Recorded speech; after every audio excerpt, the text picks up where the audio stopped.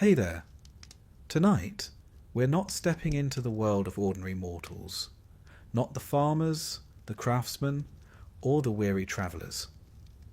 Instead, we drift into the uneasy space between worlds, where the children of gods walked with one foot in Olympus and the other firmly stuck in the mud of human trouble.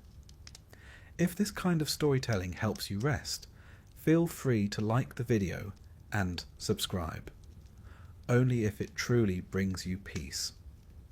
And let me know in the comments where you're listening from and what time it is. It's oddly comforting to see how many of us drift off together to the same strange myths. So, settle in, adjust your pillows, let the world fall quiet for a moment, and together we'll wander through the weary, wandering life of a demigod. We begin with a quiet truth that most storytellers politely skip over. Being a demigod was absolutely exhausting. It looked glamorous on the pottery, all gleaming muscle, heroic poses, and lions that were suspiciously well behaved. But the lived reality was rather less elegant. In fact, it was something close to administrative chaos, forever stuck between the world of mortals and the mood swings of Mount Olympus. And so, as you lie back and drift toward rest, let's walk gently into the uneasy world of the half-divine, starting with the thing they could never escape, their identity. Now, the term demi-god comes from the Greek hemitheos, meaning half-god. Simple enough, but in mythology it meant something quite complicated. The child of one immortal parent and one mortal parent, usually the result of Zeus behaving in a way that would get most people banned from polite society. These semi-divine children stood awkwardly in the middle of the ancient Greek cosmic hierarchy. You had the gods at the top, brilliant, eternal, and perpetually embroiled in petty feuds, and the mortals at the bottom, busy with farming, household chores, and occasionally being transformed into trees for upsetting the wrong deity. Demigods sat unhappily between these two worlds, treated like useful tools when the gods needed something done, and like unwelcome guests when they didn't. To understand why their position was so unenviable, it helps to remember what ancient Greeks actually believed about heroes. For us, a hero is a noble figure who rescues the helpless and behaves with admirable restraint. In the ancient world, however, a hero was defined not by virtue, but by scale, immense strength, immense suffering, and a story so dramatic it required an entire festival to recount. In fact, many heroes were worshipped in local cults long before the Olympian gods became dominant. Archaeologists have found early hero shrines dating back to the geometric and archaic periods, around the 8th century BCE. These sites often stood on Bronze Age burial mounds, suggesting the Greeks believed mighty ancestors lingered between life and death, capable of helping or harming the living. This meant demigods didn't simply live. They were expected to be spectacular, almost theatrically so. They were born into a society where myth and religion intertwined, where the gods watched mortals with the enthusiasm of spectators at a very long and very unpredictable sports match. Every step a demigod took could attract divine interest, and divine interest was rarely healthy. It usually led to quests, monsters, moral dilemmas, or, on a particularly unlucky day, Hera. The most famous example, of course, is Heracles. His mother Alcmene was a mortal. His father was Zeus, in disguise as Alcmene's husband, because Zeus believed subtlety was a virtue he should never attempt. From the moment Heracles drew his first breath, his life became an arena for divine jealousy. Hera, queen of the gods, took one look at this tiny infant and decided that his existence was ruining her entire day, if not her entire marriage. From that point forward, Heracles' life was a catalogue of harassment. Snakes in the cradle, madness sent as a divine gift, and a list of labours that would make any modern job description look merciful. But Heracles wasn't unusual. Most demigods experienced some form of divine meddling. Perseus had to face Medusa because a king fancied his mother.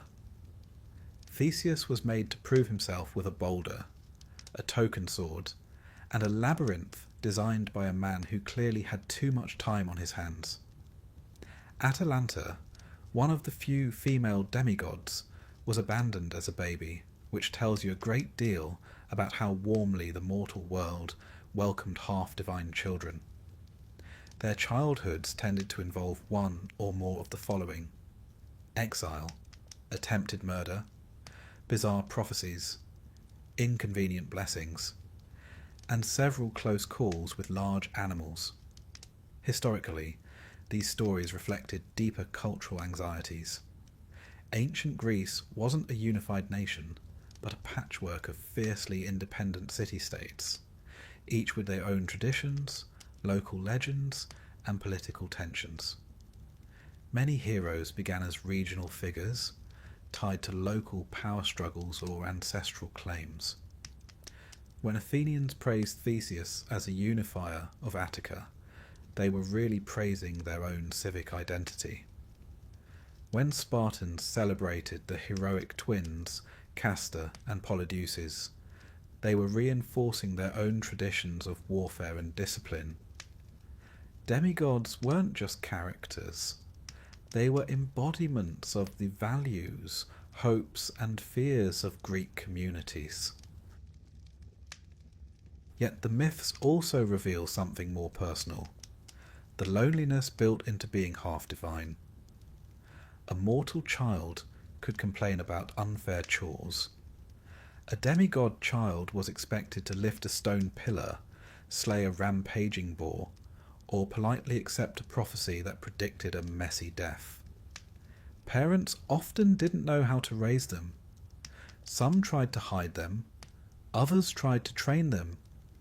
Others simply pretended nothing was unusual and hoped no one noticed the toddler bending bronze like soft clay.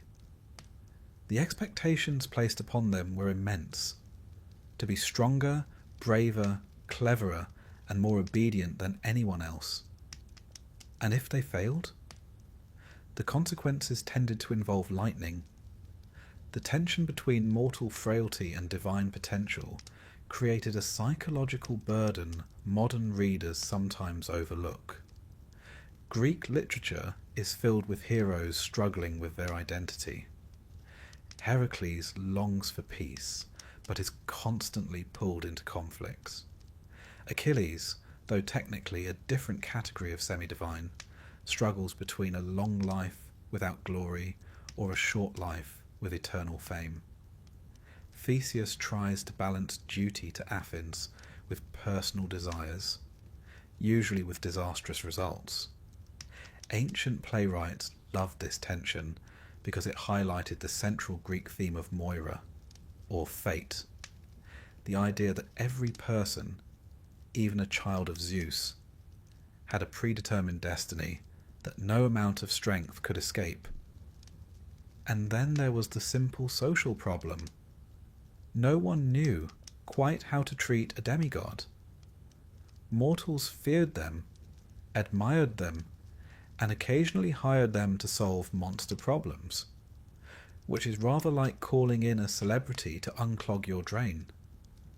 Kings, in particular, found them inconvenient.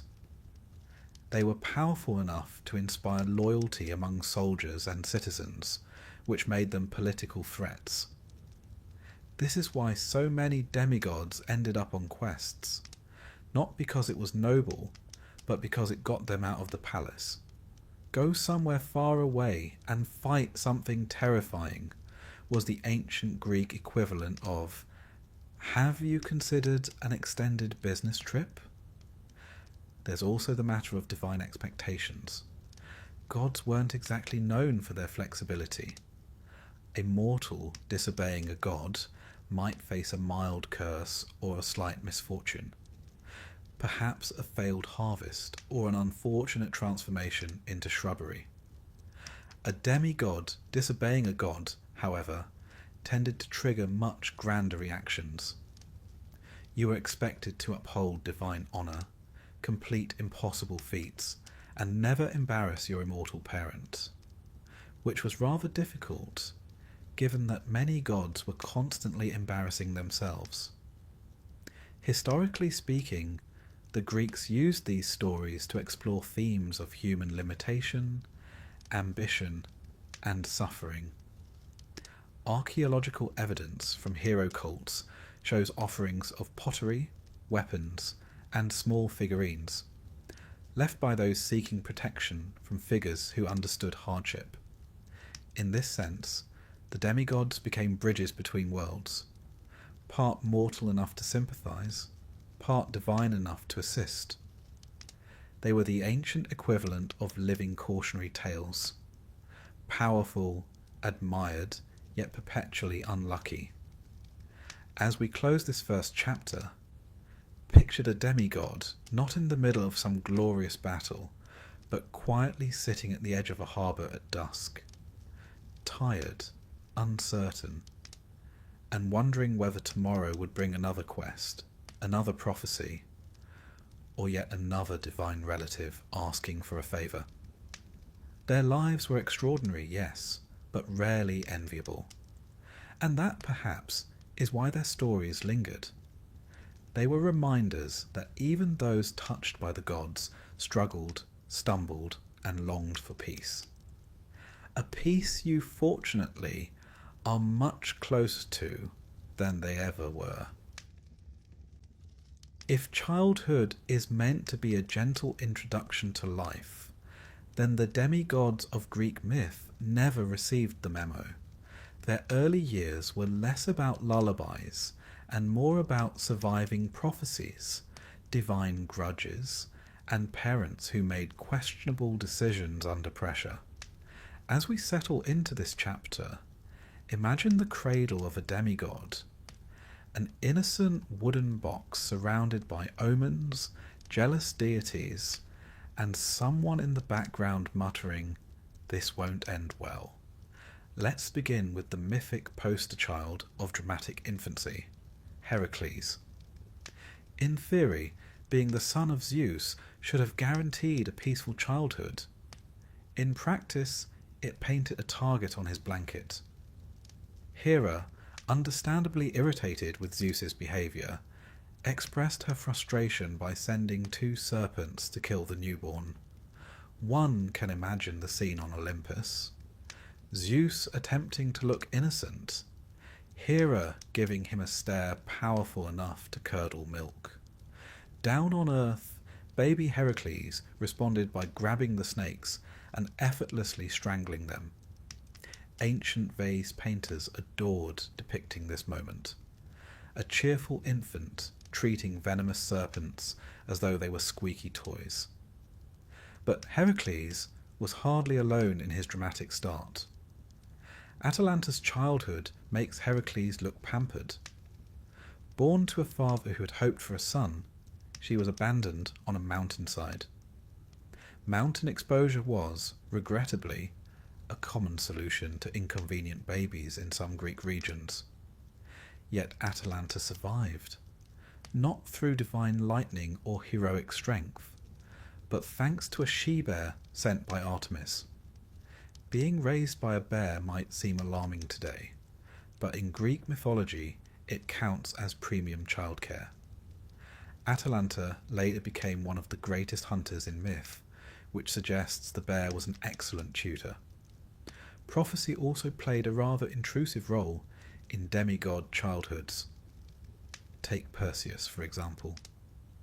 His grandfather, King Acrisius, received a prophecy that Danae's future son would eventually kill him. A normal parent might respond with caution and regular check-ins with the local oracle. Acrisius instead locked Danae in a bronze chamber. It was an impressive feat of mythology, but not the most compassionate choice. Zeus visited her anyway, in the form of golden rain, which was ancient Greek poetic shorthand for things we shall not unpack at this hour. Perseus was born, Acrisius panicked, and mother and child were placed in a wooden chest and thrown into the sea. Thus began one of Greek mythology's least relaxing family outings. Behind these tales lies the Greek understanding of Moira, fate. The Greeks believed destiny shaped lives before birth, and resisting it was as effective as arguing with the tide. Oracle sites like Delphi and Dodona were central to Greek society. Archaeologists have discovered inscriptions from anxious parents who sought assurances about their children's futures. For demigods, though, the answers were rarely comforting. Your child will become famous, but also ruin several kingdoms, was not an uncommon mythic prediction. Even when prophecies were absent, demigod children faced challenges. Many were raised away from society, hidden for their own protection or to avoid political trouble. Theseus grew up far from Athens, unaware of his royal blood.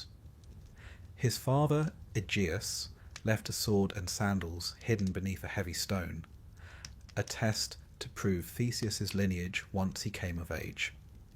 It was a clever strategy, but one might argue it placed a great deal of responsibility on a future toddler who had not yet mastered walking. In some cases, demigods were sent to be educated by Chiron the centaur, the most patient teacher in Greek mythology. Unlike his rowdier centaur relatives, Chiron was wise, gentle, and preferred medicinal herbs to wine. His mountain cave functioned as a heroic academy where pupils learned music, hunting, medical skills, and the kind of philosophical reflection that might be useful when accidentally confronting a hydra.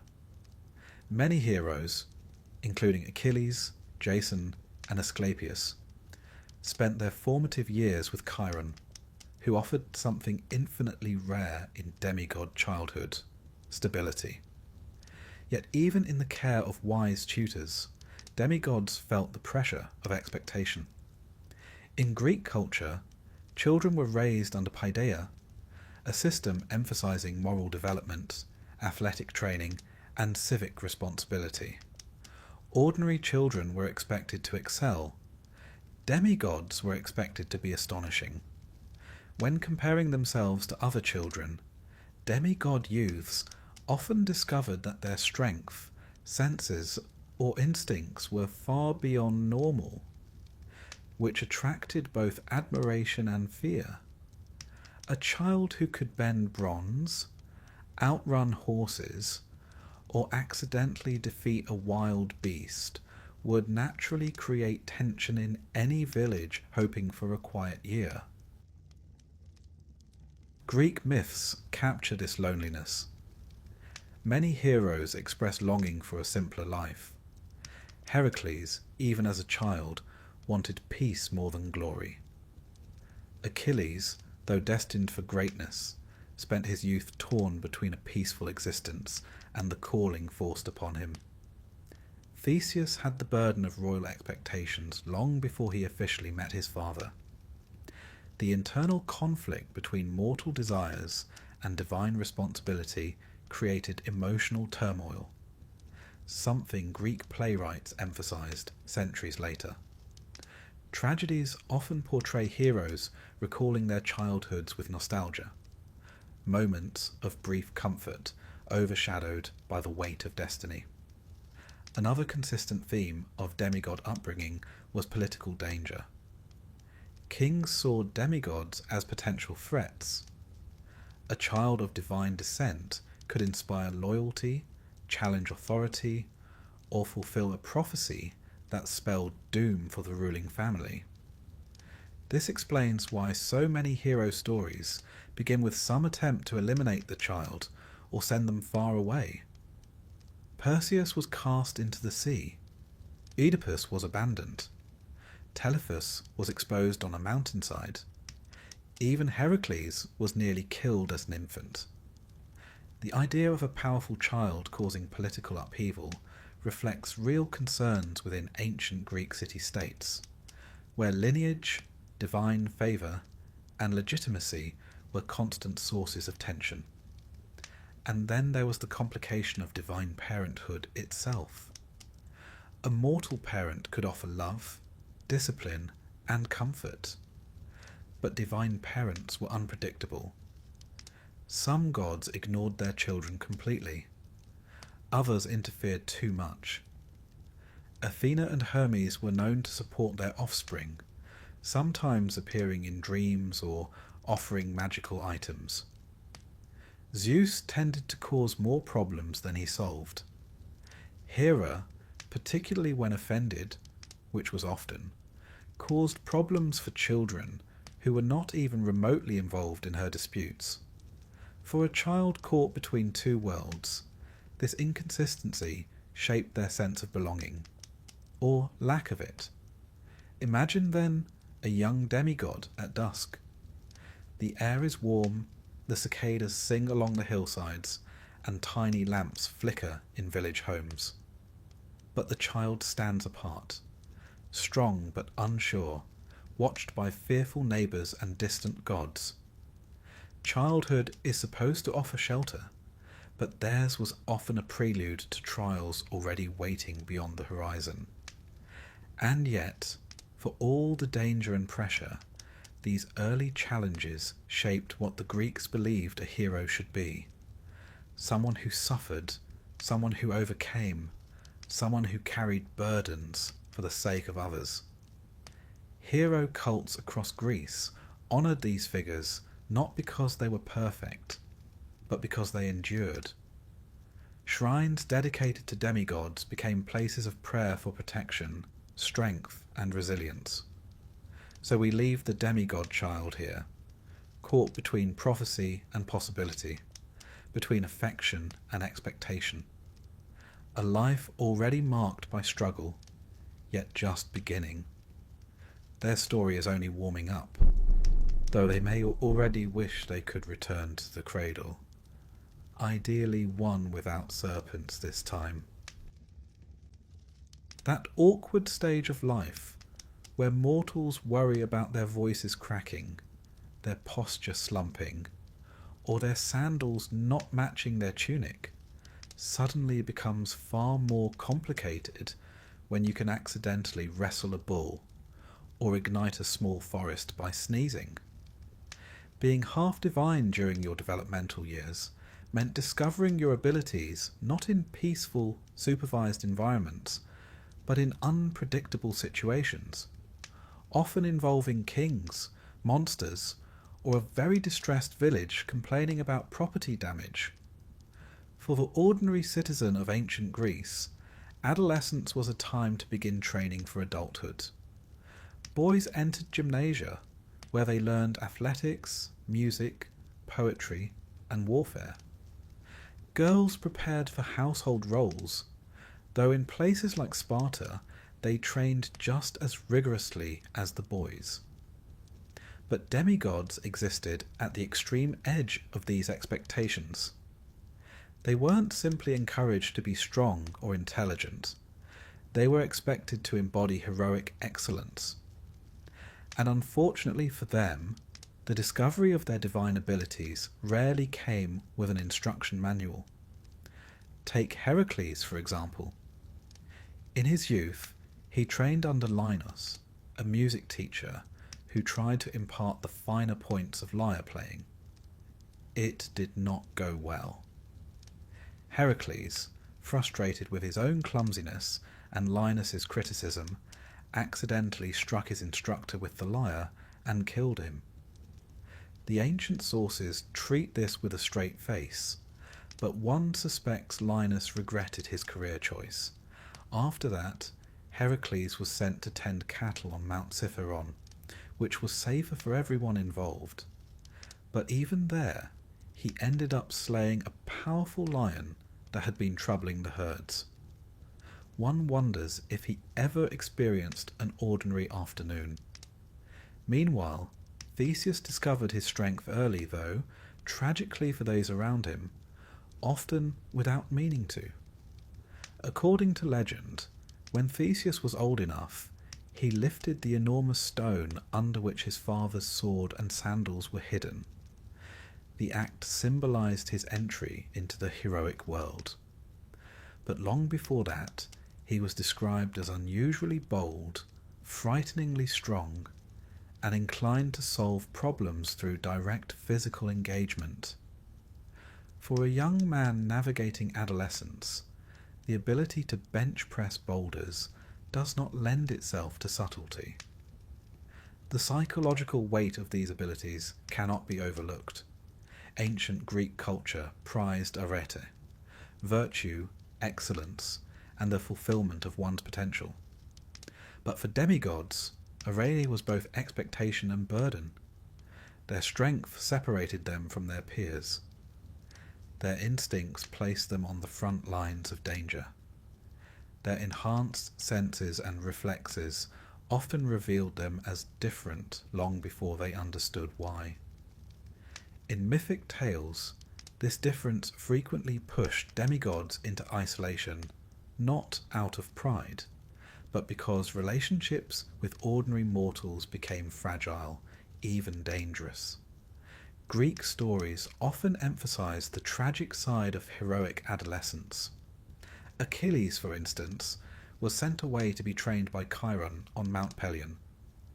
There he learned medicine, hunting, and combat, but he also learned something far more sobering.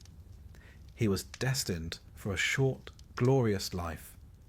Imagine being a teenager and having someone calmly inform you that you must choose between obscurity and death. The decision weighed heavily on Achilles, shaping his character long before he stepped onto any battlefield.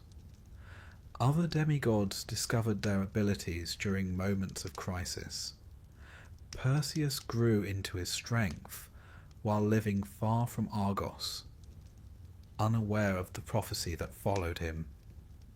He developed a reputation for bravery and resourcefulness, qualities that later convinced him he could survive facing Medusa. A confidence slightly misplaced, though fortunately Athena and Hermes intervened. Young Bellerophon tamed the winged horse Pegasus with help from Athena, an accomplishment that would have been astonishing for any mortal, let alone a teenager. These discoveries of power often brought trouble. Ancient myths repeatedly show that extraordinary strength and impulsive youth do not combine well. The Greeks understood this deeply. Their tragedies portray heroes battling not only external enemies, but their own uncontrolled passions: anger, pride, impatience. Adolescence, even for ordinary mortals, was seen as a time when emotions overpowered judgment. For demigods, those emotions were amplified by divine blood. Historically, the Greeks viewed adolescence as a crucial transitional period called ephebeia. In Athens, boys between the ages of 18 and 20 entered a structured civic and military training program. They learned to defend the city, participate in rituals, and adopt the responsibilities of citizenship. This period symbolized the transition into adulthood. But demigods rarely experience such structured preparation. Their lives were governed less by civic duty and more by the whims of gods, kings, and oracles. Speaking of oracles, their cryptic announcements often appeared precisely when demigods were discovering their powers. The Oracle of Delphi was notorious for issuing prophecies that sounded more like riddles than guidance, a young hero might ask whether he should embark on a dangerous journey and receive an answer such as, "The one who walks will find his way." Not exactly helpful when determining life or death decisions. This ambiguity added a layer of confusion to the already turbulent experience of adolescence. Socially, demigods faced another challenge: fear. Ordinary mortals admired heroes from a distance, but up close they could be uneasy. A child who grew into a young person capable of wrestling bulls or defeating brigands might be praised one day and mistrusted the next.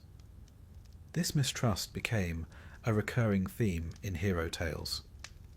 Jason's return to Iolcus, Theseus's arrival in Athens, and Heracles' various encounters with kings all involve suspicion, manipulation, or outright hostility. Strength brought attention, but attention brought danger. Political anxiety also shaped the lives of demigods. Many myths portray kings plotting against young heroes, not because of wrongdoing, but because of potential. A royal ruler, hearing whispers of a gifted youth with divine parentage, might see prophecy in every shadow. This fear often resulted in challenges designed to kill the demigod, or at the very least keep him busy far away from the throne room. These tasks were presented as opportunities, though they seldom resembled anything a rational mentor would assign. Older heroes occasionally offered guidance. Heracles, in some versions of myth, met Theseus during his travels. They recognized something of themselves in each other: a shared burden, a shared fate, a shared sense of being used by forces beyond their control. These encounters reinforced a central Greek idea: heroes learned as much from each other as from gods or kings. But perhaps the greatest challenge of demigod adolescence was identity. Mortals knew who they were. Gods knew what they were. But demigods lived in the space between, powerful but vulnerable, admired but feared, guided by destiny but longing for choice. Greek philosophers later reflected on this paradox. Plato wrote about the struggle between the rational, spirited, and appetitive parts of the soul, a struggle that resonates oddly well with half-divine youth trying to balance mortal restraint and divine impulse. As you drift deeper into this chapter, imagine a young demigod sitting alone on a hillside. The sun sets behind the olive groves, casting warm amber light across the stones. The wind smells of earth and sea. Far below, the town carries on.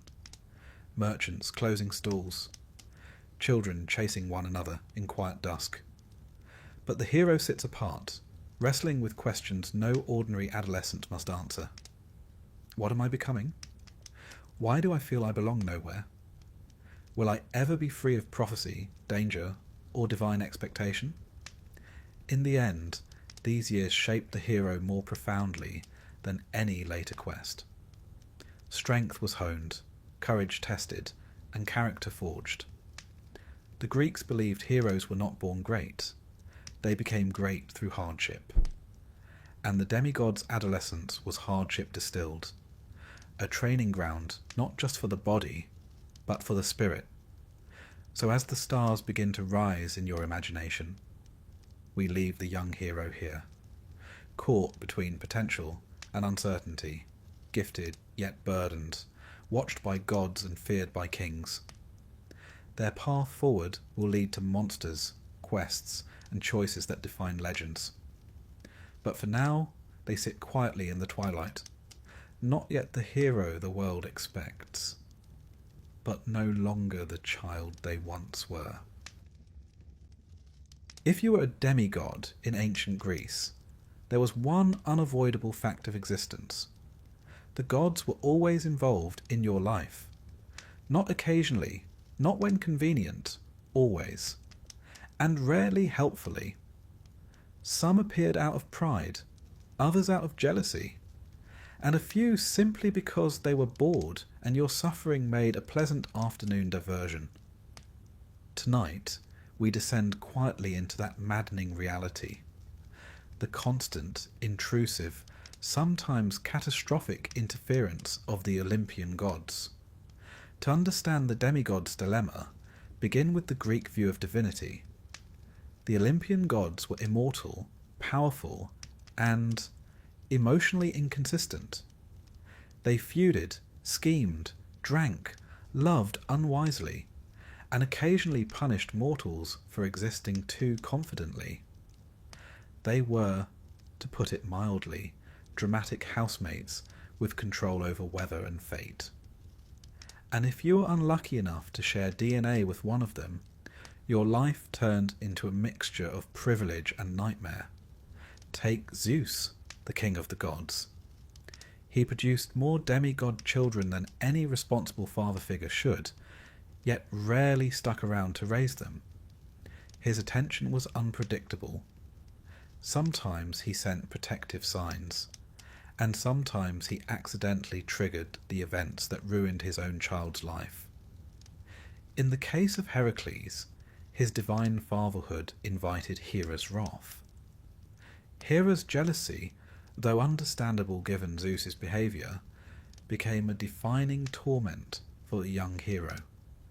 Every misfortune Heracles suffered, from the snakes in the cradle to the madness that drove him to tragedy, had Hera's fingerprints on it. Heracles himself once remarked that his greatest enemy was not the Nemean lion nor the Hydra, but the Queen of Olympus herself. Hera's behaviour may seem extreme, but in Greek thought it reflected the power of divine emotion. Unlike later religious systems that emphasized moral consistency, the Greeks accepted that their gods were flawed. They were more like cosmic aristocrats, wielding immense influence, yet harbouring grudges that lasted centuries. Hera's animosity toward Heracles mirrored the real-world anxieties of ancient families dealing with rivalries, inheritance disputes, and complicated step relations, albeit translated into mythic proportions. And then there was Athena, who tended to favour clever, disciplined heroes.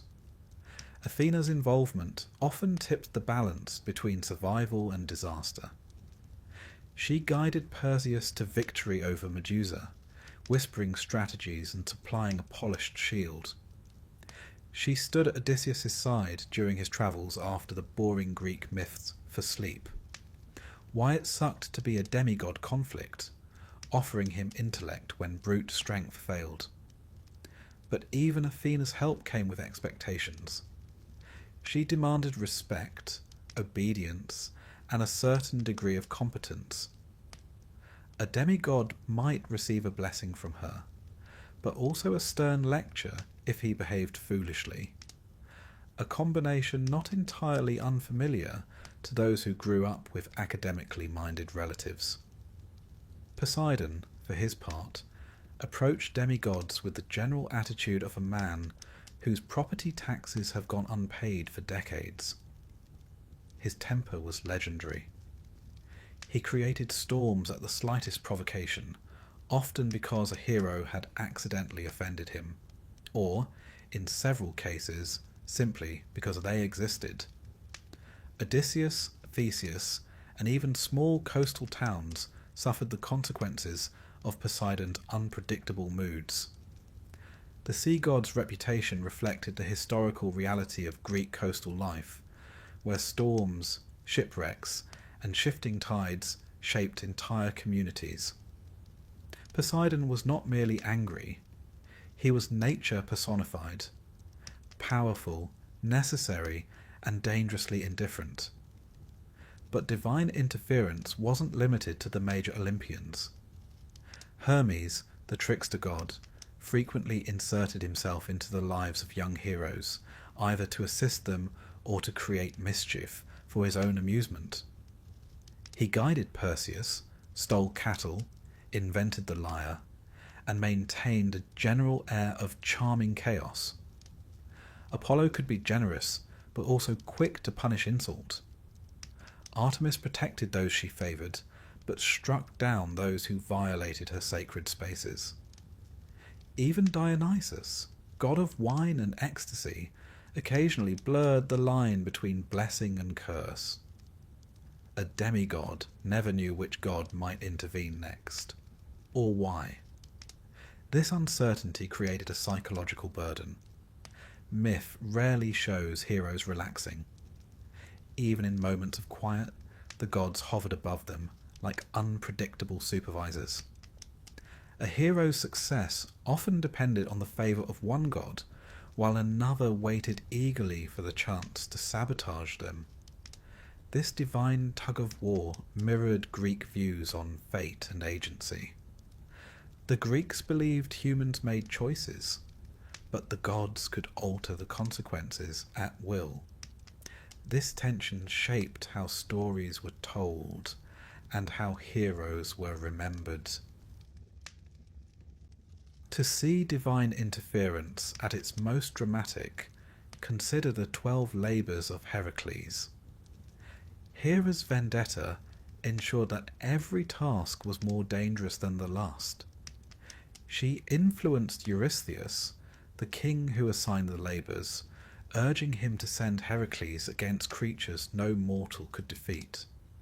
The Nemean lion's impenetrable hide, the hydra's regenerating heads, the Stymphalian birds with their razor-sharp feathers. Each trial was almost a god-sized trap. Yet Heracles prevailed through strength and ingenuity. Ancient Greek audiences admired his perseverance, seeing in him a symbol of endurance under divine oppression. Theseus faced similar divine entanglements. His journey to Athens involved numerous encounters influenced by gods who supported or hindered him. His eventual battle with the Minotaur was made possible only through the guidance of Ariadne, a help that many ancient writers believed came indirectly from Dionysus. In some versions of the myth, Dionysus later demanded Ariadne for himself, forcing Theseus to leave her behind. Mortal relationships, in other words, often became collateral damage in divine disputes. Perseus, too, relied heavily on Athena and Hermes. Without their gifts, Medusa's gaze would have turned him into decorative stone. His entire quest was engineered by gods who wished to humiliate a boastful king while simultaneously showing off their own ingenuity. Greek heroes often completed tasks mortals never could, but only because gods orchestrated the circumstances. This divine meddling reflected the historical religious practices of ancient Greece. People believed the gods were deeply involved in daily life, influencing weather, harvests, politics, and personal fortunes. Temples were not merely buildings but living spaces for divine presence. Sacrifices were performed regularly to maintain favour. If a community suffered misfortune, people assumed a god had been slighted. This worldview shaped how Greeks understood heroism. Success was divine cooperation. Failure, divine displeasure. Demi-gods therefore lived in a heightened version of this reality. They were watched more closely, tested more severely, and punished more harshly when they faltered. Their lives became spectacles of divine involvement, reinforcing the cultural idea that greatness came only through navigating the whims of Olympus. There was also the issue of divine rivalry. The gods were not a unified team.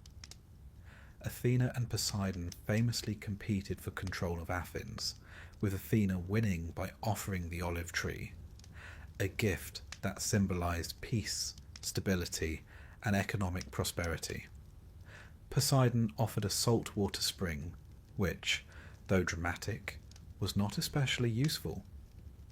The rivalry between these two gods influenced how they treated mortal descendants. heroes linked to one deity often faced scrutiny from the other. Demigods caught in these rivalries felt pressure from all sides. They might receive a blessing from one god, but incur the wrath of another. Ancient storytellers used these rivalries to explain why heroes faced such convoluted, dangerous journeys. The labyrinths, monsters, and impossible tasks represented the unpredictable hazards of divine politics. And so, as you drift deeper into sleep, picture a demigod at dawn. A cool breeze moves through olive groves. Birds stir in the branches. The village below is just waking. And above them, unseen, the gods watch, restless, competitive, eager to intervene. The demigod senses it, even in the quiet moments. The feeling that their life is not entirely their own. Every step may attract divine interest. Every action could shift the balance of some ancient grudge. For a demigod, divine interference was not a rare occurrence, but a daily condition. Love, jealousy, pride, curiosity. The gods acted for reasons far beyond mortal understanding. And the half-divine child or hero at the centre of it all could only move forward, hoping the next intervention brought guidance rather than catastrophe. Thus we leave them here, standing between heaven and earth, watched by powerful eyes, destined to face trials shaped by tempers older than time. Their story continues, but tonight, for a moment, they rest in the calm before the next divine storm. If you were a demigod in Greek myth, there eventually came a moment when some king, oracle, or offended deity would proclaim, with great enthusiasm, that you must embark on a quest. Not a small task, mind you, not fetch some olives or tidy the stable. No, demigod quests were enormous, unreasonable, and usually located several days' journey beyond where any sensible mortal was willing to travel. Tonight, we walk softly into this world of impossible assignments. Journeys no ordinary human could survive, but demigods were expected to treat as character-building exercises. To appreciate just how ill-advised these quests were, one must remember something about ancient Greek geography. To the Greeks, the world was a blend of familiar coastlines and mysterious frontiers. Beyond each city-state lay landscapes filled with unknown peoples, shifting myths, and creatures that scholars today kindly classify as symbolic, though ancient citizens would have described them as terrifying. A hero's journey often took place in these liminal spaces, the edges of the known world, where danger and wonder mingled in equal measure. Heracles, of course, is forever associated with quests of ridiculous scale. Each of his 12 labours sent him farther into the wilds, where divine beasts or supernatural disasters conveniently awaited. He journeyed to Nemea to defeat the lion with an impenetrable hide, then to Lerna, where the Hydra's heads multiplied with alarming enthusiasm. Farther still to the distant west, beyond the known world, to challenge the giant Geryon and fetch the golden apples of the Hesperides. These journeys were more than simple tasks. They were odysseys that stretched across continents, filled with symbolic encounters representing chaos, fear, and the unknown. The Greeks understood that such distant travels were inherently destabilizing. In their real world, sailors venturing into the Mediterranean risked storms, pirates, and unfamiliar cultures. The sea was both a highway and a barrier.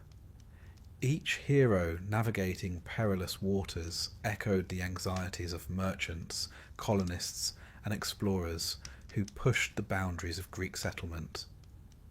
To travel far from home was to leave behind the protection of gods, customs, and allies, a reality woven into every mythic quest. Theseus, though best known for the labyrinth, also undertook smaller, yet equally unfortunate, adventures on his way to Athens. He confronted bandits, wrestled murderous giants, and generally cleaned up the highway system of southern Greece. Legend has it he fought Periphetes, a club-wielding rogue who delighted in smashing travellers, Procrustes, a hotelier whose notion of hospitality involved stretching or chopping guests to fit the bed, and the Crommyonian sow, a monstrous pig with a bad attitude. Theseus's journey to Athens reads like a public safety campaign disguised as a myth. But the crown jewel of Theseus's quests was, of course, the labyrinth. King Minos demanded an annual tribute of young Athenians, who were sent into the labyrinth to be devoured by the Minotaur. Theseus volunteered to end this grim tradition. The labyrinth itself symbolized confusion, danger, and the overwhelming complexity of fate, a structure from which no mortal could escape unaided. With the help of Ariadne and her famous thread, Theseus navigated the twisting passageways, defeated the Minotaur, and brought hope back to Athens. It was a triumph, though he later forgot to change the colour of his sails and accidentally caused his father's tragic death. A reminder that demi-gods excelled at heroic deeds but struggled with everyday logistics. Perseus, too, faced a quest engineered for near certain death. King Polydectes, eager to rid himself of the inconveniently heroic youth, demanded the head of Medusa as a gift. Medusa, one of the Gorgons, could turn anyone who met her gaze into stone, a trait that tends to discourage visitors. Without divine intervention, Perseus's attempt would have been brief and decorative. Athena provided a polished shield to serve as a mirror, Hermes a sharp blade, and several deities contributed additional accessories. Equipped like a mythological Swiss army knife, Perseus set out, navigating from one edge of the world to another. His journey took him to desolate realms believed to lie beyond Oceanus, the mysterious river said to circle the earth. This cosmic geography was symbolic of the Greeks' attempt to make sense of distant lands through myth. Jason's quest for the Golden Fleece carried him even farther, into the misty lands of Colchis, near the edge of civilization. His ship, the Argo, became a symbol of exploration itself. The voyage united heroes from across Greece, creating a kind of mythic ensemble cast. Their journey involved clashing rocks, harpies, enchanted bulls, dragon guardians, and an extremely complicated romantic subplot with Medea. The Golden Fleece, shimmering with divine power, symbolized kingship, authority, and legitimacy. Jason's quest therefore echoed political tensions of the Greek world, where dynastic claims and thrones were often contested. Bellerophon provides another example of mythic travel gone wrong. Riding the winged horse Pegasus, he attempted to defeat the Chimera, a creature with the head of a lion, the body of a goat, and the tail of a serpent, because Greek mythologists had a strong sense of creative freedom. After succeeding, Bellerophon's confidence grew. He eventually attempted to fly to Olympus itself, an act of hubris the gods did not appreciate. He was struck down, left to wander alone and blinded. His story illustrates a crucial theme in Greek thought. Greatness must remain humble. Demigods walked a thin line between divine favour and divine punishment. Every one of these quests however thrilling they may sound on pottery, was deeply unfair. The hero rarely volunteered out of enthusiasm. Most were forced into these journeys by circumstances beyond their control. A king trying to get rid of them, a prophecy forcing their hand, or a deity using them as pieces in a cosmic board game. Demigods were, in effect, the ancient world's most overworked contractors, assigned dangerous tasks, underpaid, usually not paid at all, and expected to complete assignments that would make a union representative faint. Historically, these quests mirrored Greek ritual and societal values. Many myths relate to rites of passage, symbolic journeys representing a young person's transition into adulthood. Archaeologists studying Bronze Age and archaic Greek societies have found shrine sites where offerings linked to heroic travel were placed. Miniature ships, animal figurines, and tokens associated with protection. The real dangers of travel, combined with the mythic exaggeration of those dangers, shaped the Greek understanding of heroism as both physical endurance and moral resilience. Additionally, these quests often touched real geographical locations. The Bronze Age palaces of Tiryns and Mycenae, the Cycladic Islands, the mountains of Arcadia, and the lands near the Black Sea all appear in mythic narratives. The Greeks blended real landscapes with imaginative embellishments to craft stories that felt both familiar and impossibly grand. A hilltop village might be the birthplace of a hero. A nearby cave might be home to a legendary beast. A distant coastline became the setting for the edge of the world. Yet perhaps the most exhausting part of these quests wasn't the danger, the distance, or the divine interference. It was the expectation. A demigod could not refuse, even if he wanted to. The Greeks believed in fate, yes, but they also believed that heroes must willingly embrace their role. To decline a quest was to invite shame, criticism, and possibly divine retribution. The hero's journey was unavoidable, not because of destiny alone, but because culture demanded it. And so, as you gently drift towards sleep, imagine the demigod at dawn, preparing for yet another unreasonable journey. A satchel rests on his shoulder. A weapon gleams in the early light. The air is cool, carrying scents of olive groves and distant sea. The villagers watch with awe, pity, and perhaps relief that they are not the ones being sent to retrieve the golden whatever it is this time. The demigod takes a breath, knowing that kings expect success, gods expect endurance, and fate expects tragedy. But still they walk forward into forests, seas, deserts and mountains, into stories that will shape legends, into trials no mortal could survive. And all the while they remain painfully aware. This wasn't a calling, it was an obligation. One of the greatest inconveniences of being a demigod, and there were many contenders, was the unavoidable expectation that you would routinely face monsters. Not symbolic challenges, not stern conversations with disappointed relatives, but actual monsters. Creatures with claws, scales, too many heads, not enough patience, and absolutely no regard for property damage. A demigod did not grow up expecting a quiet life. They grew up knowing that at some point someone would point toward a dark forest, a distant cave, or a suspiciously smoky mountain and say, "Yes, you go deal with that." This chapter drifts gently into that aspect of demigod life, the ceaseless confrontation with beasts that defied natural order.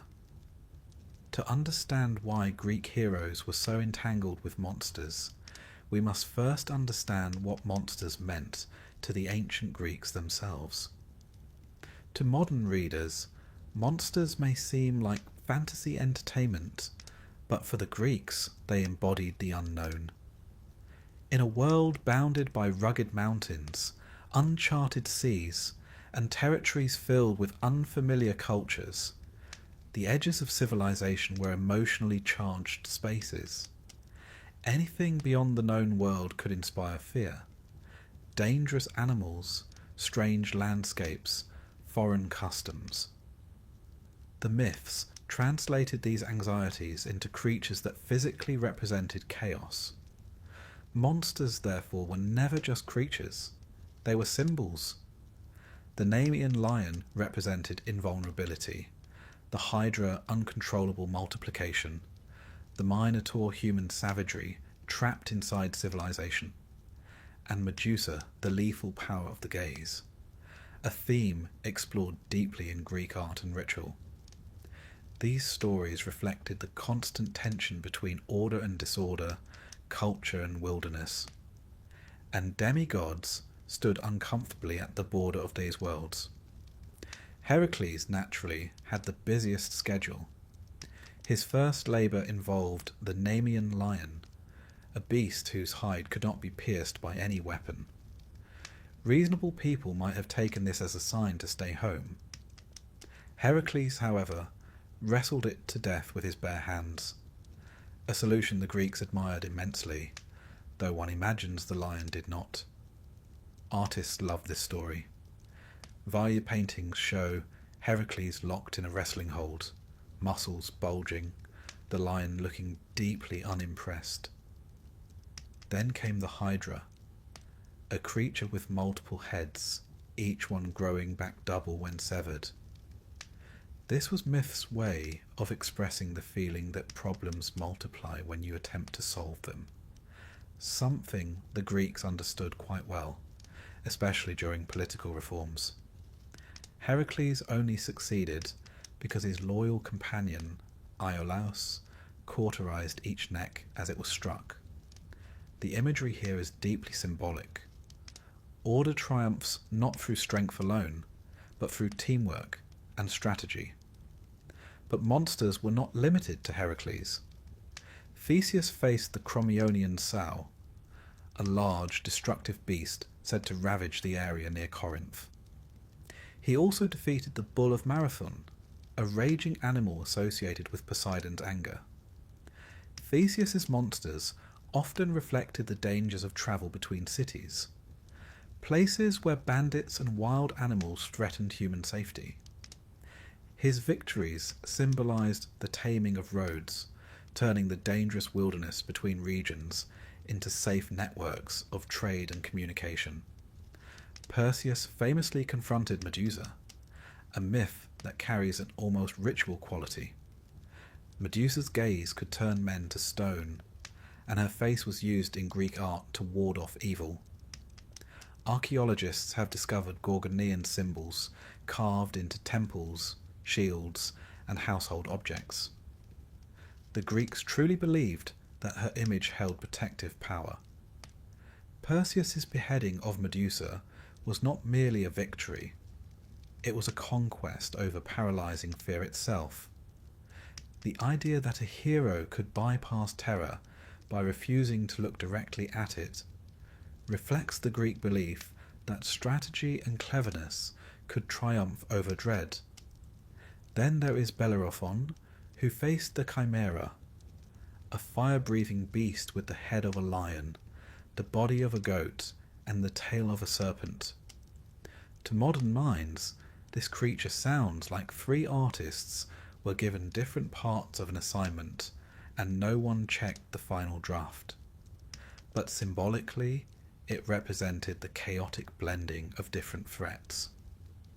Bellerophon riding Pegasus to defeat the Chimera reflected human ambition to rise above danger, literally and metaphorically. His triumph came at a cost, however.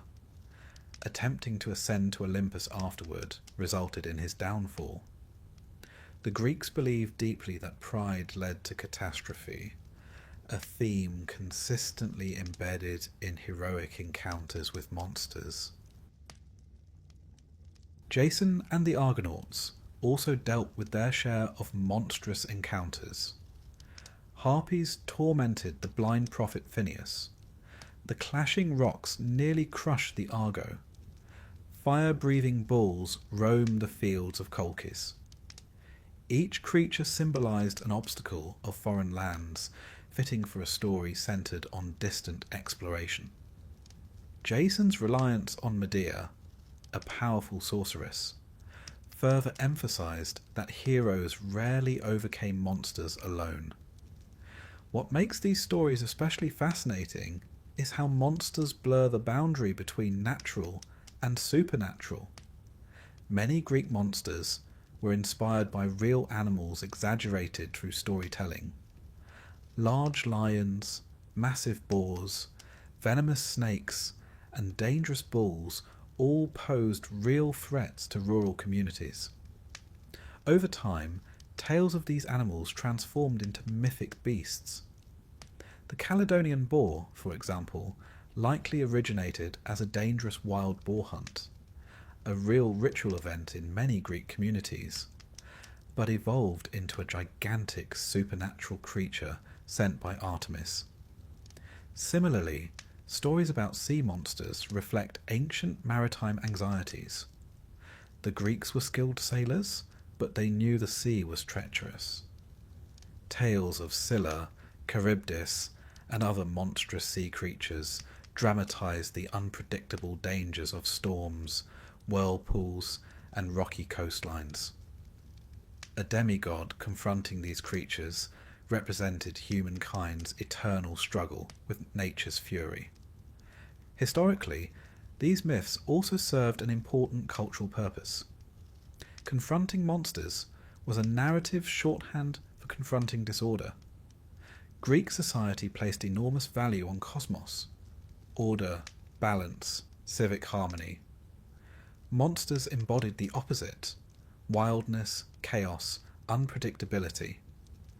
When a hero defeated a monster, it reinforced the cultural message that civilization, reason, and human effort could overcome the forces that threatened to unravel society. For demigods, however, this symbolic burden translated into exhausting reality.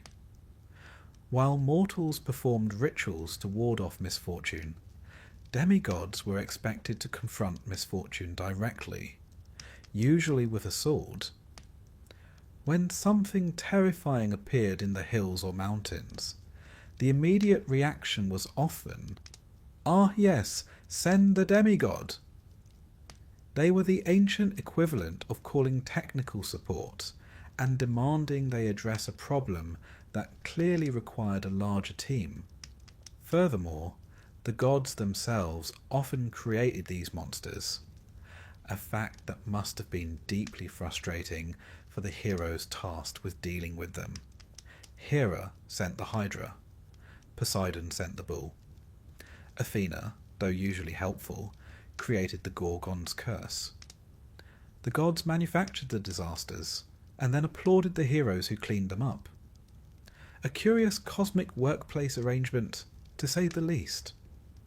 Yet despite the danger, these monster confrontations formed the backbone of heroic identity.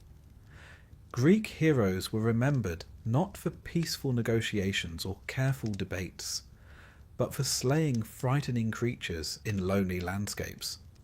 Their victories became moral lessons, religious symbols, and civic pride. Cities claimed descent from heroes. Sanctuaries preserved weapons said to belong to them. Festivals reenacted their deeds, and hero cults venerated them as intermediaries between mortals and gods. So as you drift deeper into this quiet chapter, picture a demigod standing at the entrance of a cave. Wind rustles through the pines. The air is cold and still. A monstrous growl echoes from within, vibrating against the stones. The demigod knows the village depends on him. He also knows he would much prefer a cup of wine and a nap. But duty calls, and he enters the darkness, not because he wants to, but because he must. For in Greek myth, facing monsters was never about glory. It was about restoring balance, confronting fear, and carrying the burden of order on weary shoulders. And so we leave the hero there, poised between light and shadow, courage and dread, stepping forward into the unknown so the world behind him can sleep in peace. If quests and monsters were the physical burdens of being a demigod, then the emotional weight was something far subtler, but far heavier. Heroes in Greek mythology didn't merely endure wounds, battles, and divine interference. They endured themselves. Tonight, we drift into the quiet, often overlooked truth the ancients understood well. Being half divine meant living with profound psychological strain, identity crises, loneliness, and the constant pressure of a destiny that felt more like a sentence than a calling. To appreciate this emotional landscape, one must first understand that the Greeks had a very different idea of what it meant to be heroic. Modern audiences often associate heroes with moral virtue, kindness, or self-sacrifice. In ancient Greece, however, a hero was defined not by goodness, but by magnitude. A hero did things on a grand scale, whether glorious or catastrophic. Achilles sulked dramatically. Heracles destroyed cities when provoked. Theseus abandoned Ariadne. Jason betrayed Medea. Their deeds, good or bad, were amplified. To be half divine was to be caught between mortality and divine impulse, and Greek literature captures that tension again and again. Let's begin with the matter of identity. A demigod walked through the world knowing they were different. Ordinary mortals could blame hardship on chance or the whims of the gods. Demigods, however, were expected to embody greatness at every turn. Imagine waking up each morning knowing you must justify your existence, not just to your village or your family, but to fate itself. The Greeks had a word for this struggle, arete, the pursuit of excellence. For a demigod, arete was not an aspiration. It was a requirement. This pressure often manifested in troubling ways. Consider Achilles. Raised with the knowledge that his life would be short but glorious, he carried that prediction like a weight pressing on his spirit. His famous rage in the Iliad is not merely anger, it is the psychological expression of a young man trapped between immortality and mortality. His mother Thetis tried to protect him by hiding him among the daughters of king Lycomedes, dressing him in feminine clothing, but no disguise could mask the burden he felt. His entire existence was an argument between two worlds, the human desire for life, love, and comfort, and the divine expectation of fame, violence, and early death. Heracles suffered similarly. The son of Zeus, beloved for his strength but tormented by Hera, he lived with a constant sense of being punished for something he never chose. His famous bouts of madness, sent by Hera, left him with guilt beyond measure. He would wake to discover he had harmed those he loved, and from that grief came the labours, a form of atonement imposed by a cowardly king, but accepted by Heracles because he believed he deserved to suffer. His tragedy is not in the monsters he fought, but in the internal chaos he carried with him. Theseus, the founder hero of Athens, had his own struggles. His journey through adolescence was marked by violence and necessity, and his adult years were filled with political pressure. He united Attica, forged alliances, and sought to establish Athens as a cultural centre. Tasks far beyond the emotional maturity of most heroes. His abandonment of Ariadne on Naxos, as tragic as it is, reflects a hero overwhelmed by obligation. Greek audiences understood that Theseus was not heartless. He was exhausted. His life stretched across political, familial, and divine demands. Even Perseus, often considered one of the more cheerful heroes, lived under the shadow of prophecy.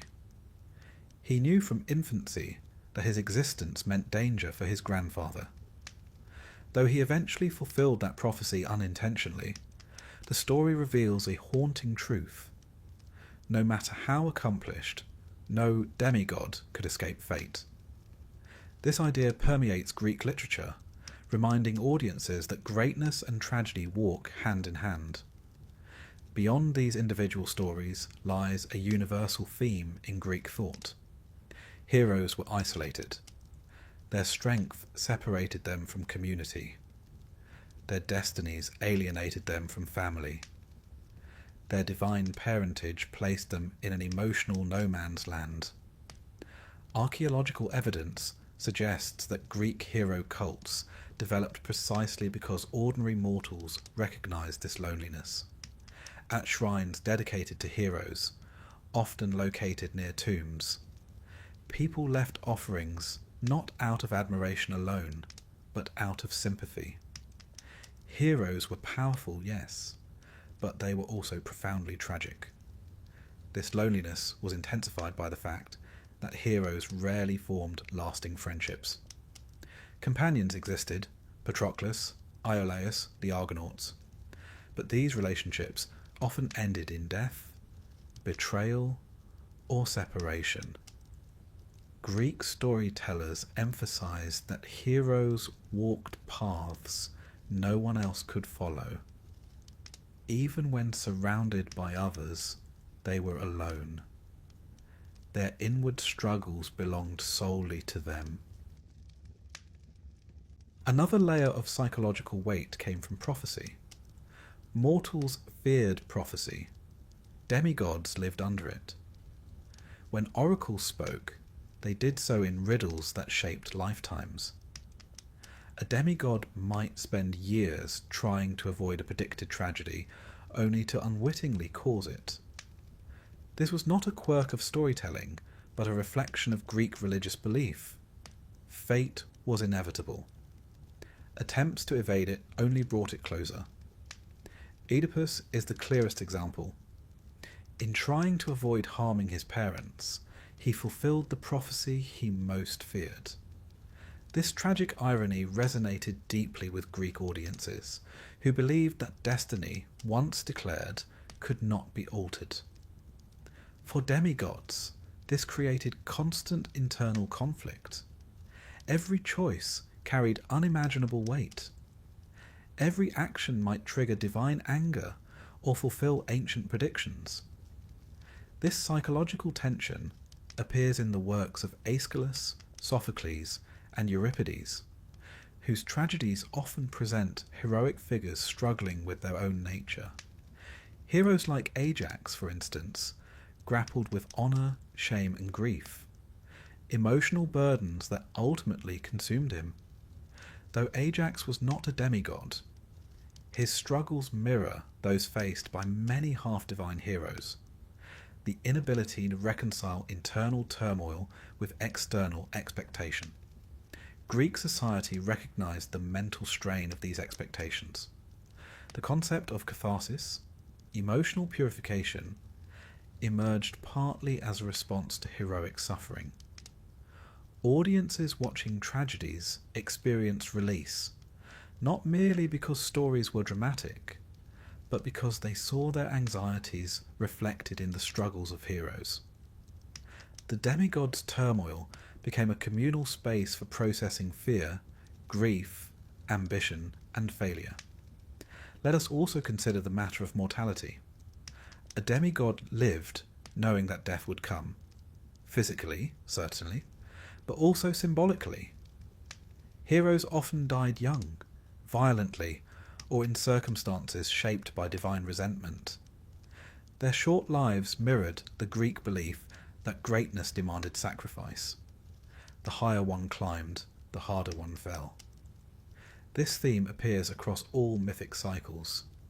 Heracles consumed by flames, Achilles struck by an arrow, Theseus dying in exile, Bellerophon wandering in blindness.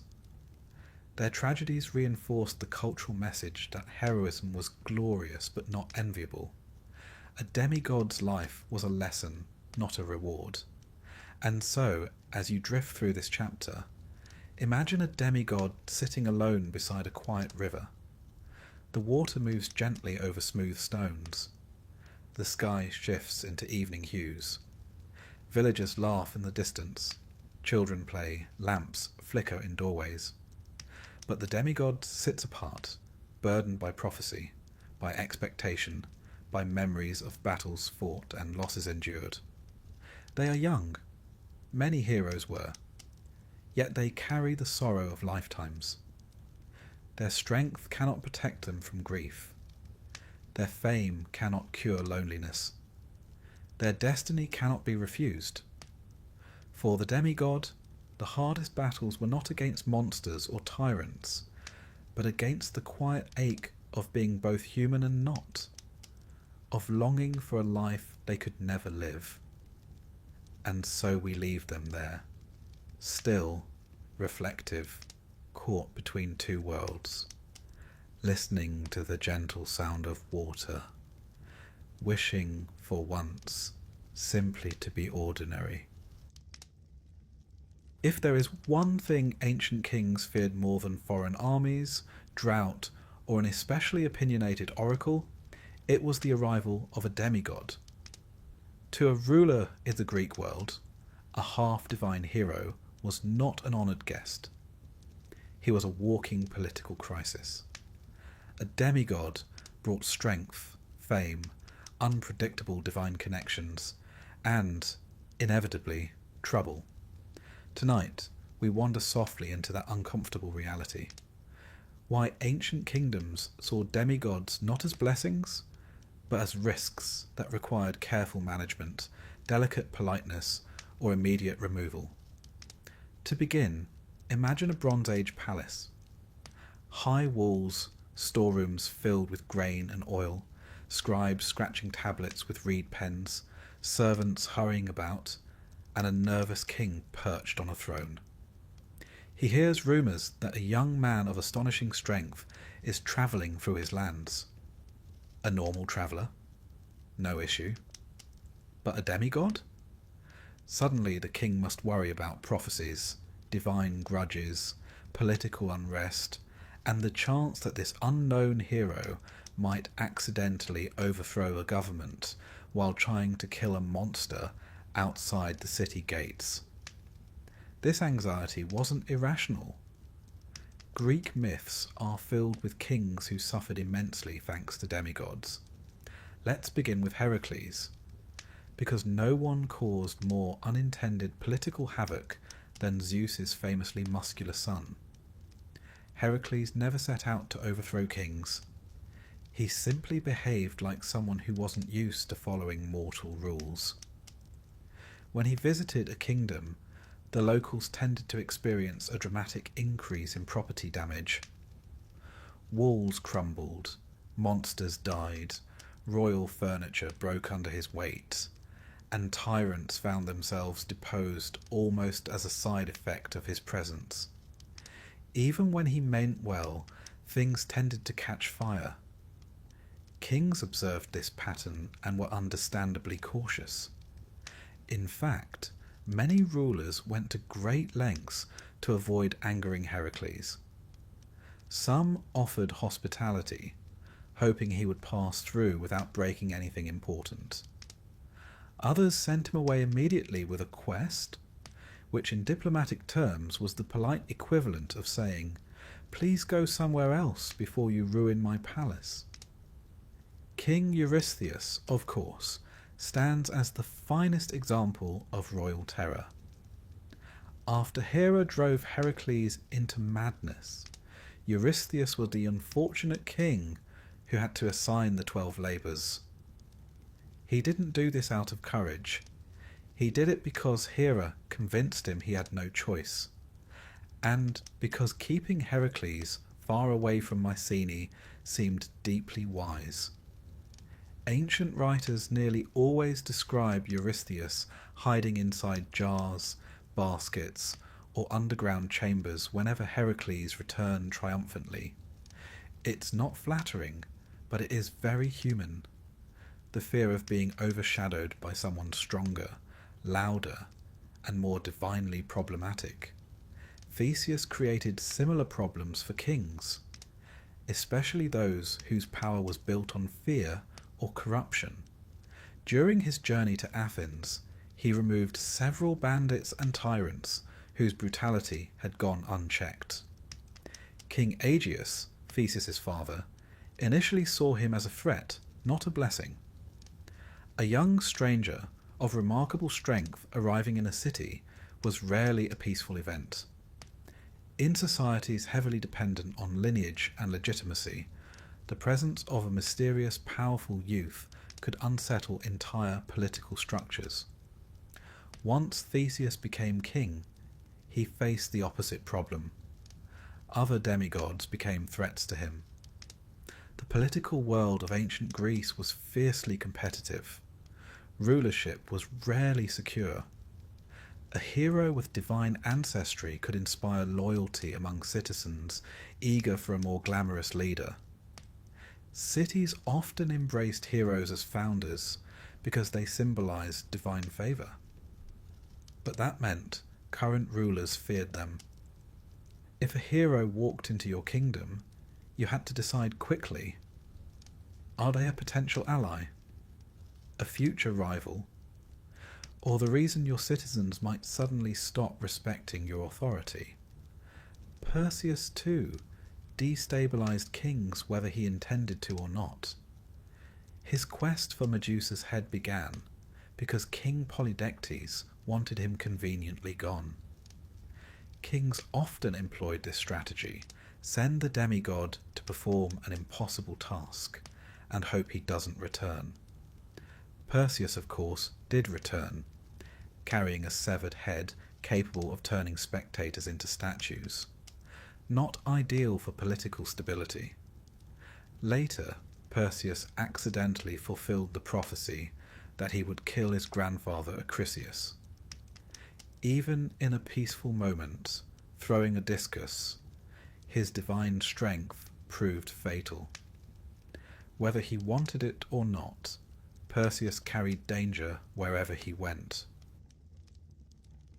In Greek society, these tales had a deeper resonance. The Greeks viewed kingship as delicate. A ruler's legitimacy rested on divine approval, ancestor claims, and the support of the people. A demigod, with one divine parent and a heroic aura, could easily disrupt this balance.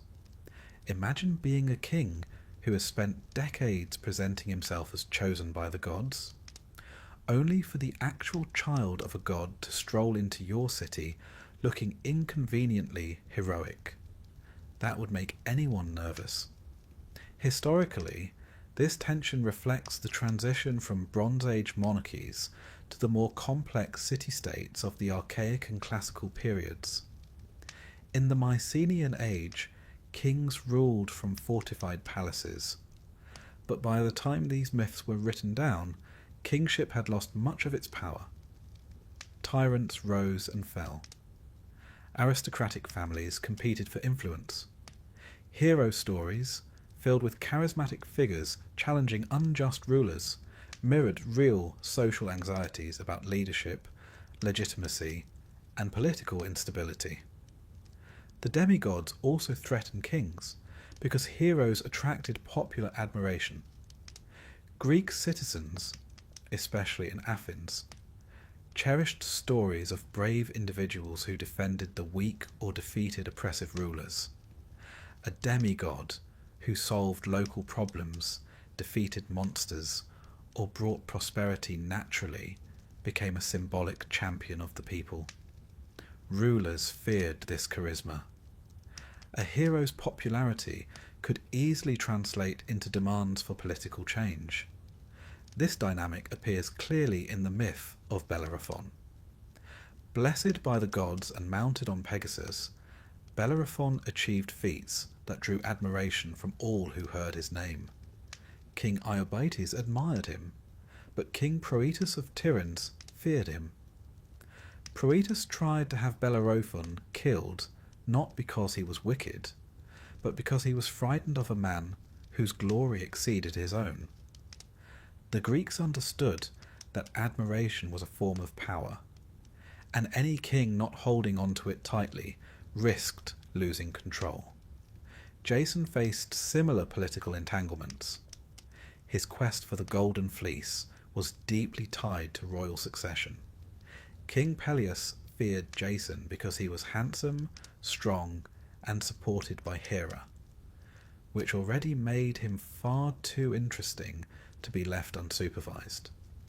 Peleus sent him on a quest designed to kill him, not because of personal hatred, but because a demigod-backed hero could easily claim a throne simply by walking into the palace with the right amount of dramatic lighting.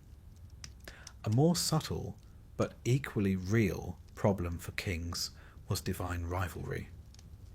If a demigod arrived whose parentage offended one of the gods worshipped in that city, political trouble followed quickly. A temple dedicated to Poseidon might not appreciate a hero blessed by Athena, and vice versa. Cities were proud of their patron gods, and divine competition translated into mortal tension.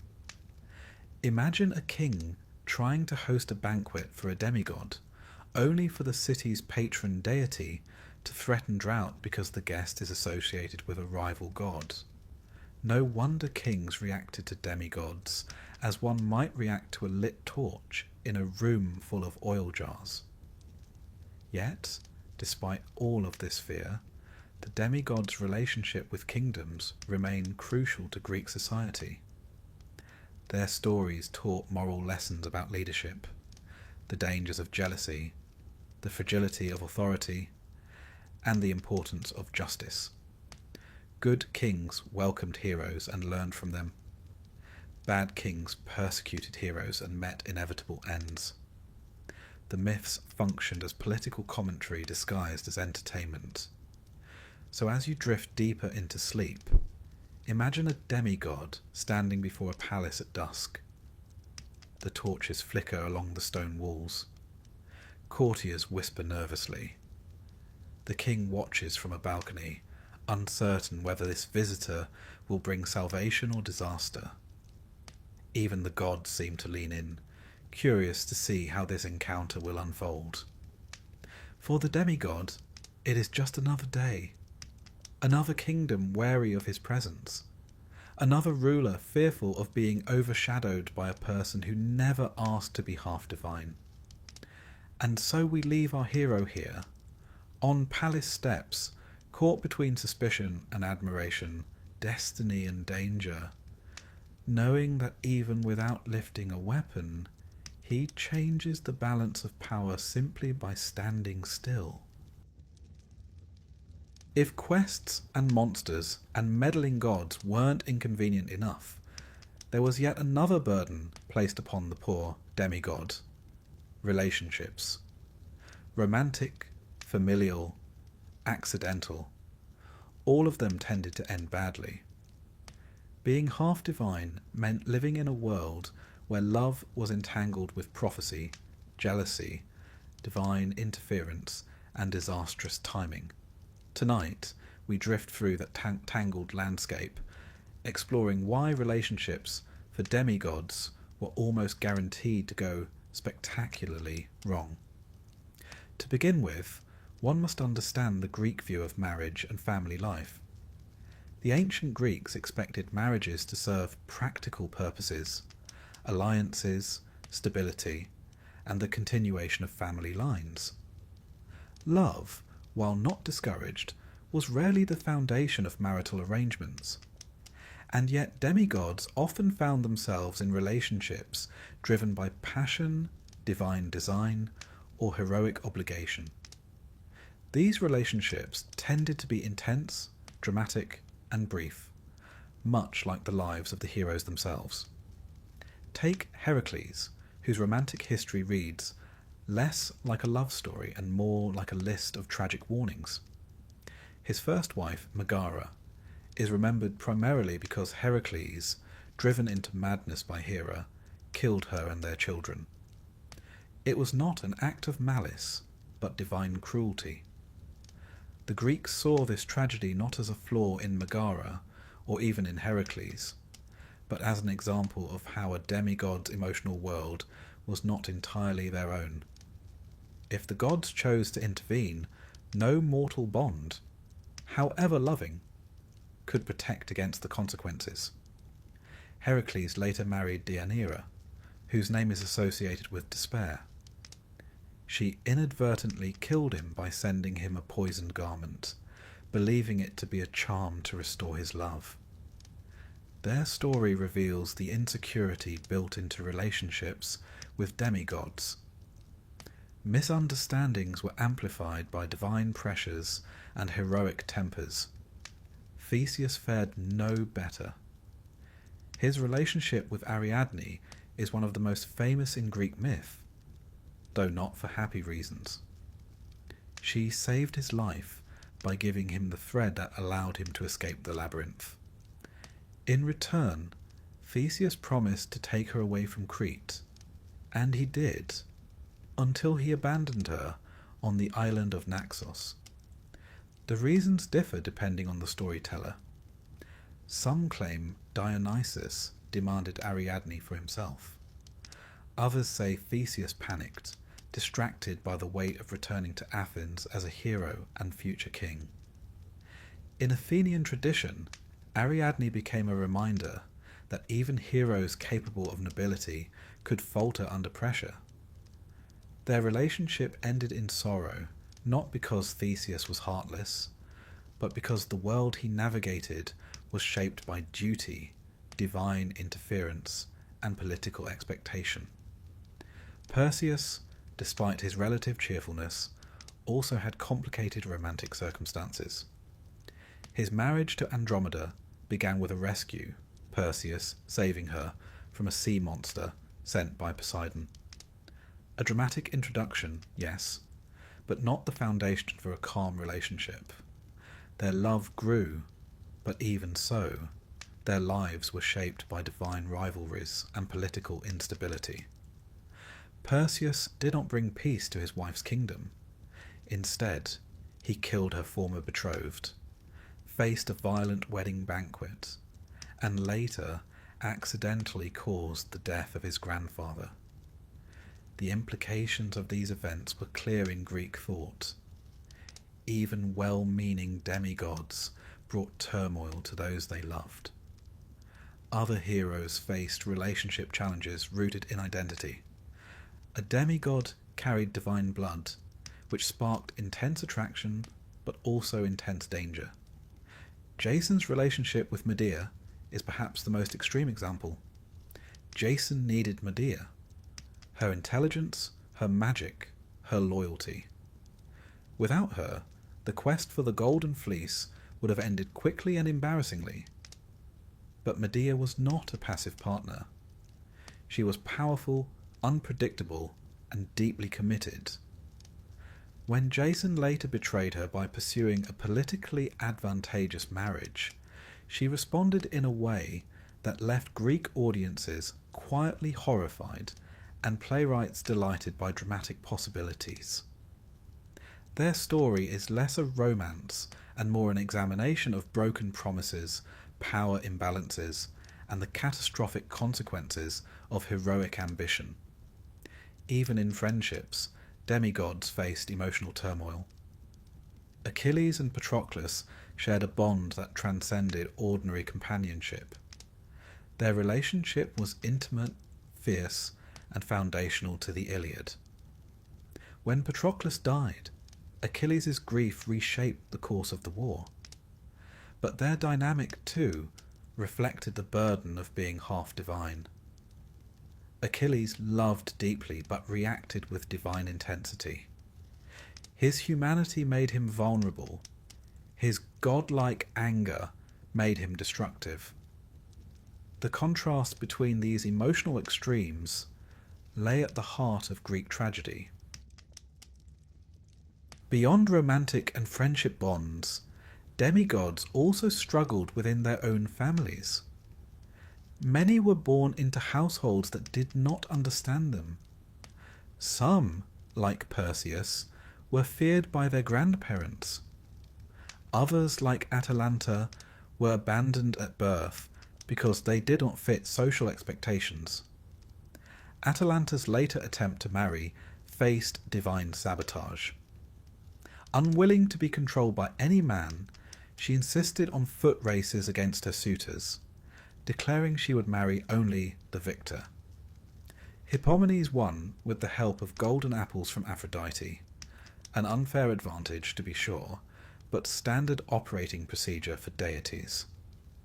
Their marriage ended poorly when both lovers offended a god, never a wise move, and were transformed into lions.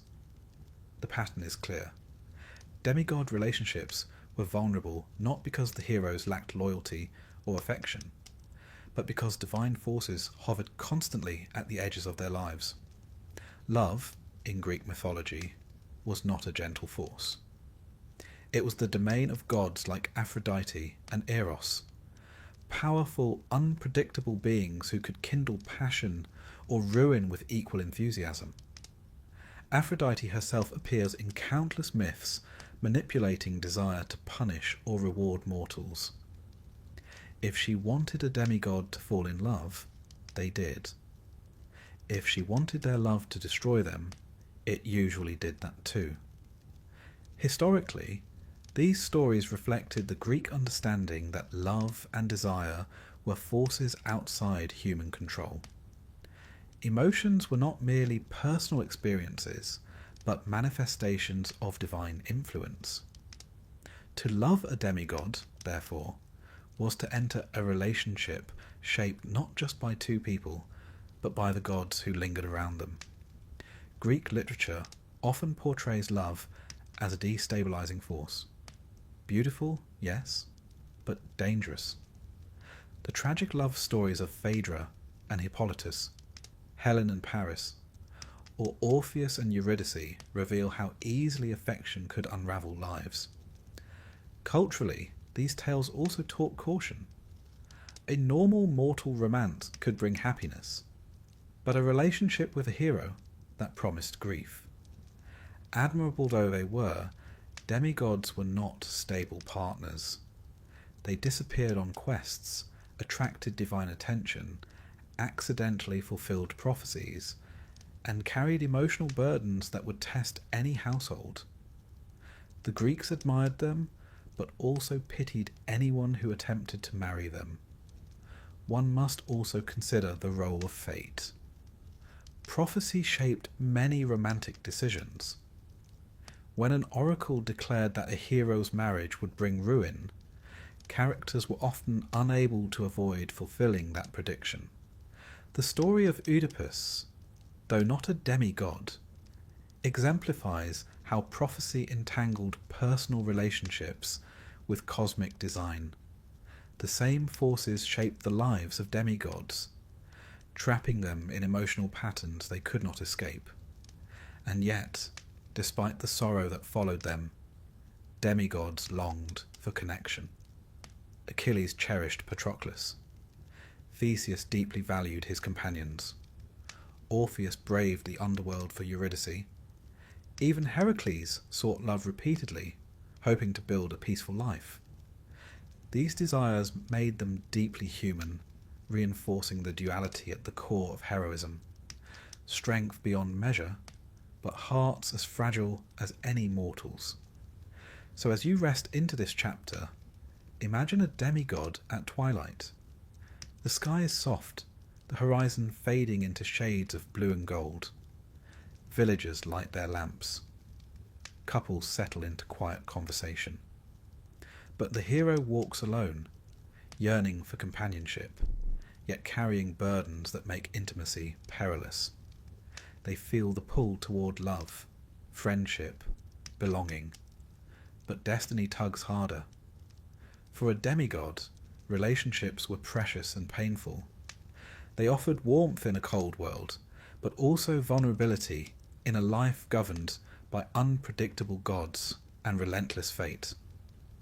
And so we leave the hero standing beneath the dimming sky, longing, burdened, hopeful, and afraid, knowing that the greatest dangers they faced were not monsters or battles, but the fragile hearts they tried and often failed to hold. If being a demigod was difficult in life, it was hardly any easier in death. Mortals expected to die eventually, gods expected not to die at all, and demigods were trapped squarely between the two conditions, gifted with strength that made them seem invincible, yet bound by destinies that almost always led toward tragedy. Tonight, we drift gently into that final burden. Why demigods rarely enjoyed peaceful endings, and how their deaths, or transformations, shaped the ancient Greek understanding of memory, ritual, and the fragile hope of something beyond life. To begin, it helps to remember that the Greeks viewed death not as a single moment, but as an event shaped by character and fate. The manner of one's death reflected one's nature. A good death, ideally, was honourable, witnessed, and remembered. A bad death was lonely, shameful, or forgotten. Demigods, however, lived in a world where destiny seemed to have already written the final lines of their stories. Their extraordinary lives demanded extraordinary endings, and not the comfortable kind. Take Heracles, whose story is perhaps the most dramatic of all. After completing his labours and countless additional adventures, he married Deianira. Yet his past, filled with violence, divine interference, and emotional scars, lingered around him. When Deianira, misled into believing she was using a love charm, gave Heracles a poisoned tunic, the agony that followed was unbearable even for a son of Zeus. Heracles built his own funeral pyre, lay upon it, and waited for death. But the Greeks could not allow someone like Heracles to simply die. His suffering body burned, but his divine essence ascended to Olympus. There he became a god, marrying Hebe and joining the immortals. This ending reflected a Greek belief that suffering purified greatness, and that some heroes, though born mortal, earned a place among the divine. Yet even in this triumph there is melancholy. The mortal part of Heracles, the part that loved, struggled and grieved, perished in the fire. His immortality came only after unimaginable pain. Other heroes faced endings shaped not by victory, but by unintended disaster. Achilles, the greatest warrior of his age, was destined for a short life. His mother Thetis warned him that if he sailed to fight in the boring Greek myths for sleep, why it sucked to be a demigod war, he would die young but gain eternal glory. Achilles chose the path of fame. His story, though filled with brilliance, ends abruptly, struck by an arrow guided by Apollo. His body, once the terror of Troy, became a relic for which armies fought. The Greeks mourned him deeply, honouring him with funeral games and heroic rites. His death became a symbol of tragic excellence, greatness extinguished too soon. Theseus met a quieter, but no less sorrowful end. After achieving legendary status, slaying the Minotaur, unifying Attica, protecting Athens, he found his authority slipping in later years. His final days were marked by exile and political tension. He died on the island of Skyros, pushed off a cliff, depending on the version, by a jealous king. For the Athenians, Theseus became a symbol of civic unity. They later retrieved his bones and enshrined them in the heart of the city.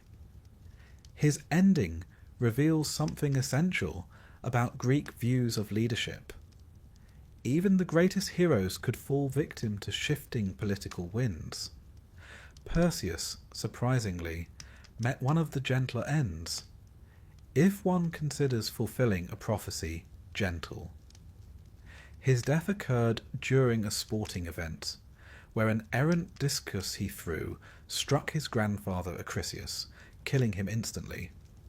Prophecy fulfilled, destiny complete. While Perseus lived peacefully afterward, the moment illustrates that even heroes blessed by gods could not escape the strange geometry of fate. The Greeks loved this sort of irony. It made the world feel governed by unseen laws, not random chance. Jason's death was far bleaker. After betraying Medea and losing the support of gods and men alike, he lived in obscurity. His ship, the Argo, once the pride of Greece, rotted on the shore. According to some versions, Jason died alone, crushed when a beam from the decaying vessel fell upon him. The symbolism is painfully clear. The hero undone by the very thing that made him great. Greek audiences understood this as a warning about hubris, broken promises, and the way glory fades. The deaths of lesser-known heroes carry similar themes. Bellerophon, once triumphant atop Pegasus, attempted to fly to Olympus, an act of arrogance the gods punished by casting him aside. He lived out his final years wandering alone, blinded and shunned. Atalanta, caught in a divine quarrel, was turned into a lion. Orpheus, mourning Eurydice, was torn apart by Maenads. Even romantic heroes, musicians, and explorers met endings filled with loss or transformation. The Greeks seldom allowed demi-gods a peaceful retirement. Why were their endings so tragic? Because heroism itself, in Greek thought, was bound to suffering. The Greeks believed that extraordinary individuals lived lives shaped by extraordinary forces. A hero who did not suffer, who did not face tragedy, who did not leave behind a story worth retelling, such a figure would not be remembered. Their myths were not moral fairy tales, but meditations on fate, human limitation, and the cost of greatness. And yet, despite the sorrow in these stories, Greek culture honoured heroes long after their deaths. Heroic tombs became sacred places. Offerings of wine, honey, flowers, and small votive figurines were left at their shrines. Archaeologists have uncovered such sites at Mycenae, Thebes, and other ancient cities. These shrines were not merely memorials. They were places where the living sought protection, guidance, and favour from the spirits of the heroic dead. This tradition of hero cults reveals something profound. The Greeks saw heroes not as tragic failures, but as powerful intermediaries between gods and mortals. Their suffering elevated them. Their deaths made them present in a different way. Some heroes, like Heracles, gained literal immortality. Others gained symbolic immortality, remembered in festivals, poetry, and rituals. Death, for the Greeks, was not a simple ending. It was a transformation. Most mortals entered the shadowy realm of Hades, where shades wandered quietly among asphodel fields. But heroes, especially demigods, could be granted a different fate. Some were said to rest in the Elysian fields, a paradise reserved for the virtuous and the favoured. Others existed as protective spirits for their communities. The idea of a peaceful afterlife was rare in Greek belief, but it existed as a possibility, a soft dream at the edge of myth. And so, as you drift deeper into this final chapter, imagine a demigod at the end of their life. The battlefield is quiet. The sea lies calm against the shore. The palace torches burn low. Or perhaps they lie upon a pyre, or beneath a tree, or on a distant island where no one knows their name. The air is still. The world waits. For the demigod, the struggle is over. The weight of prophecy has lifted. The expectations of gods and mortals alike have faded. And in the stillness of their final breath, they feel, perhaps for the first time, a sense of peace.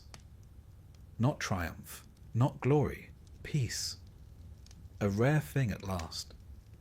And whether they rise to Olympus, or descend to Hades, or simply pass into memory, their story lingers, carried in the hush of temple courtyards, the whisper of evening breezes, the soft murmur of ancient poets reciting their names.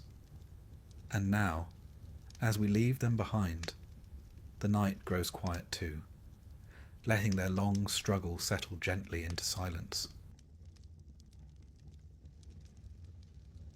Let us begin not with thunder or prophecy, but with a girl and her loom. She was called Arachne, a mortal with hands so deft they moved like wind through wool. Her tapestries shimmered with colour and precision, scenes so finely woven they seemed to breathe. People said she must have learned from Athena herself, which was the sort of praise one should never utter too loudly in ancient Greece. Arachne didn't deny it. In fact, she laughed. She said she was better. And that, you see, was a mistake. For the gods of Olympus were not distant, noble deities. They were near, always near. And they didn't particularly like being compared to mortals, let alone outdone by them. So Athena came down from the heavens, her pride pricked like a burr under the skin, and challenged the girl to a contest. 2 looms, 2 minds, one divine, one human. And Arachne's tapestry? It was exquisite, a panorama of the gods' misdeeds. Zeus seducing women in a dozen disguises, Poseidon ravishing Medusa in Athena's temple, Apollo chasing nymphs who wanted nothing to do with him. The thread glittered with uncomfortable truth. Athena's work, by contrast, was flawless and stern, a depiction of piety and punishment. But when she saw Arachne's piece, she flew into a rage, not because it was wrong, but because it wasn't. She tore it apart and struck the girl down. Then, in that strangely poetic cruelty the gods so loved, transformed her into a spider. And so Arachne still weaves, but without fingers, without pride, without a voice. A cautionary tale, and one that sets the tone. Because in Greek mythology, if a god notices you, it rarely ends well. The Olympians, you see, were not above meddling. They did not dwell on high with benevolent detachment. Number. They peered down, eyes sharp as hawks, looking for beauty, arrogance, wit, or defiance. Anything that might amuse or annoy them. Humans were their toys, their distractions, their cautionary examples. Take Semele, a mortal woman beloved of Zeus. He whispered sweet nothings into her ear and promised her anything she wished. And in a moment of fatal honesty, she asked to see him as he truly was, in all his divine radiance. Zeus warned her. He begged her to reconsider, but an oath was an oath. And when he revealed his true form, the brightness alone consumed her, burned to ash. Their unborn child, Dionysus, was saved only because Zeus sewed him into his own thigh, like a strange botanical graft. He was born later, with a head full of vines and madness. Another mortal, Io, suffered a different fate. She caught Zeus's eye, an unfortunate habit of many young women in mythology. To conceal her from Hera, Zeus turned her into a cow. A lovely cow, to be fair, but still. Hera, never one to be fooled for long, demanded the cow as a gift and assigned Argus, a giant with 100 eyes, to guard her. And so Io wandered, watched always, pursued by a gadfly Hera sent to torment her. She crossed continents, became a legend.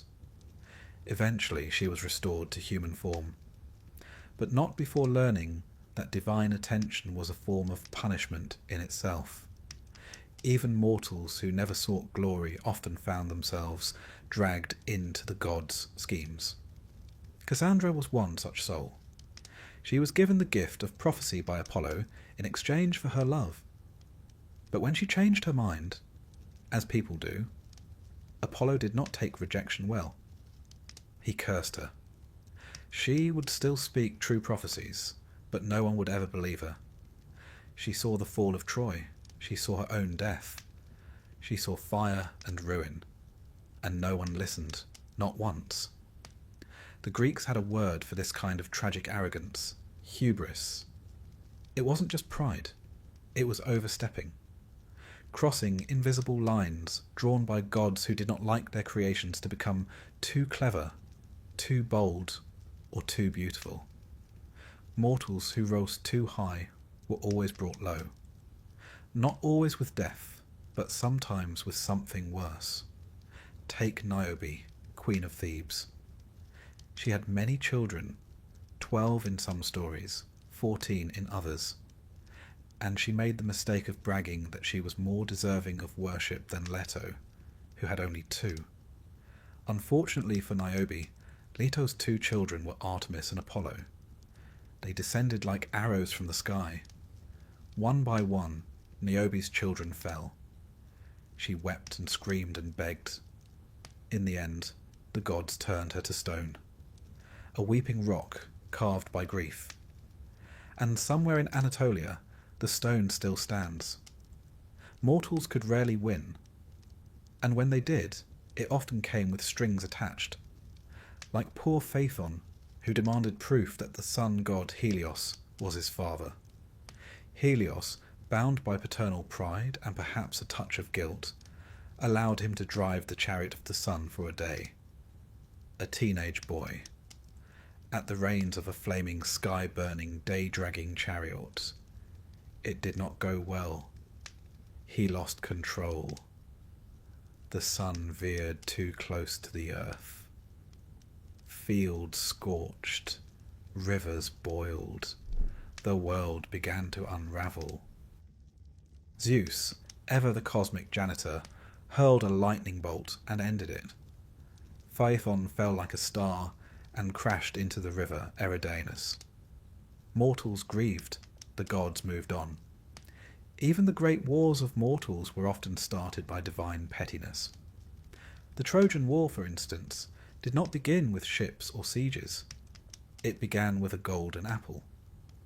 Eris, goddess of discord, wasn't invited to a divine wedding.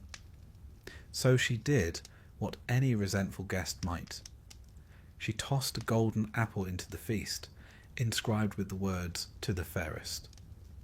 Hera, Athena, and Aphrodite all reached for it. They demanded a judge. And they found one in Paris, a Trojan prince tending sheep, far from the noise of court. Each goddess offered him a gift. Hera offered power. Athena offered wisdom and victory in battle. Aphrodite offered the love of the most beautiful woman in the world. He chose beauty. He chose Aphrodite. And that woman, Helen, was already married to a Spartan king. When Paris took her to Troy, the world ignited. 1,000 ships launched. Heroes died, cities burned. All because of one mortal asked to judge a divine beauty pageant. It should be said, no good ever came of mortals trying to decide which god was better. The gods didn't want truth. They wanted flattery. But mortals could not avoid them. Not really. They prayed. They sacrificed. They lit fires and poured wine and whispered names before sleep. The temples were many, and the gods were everywhere, not always listening, but always present. And the relationship was not about love. It was about survival. To be immortal was to walk carefully, to give thanks quickly, to take no credit even for your own genius, to hope above all to be overlooked, because to be noticed by the gods was to become a story. And in Greek mythology, stories rarely ended well. The gods did not weep for mortals, they used them. Sometimes they gave gifts, yes, a golden touch here, a prophecy there, but the gifts often turned sour. Midas wished for everything he touched to turn to gold, and soon he could touch nothing. Not bread, not water, not his daughter. He begged for the gift to be taken back. It was, but not before he learned that divine generosity always has a price. Some mortals tried to outwit fate, but fate was older than the gods. The Moirai, the Fates, spun, measured, and cut the threads of life. Even Zeus could not undo what they wove. Oedipus tried, told he would kill his father and marry his mother. He fled the home he knew, and in doing so, he fulfilled the prophecy. The very effort to escape his doom brought it into being. That was the cruel beauty of Greek myth.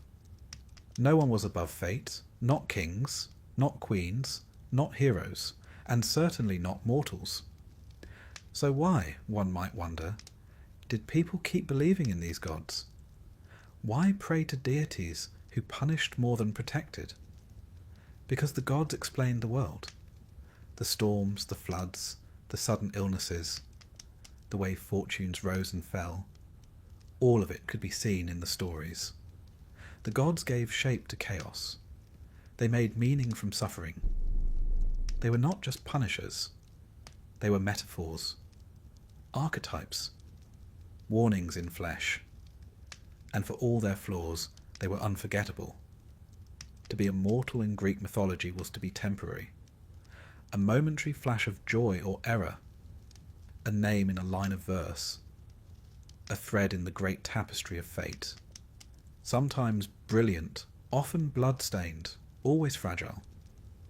And somewhere above or beyond, the gods watched, amused, displeased, or merely curious. And you, little mortal, you simply did your best to survive the story. It's one thing to make a mistake and suffer for it, but imagine being doomed not because of what you did, but because of what your great-great-grandfather once said to a god, possibly while drunk, and possibly while losing at dice. In the world of Greek mythology, curses were not simply misfortunes. They were legacy items. Heirlooms passed down with the family name. You could inherit your father's nose, your mother's eyes, and a divine malediction that would ruin your entire bloodline for generations. It made for a dramatic family tree, heavy on nobility, light on happy endings. Consider, for example, the House of Atreus, a dynasty so steeped in doom that it makes the average soap opera look like a church picnic. The trouble began, as it so often does, with a quarrel between brothers. Atreus and Thyestes, sons of Pelops, squabbled over the Mycenaean throne. There was betrayal, adultery, and then, inevitably, cannibalism. Atreus, having discovered that his brother had an affair with his wife, decided the appropriate response was to serve him a feast of his own children, artfully roasted. Now, you might assume the gods would intervene here. Smite someone. Send a memo. But no. The gods simply nodded grimly and let the curse settle in like a stain. From that moment on, the family was doomed. Atreus' son Agamemnon went on to become the commander of the Greek forces in the Trojan War. A great honour. He also sacrificed his daughter Iphigenia to get a favourable wind, spent 10 years at war, and was murdered in his bath upon returning home by his wife, Clytemnestra, and her lover. His surviving children then had to decide whether avenging their father was more important than not murdering their mother. A a difficult position even by mythological standards. Orestes, the son, chose vengeance. He killed Clytemnestra, and was promptly hounded across the land by the Furies, ancient goddesses of vengeance, with snakes for hair and a passion for justice that did not forgive matricide. Only with divine intervention and a trial at the Areopagus in Athens was Orestes finally acquitted. But even then, the stain lingered. The house of Atreus was the cautionary tale of cautionary tales.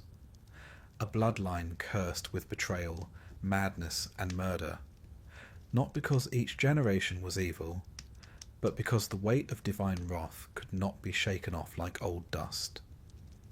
And it wasn't just royal families who suffered this fate. Take Oedipus, poor, unfortunate Oedipus, born to Laius and Jocasta, king and queen of Thebes.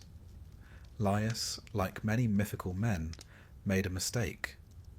He abducted a young man, violating hospitality and sacred law. The gods frowned upon this, and a curse was laid. The prophecy came, their child would kill his father and marry his mother. Naturally, they did what any responsible parents might do. They tried to have the baby killed. But the servant they tasked with the job couldn't quite bring himself to do it. He left the child to die on a hillside instead. A shepherd found him. The boy was raised in Corinth, unaware of his origins. Years later, Oedipus, now a young man, heard a whisper of prophecy himself, that he would kill his father and marry his mother. Horrified, he fled Corinth, trying to outrun destiny. But you can't outpace the fates. He met Laius on the road. There was an argument, as ancient fathers and sons are wont to have. A fight broke out. One man died. Later, Oedipus married Jocasta, queen of Thebes, and had children. The truth came slowly, horribly. Jocasta hanged herself. Oedipus blinded himself.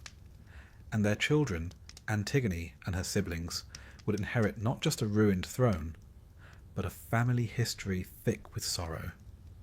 Greek tragedy, you see, doesn't bother with happy endings. It begins with the seed of ruin and watches it grow. This idea that a family line could be cursed wasn't just poetic fiction. The Greeks believed in something called miasma, a kind of spiritual pollution.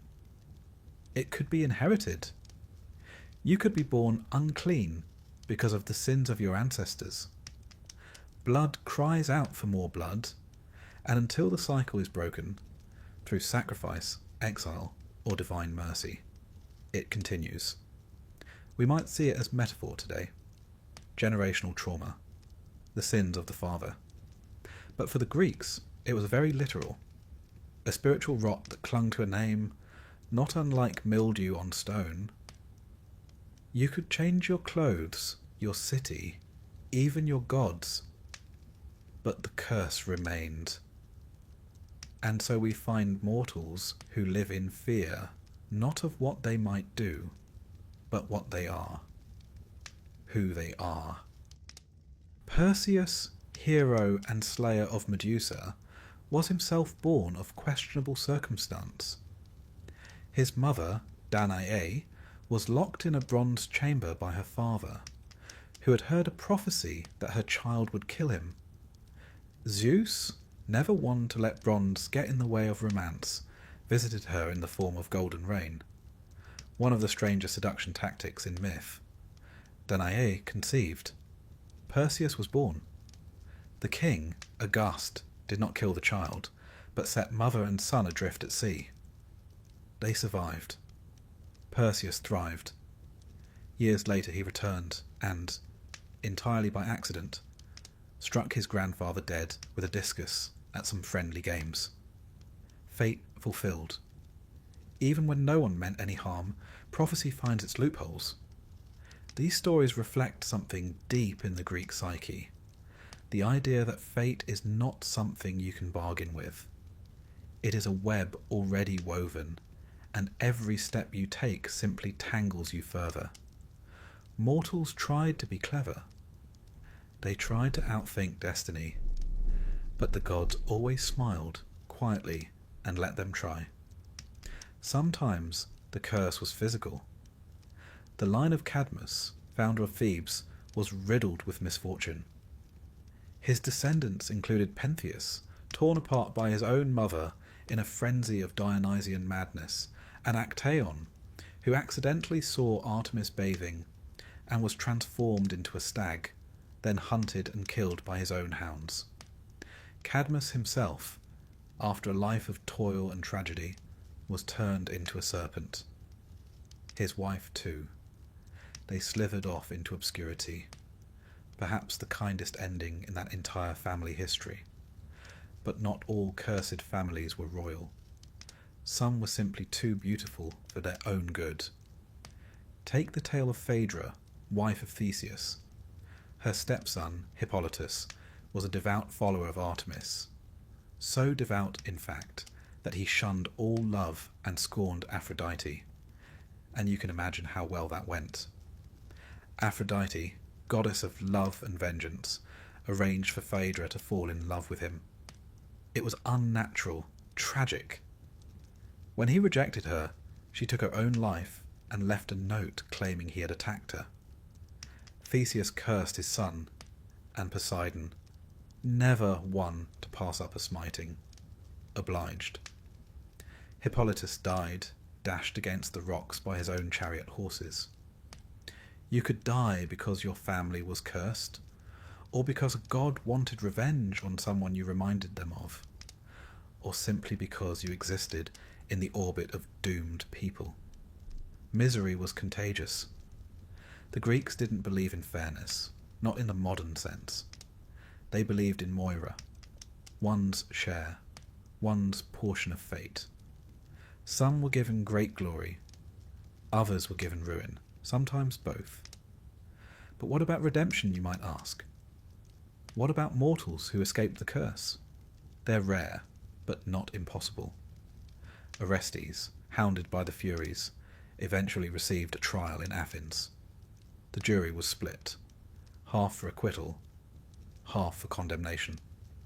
Athena herself cast the deciding vote, not in the name of justice but mercy. And in that moment, a new idea emerged, that law might one day replace vengeance, that perhaps a man need not be defined solely by his ancestors' crimes. It was a glimmer of hope, a small one. But there it was. In the meantime, the average mortal lived quietly, married carefully, prayed constantly, one eye on the gods, one foot in the dirt, hoping the sins of the father had not already taken root in the son. To be a mortal in Greek mythology was to live in a story that began long before you were born, and might not end until long after you were gone. Your life was a single verse in a tragic poem, shaped by bloodlines, curses, and the unpredictable whims of fate. You might rise, you might fall, but you would not escape the weight of your name.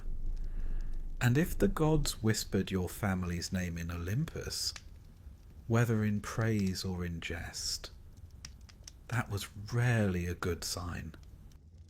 There are many lessons to learn from Greek mythology, but one stands above the rest, carved like a warning into the very foundations of Mount Olympus. Do not talk back to the gods. Don't question them. Don't correct them. Don't get clever, sarcastic, or poetic. Don't mutter under your breath. Don't sigh too loudly. And above all, do not, under any circumstances, try to win an argument. Because they will hear you. They always do. And while gods may be immortal, their egos are surprisingly brittle. Take the case of Pentheus, king of Thebes, young, proud, fond of order. He ruled with a sharp eye and a firm hand. And then Dionysus arrived. Now, Dionysus was not your typical Olympian. Born of a mortal mother, Semele, and carried in Zeus's thigh, he straddled the line between divine and human, wild and civilized, wine and wrath. His worship was strange, ecstatic, dancing in the woods, drinking, shouting, shedding inhibition like a snakeskin. Pentheus, unimpressed, declared it nonsense. He banned Dionysian rites, arrested the god in disguise, mocked his long hair, and in the sort of fatal decision only a tragic character could make, decided to spy on the Bacchic women in their revels, dressed as one of them. He crept into the forest in a flowing gown, perched in a tree for a better view, and there, in the moonlight, the women saw him. But they did not see a man. Dionysus clouded their minds. They saw a lion. They attacked. His own mother, Agave, was first to reach him. She tore him down. He died in pieces, smiling up at the stars. The gods are nothing if not theatrical. Pentheus's crime? He laughed. He doubted. He told the gods they were nonsense. And the gods, it turns out, have a very clear opinion on nonsense. Another fellow who learned this the hard way was Capaneus, a warrior in the myth of the Seven against Thebes. He scaled the city walls, bold as brass, and declared aloud, in the middle of battle, that not even Zeus could stop him. Zeus did stop him, with a lightning bolt, instant death, crisped mid-sentence. There's a curious silence that follows stories like these, a kind of collective holding of breath, because the moral is never subtle. Speak out of turn, and you will be turned to ash, or stone, or mist, or a cautionary statue in some temple courtyard. Even those who told the truth, not lies, but inconvenient truths, were punished. Cassandra, Princess of Troy, was given the gift of prophecy by Apollo. But when she rejected his advances, or rather accepted the gift and then rejected him, he cursed her. She would still see the future, yes. She would see it clearly, brilliantly, unbearably, but no one would ever believe her. She warned of the Trojan horse, of the sack of the city, of her own death, and every word fell like dust. Disbelieved, ignored, dismissed. The gods, you see, don't mind if you're right, as long as it's flattering. If it's not, well, you'll find yourself yelling into the void. And sometimes the punishment came not from the god directly, but through the very forces of fate itself. Take Arachne. You'll remember her from earlier. The weaver who dared claim she was better than Athena. The detail often overlooked in her story is this. She was right. Her tapestry was beautiful. It told the truth. It depicted the gods' crimes, their disguises, their seductions. And Athena, though furious, could not deny the skill. So she destroyed the work. And the girl. Because it is not enough to be right. You must also be reverent. And in ancient Greece, reverence did not mean quiet belief. It meant submission. It's easy to judge the gods as petty. And to be fair, they often were. But their responses reflect something deeper about the way the Greeks saw the world. The gods were not moral exemplars. They were not just or fair in the way we use those terms now. They were powerful, and that, in the ancient world, was the only justice that mattered. Power could not be questioned without consequence. The gods represented not ideals, but forces. The sea was Poseidon, stormy, unpredictable, capable of bounty or destruction.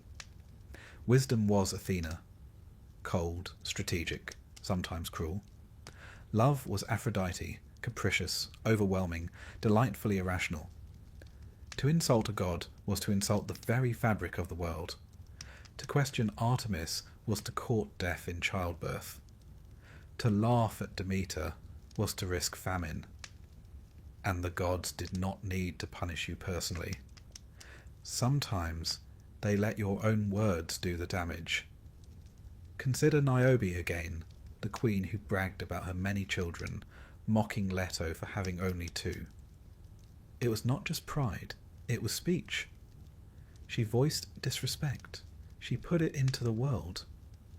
And so Leto's children, Apollo and Artemis, struck her family down, one by one. When the last child died, Niobe fled to a mountain top and begged the gods to end her suffering. They granted her request, turned her to stone. Even her tears, they say, became part of the mountain, always weeping, never changing.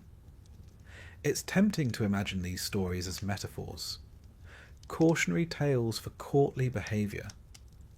But in ancient Greece, they were lived truths. Not literal, perhaps, but deeply embedded in ritual and thought. People didn't just fear the gods, they feared saying the wrong thing near a shrine, making a joke during a sacrifice, yawning too loudly during a festival. Speech was power, and power could summon attention. And attention, divine attention, was rarely a blessing. The Greek term for this was asabeia, impiety. It didn't mean heresy in the modern sense. It meant acting improperly toward the divine, speaking out of turn, behaving without the right reverence. Socrates, the philosopher, was executed not for atheism, but for asabeia, corrupting the youth, introducing new gods, and failing to honour the old ones. The gods did not require you to love them, but they demanded respect. The curious thing is, the gods themselves rarely held to the same standard. Zeus was a serial adulterer. Hera was vengeful beyond reason. Poseidon flooded cities in fits of pique. Apollo flayed a man alive for losing a music contest. And yet, to question their actions was to invite ruin. It was a divine paradox. You were expected to worship beings whose flaws were legendary. And you had to do it with sincerity. And so, the average mortal developed a very pragmatic relationship with religion. You honoured the gods because it was safer that way. You made offerings. You said your prayers. You did not boast. You did not challenge. And if the gods smiled on you, wonderful. And if they didn't, you assumed you'd offended them somehow and tried harder. There's a quiet desperation in that, a sort of cosmic appeasement, a reminder that in a world ruled by immortals with bad tempers, the only real power mortals had was silence. Which brings us to another kind of punishment, not dramatic, not fiery, not sudden, but slow, oblivion. The Greeks believed in kleos, glory the kind that lives on in stories.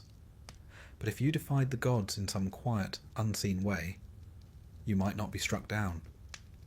You might simply be forgotten.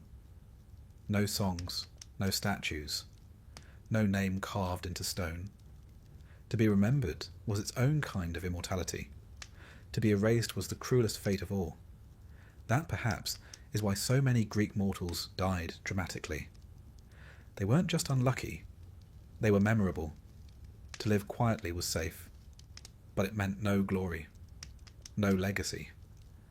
And so mortals danced along a razor's edge, seeking renown but fearing offence, wanting to be known but not cursed, wanting most of all to speak their truth without being struck by lightning.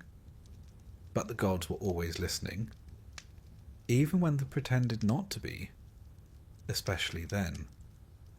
And so, dear listener, if you ever find yourself wandering the paths of ancient Greece, under a fig tree or beside a bubbling spring, and you feel tempted to complain aloud about your lot in life, perhaps wait until you're well out of earshot, because one of them might be listening, and one of them might be bored.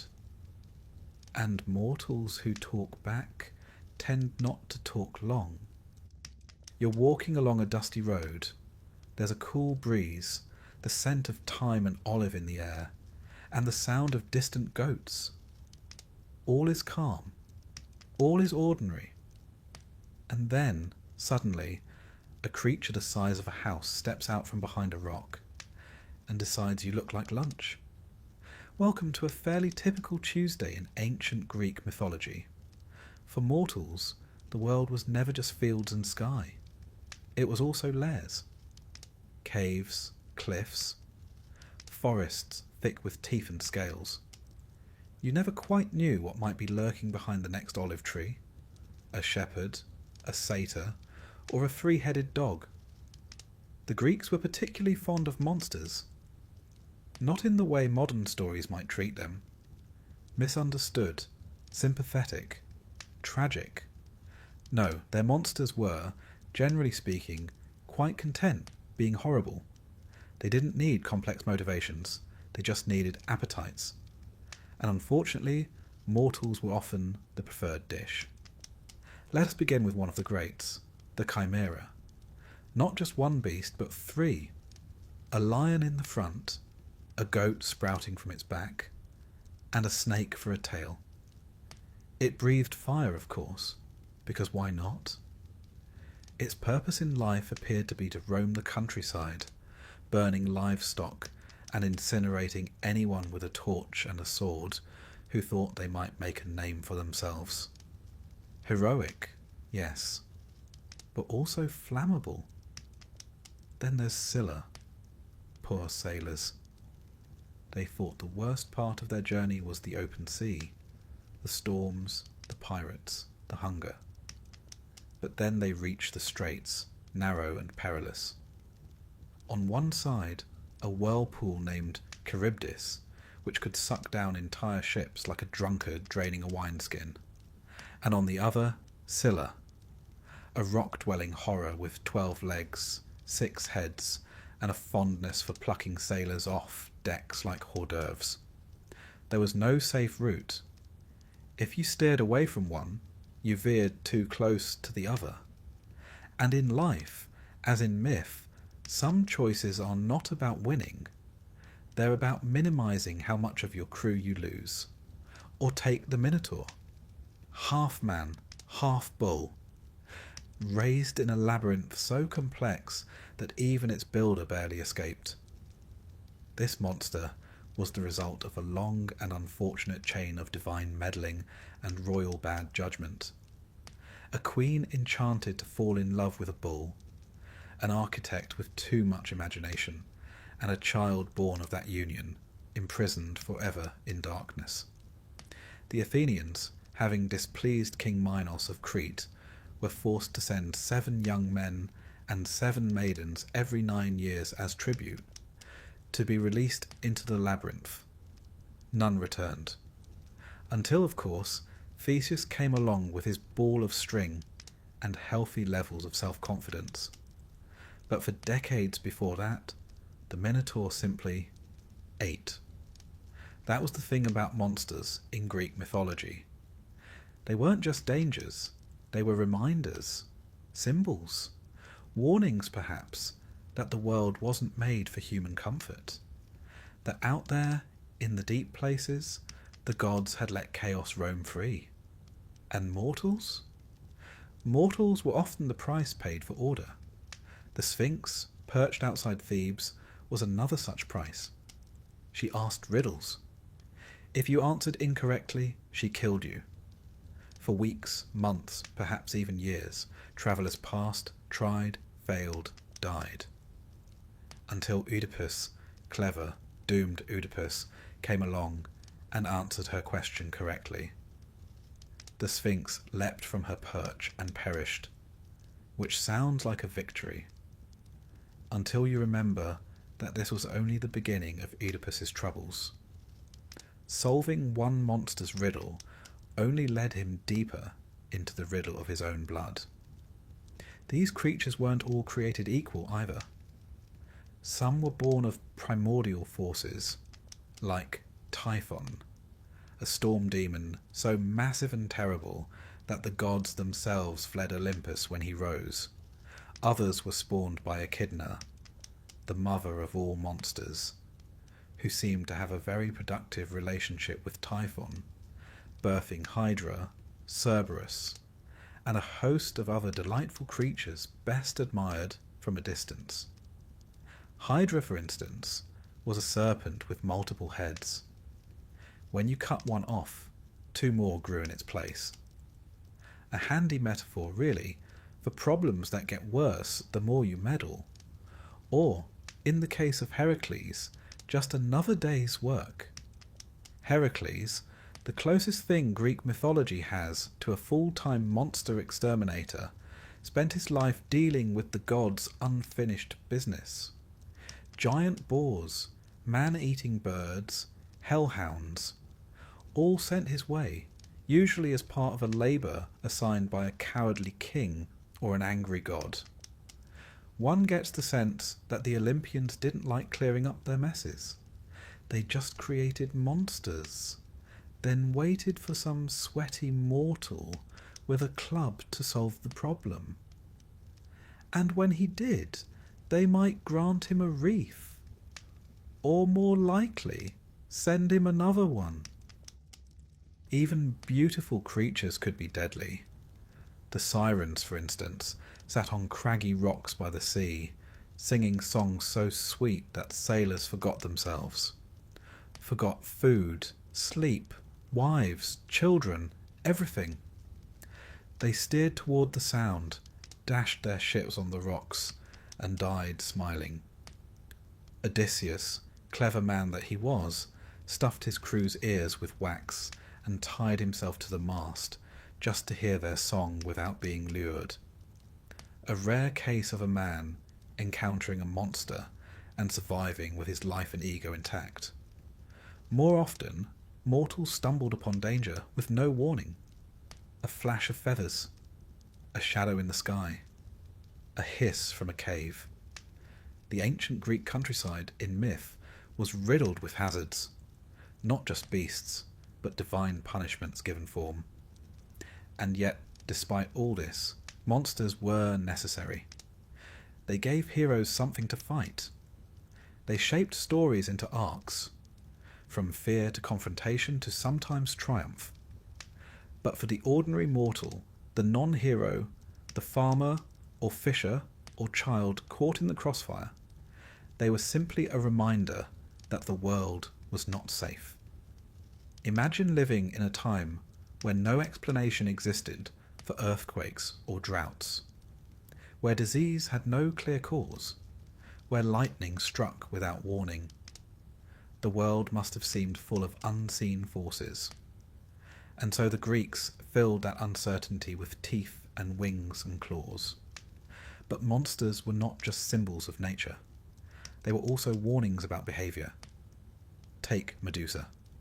She began, in some versions, as a beautiful maiden.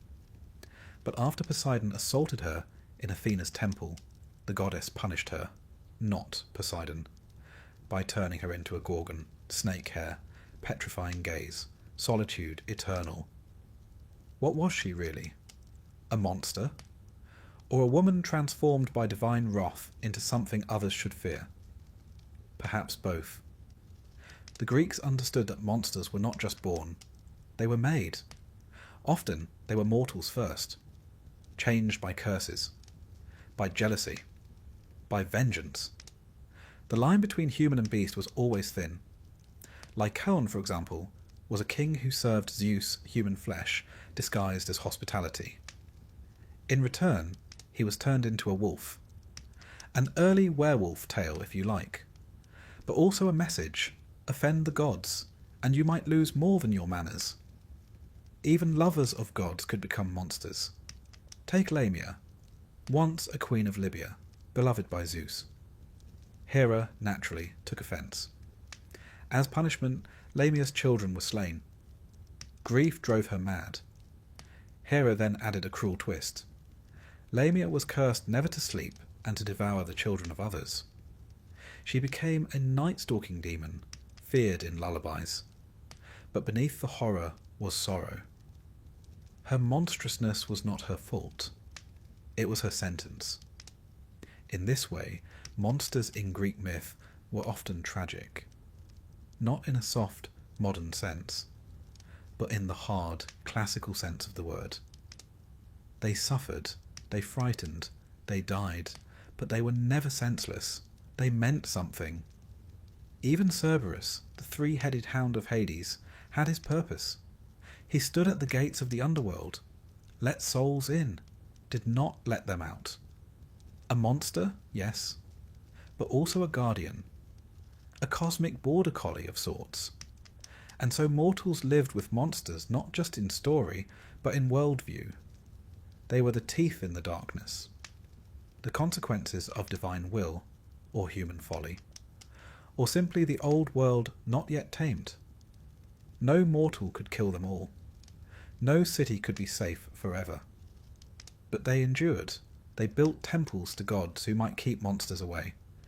They passed down tales, how to defeat them, how to avoid them, how to live with knowledge that they might always be nearby. For some, monsters were an invitation, a chance to rise, to become a hero, to carve their name in the annals of myth. For others, they were just bad luck, a wrong turn, a scream in the night. And for most, they were simply a reminder that the world was not made for their comfort. It was a place of beauty, yes, but also of wings in the sky, scales beneath the waves, eyes in the dark. And when the gods were bored, or careless, or cruel, they let the monsters roam free. There's a strange thing about Greek heroes.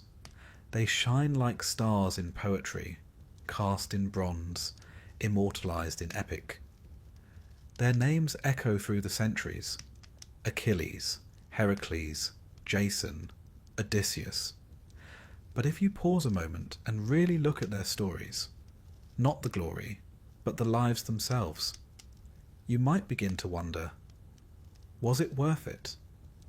Because to be a hero in Greek mythology was to be famous, yes, but also to be hunted, cursed, betrayed, punished, exiled, tormented by the gods, and, without fail, to die tragically.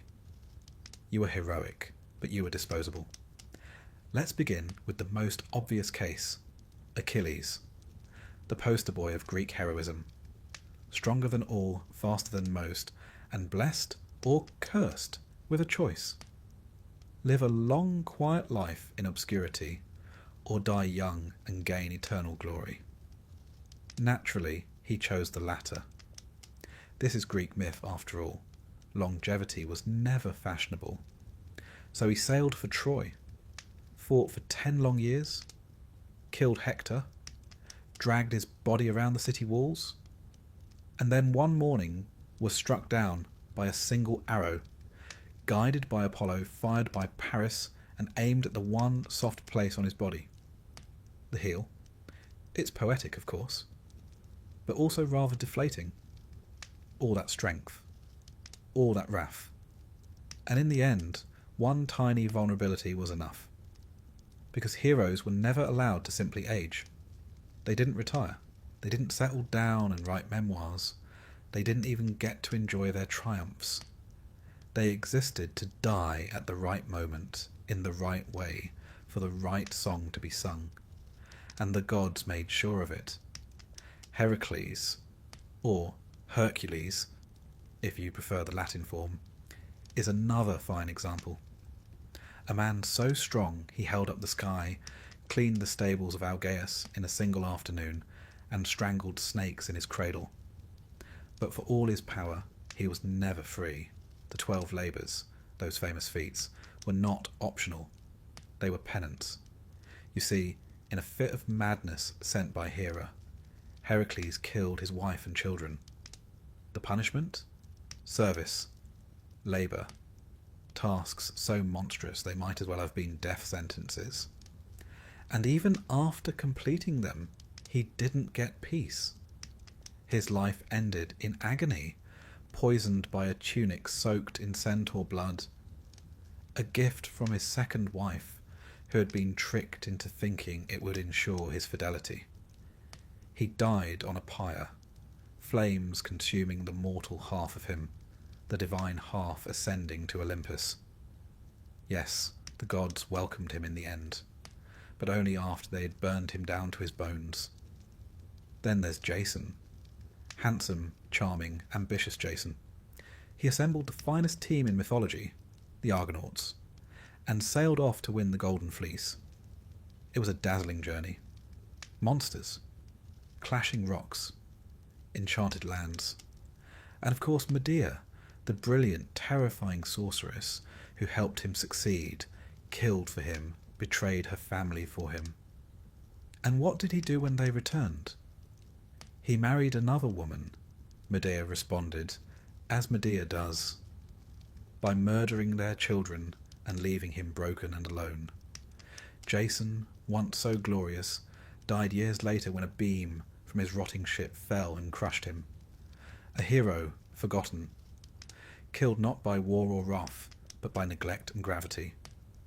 These men, lion-hearted, battle-scarred, were never truly safe. Not from monsters, nor from their friends, nor even from their own choices. Their greatness didn't protect them. In fact, it often attracted the worst. The gods were quick to take offence at mortals who gained too much glory. After all, divine attention was rarely a compliment. Ask Bellerophon. He was a proper hero. Tamer of Pegasus, slayer of the Chimera. A man favoured by the gods. And then one day he decided to fly Pegasus up to Olympus. Not to conquer, just to visit. It did not go well. Zeus sent a gadfly to sting the horse. Bellerophon fell. Survived, technically, but was crippled, blind, and lived out his days wandering alone, hated by gods and men alike. Because the one thing a mortal must never do is try to sit at the table of the divine. That's not to say heroism wasn't admired. The Greeks celebrated it in song and sculpture. But there was always a sense of danger about it. A sense that to rise too high was to invite the fall. And nowhere is that clearer than in the story of Ajax. A giant among men. A warrior of unmatched strength and courage. After Achilles' death, his armour was to be awarded to the next greatest Greek. Ajax expected it. Odysseus received it. Humiliated, maddened, Ajax plotted revenge. But Athena clouded his mind.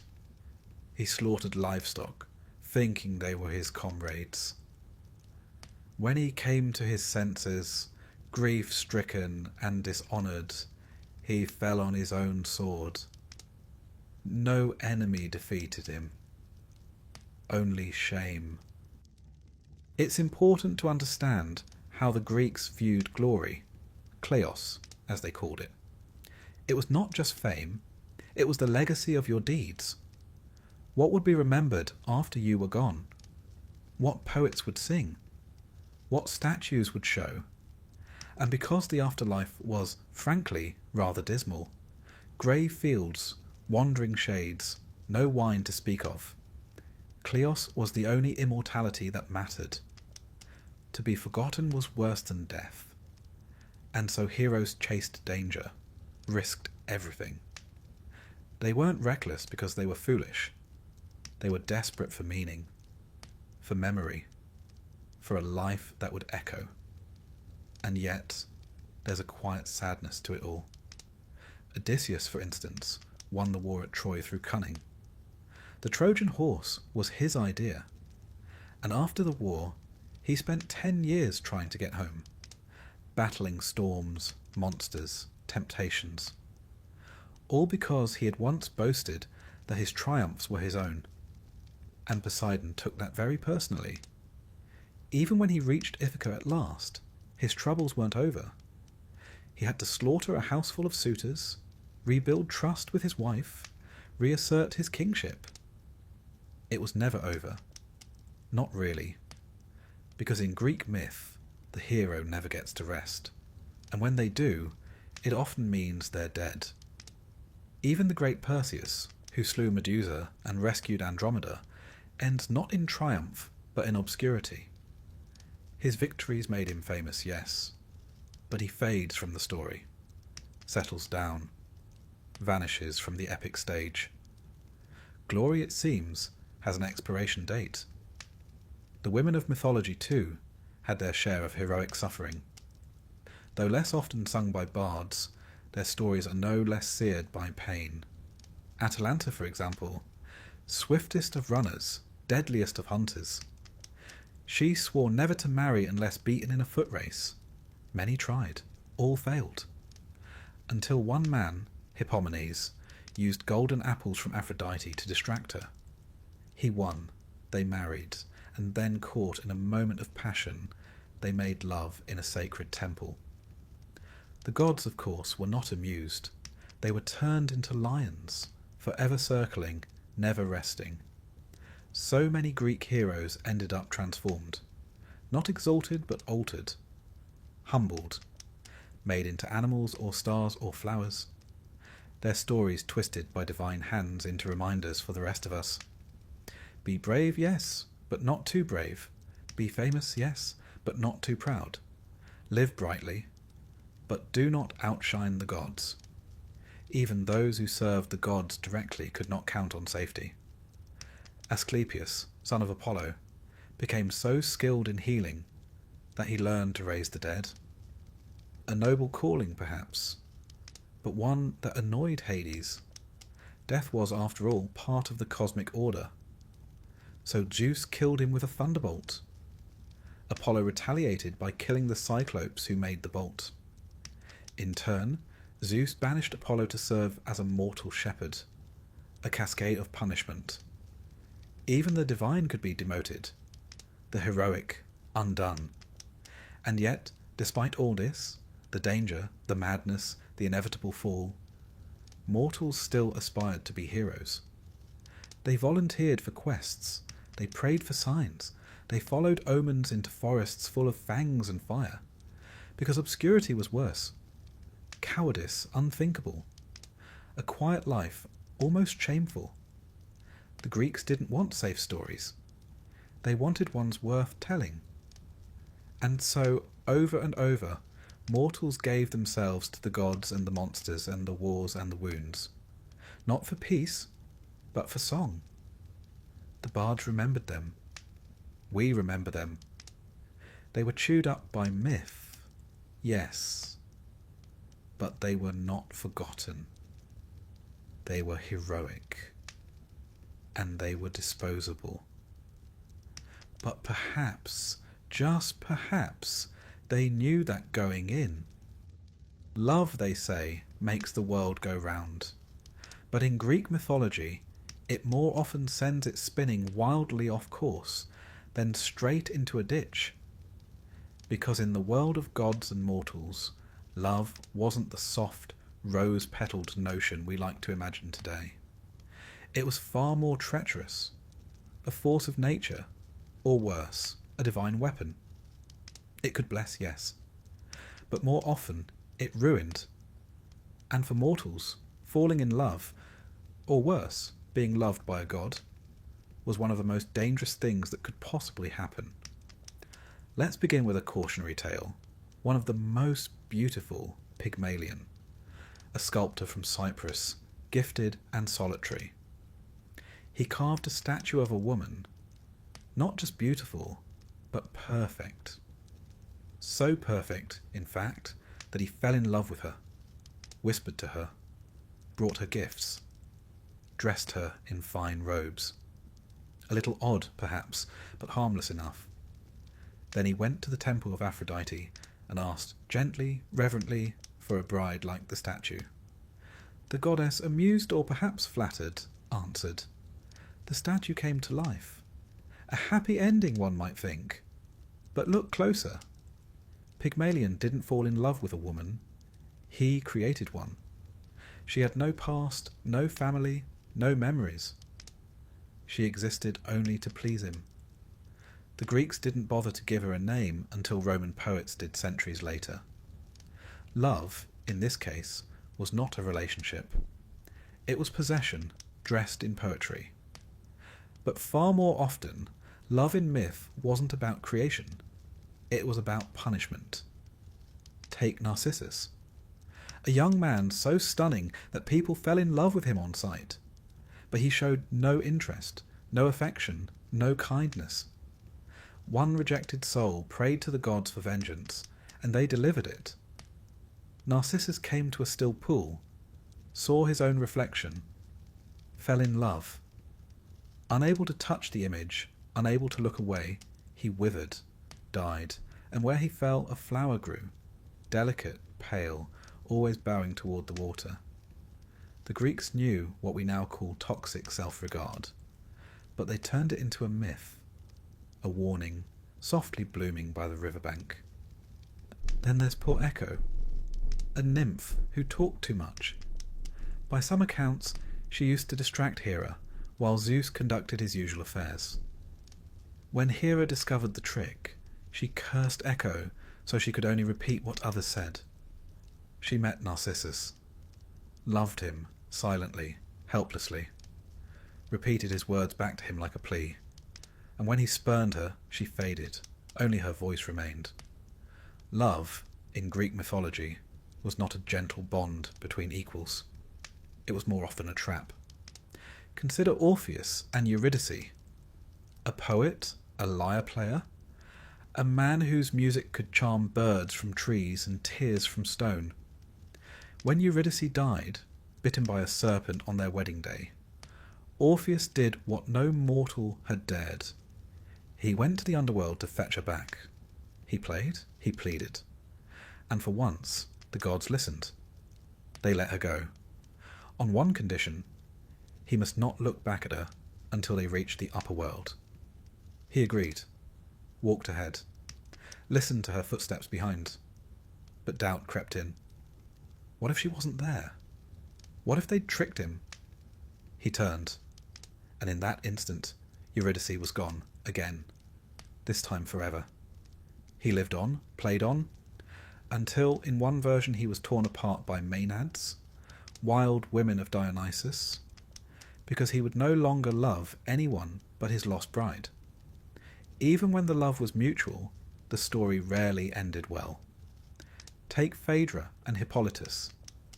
He was handsome, chaste, devoted to Artemis, the goddess of the hunt and of purity.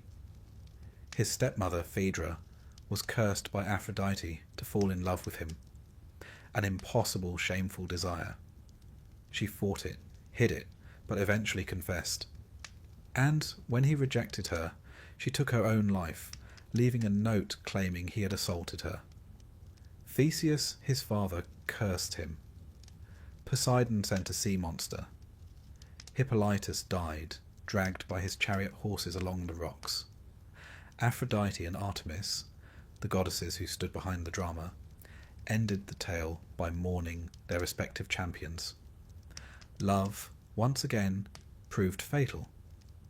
And of course, there's the story of Paris and Helen. He was a Trojan prince. She, the most beautiful woman in the world, and very much married. Paris awarded a golden apple to Aphrodite in a divine beauty contest, and she gave him Helen in return. It was not a gentle elopement. It was an abduction, or perhaps a seduction, depending on which version you read. But either way, it was enough to launch 1,000 ships. The Trojan War followed. 10 years of slaughter, cities burned, heroes died.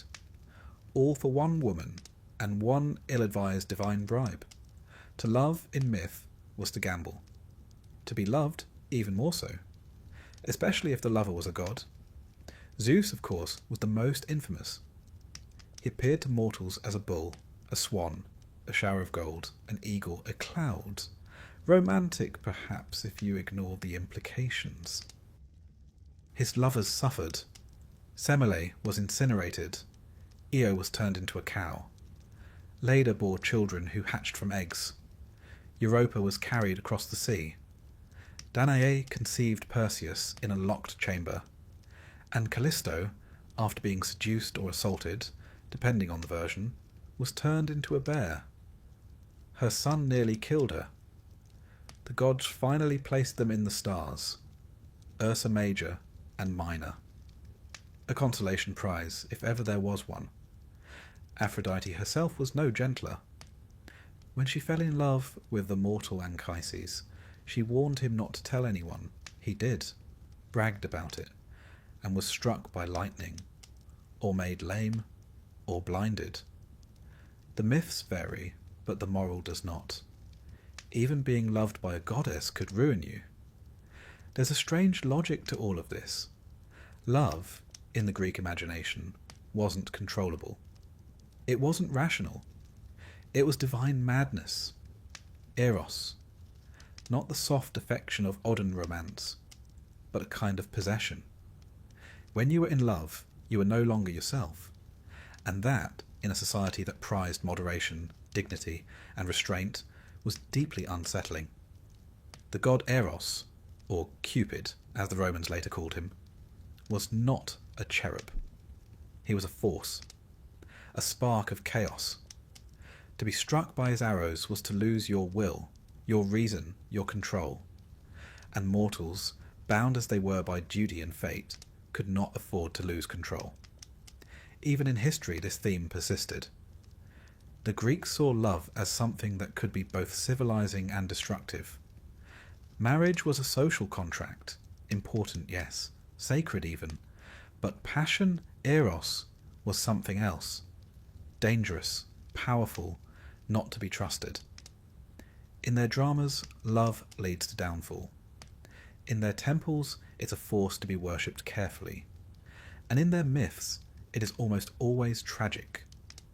Psyche, a mortal princess, was so beautiful that people stopped worshipping Aphrodite. The goddess, furious, sent Eros to make her fall in love with a monster. But Eros fell in love with her himself. He visited her at night in darkness, never revealing his face. She was forbidden to look. Of course she did. He fled. She wandered the earth, performing impossible tasks to win him back. Eventually they were reunited. She was made immortal. One of the rare happy endings, but only after a great deal of divine humiliation, grief, and symbolic death.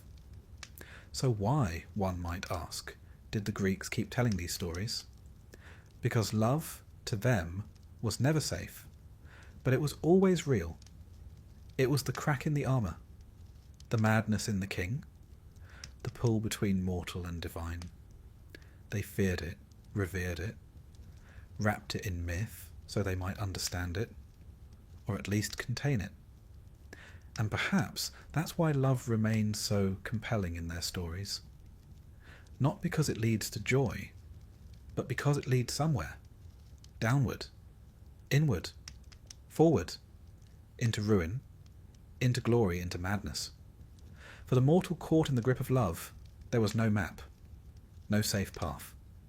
Only the hope that the gods would look away just this once. But they rarely did.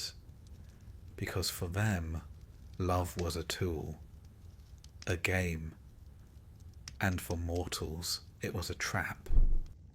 You'd think, after everything, the curses, the monsters, the heartbreak, and the gods with personal vendettas, that mortals in Greek mythology might be rewarded with something a little gentler after death. A nice rest, a sun-dappled meadow, perhaps a reunion with loved ones and a bit of harp music in the background. But no, because in Greek mythology, death wasn't the end of suffering. It was the beginning of something far more bureaucratic. The afterlife was not heaven. It was not hell. It was mostly grey. And if you were a mortal, even a decent one, the best you could usually hope for after dying was to become a mildly confused shade, wandering aimlessly across a dull plain for eternity, without sunlight, identity, or purpose. Welcome to the Asphodel Meadows. This was the Greek default. Not a place of torture, not exactly. But neither was it comforting. It was bland, unchanging. A sort of cosmic waiting room, where the dead drifted about like leaves in a windless forest, remembering less and less as the centuries rolled by. You weren't punished, you simply were. And if that sounds bleak, well, it was. But let's back up a little. Let's talk logistics. When a person died, their soul, the psyche, separated from the body and made its way to the underworld, guided by Hermes, who handled, among other things, the delivery of souls. One imagines him like a sort of mythological courier, stylish and swift, if perhaps a bit impersonal. The soul would arrive at the banks of the river Styx, where Charon, the grim-faced ferryman, awaited with his boat. Payment was expected, usually an obol, a coin placed under the tongue or on the eyes of the deceased at burial. Those without proper burial, or without the coin, were doomed to wander the shore for 100 years, voiceless and unable to cross. A chilling thought, really. The journey to the afterlife could be delayed simply by a careless undertaker. Once ferried across the river, assuming everything went smoothly, the soul would enter the realm of Hades. Not the god himself, though he was there too, in a distant, shadowy palace, but the place, the underworld, guarded by Cerberus, the three-headed hound who let you in, but most certainly not out. And here your fate was decided. But not by gods, not usually. The Greek afterlife had a staff, 3 judges, Minos, Rhadamanthus, and Aeacus. Mortals once, but now the eternal arbiters of the dead. They examined your life, your deeds, your crimes, your sacrifices. And based on this celestial audit, you were sorted. If you were truly vile, a betrayer, a murderer, a blasphemer of extraordinary talent, you might be sent to Tartarus. Not just a deep pit, but the pit. A vast abyss of torment, located even below Hades itself. Here, the worst offenders endured punishments designed not just for pain, but for poetic symmetry. Tantalus, who murdered his own son and served him to the gods, was made to stand forever in a pool of water beneath a fruit tree. But whenever he reached for the fruit or bent to drink, they slipped just out of reach. He was forever hungry, forever thirsty, forever tantalized. Sisyphus, who cheated death twice, once by tricking Thanatos, the spirit of death, and once by convincing his wife not to bury him, was condemned to roll a boulder uphill for all eternity. Each time it neared the summit, it rolled back down.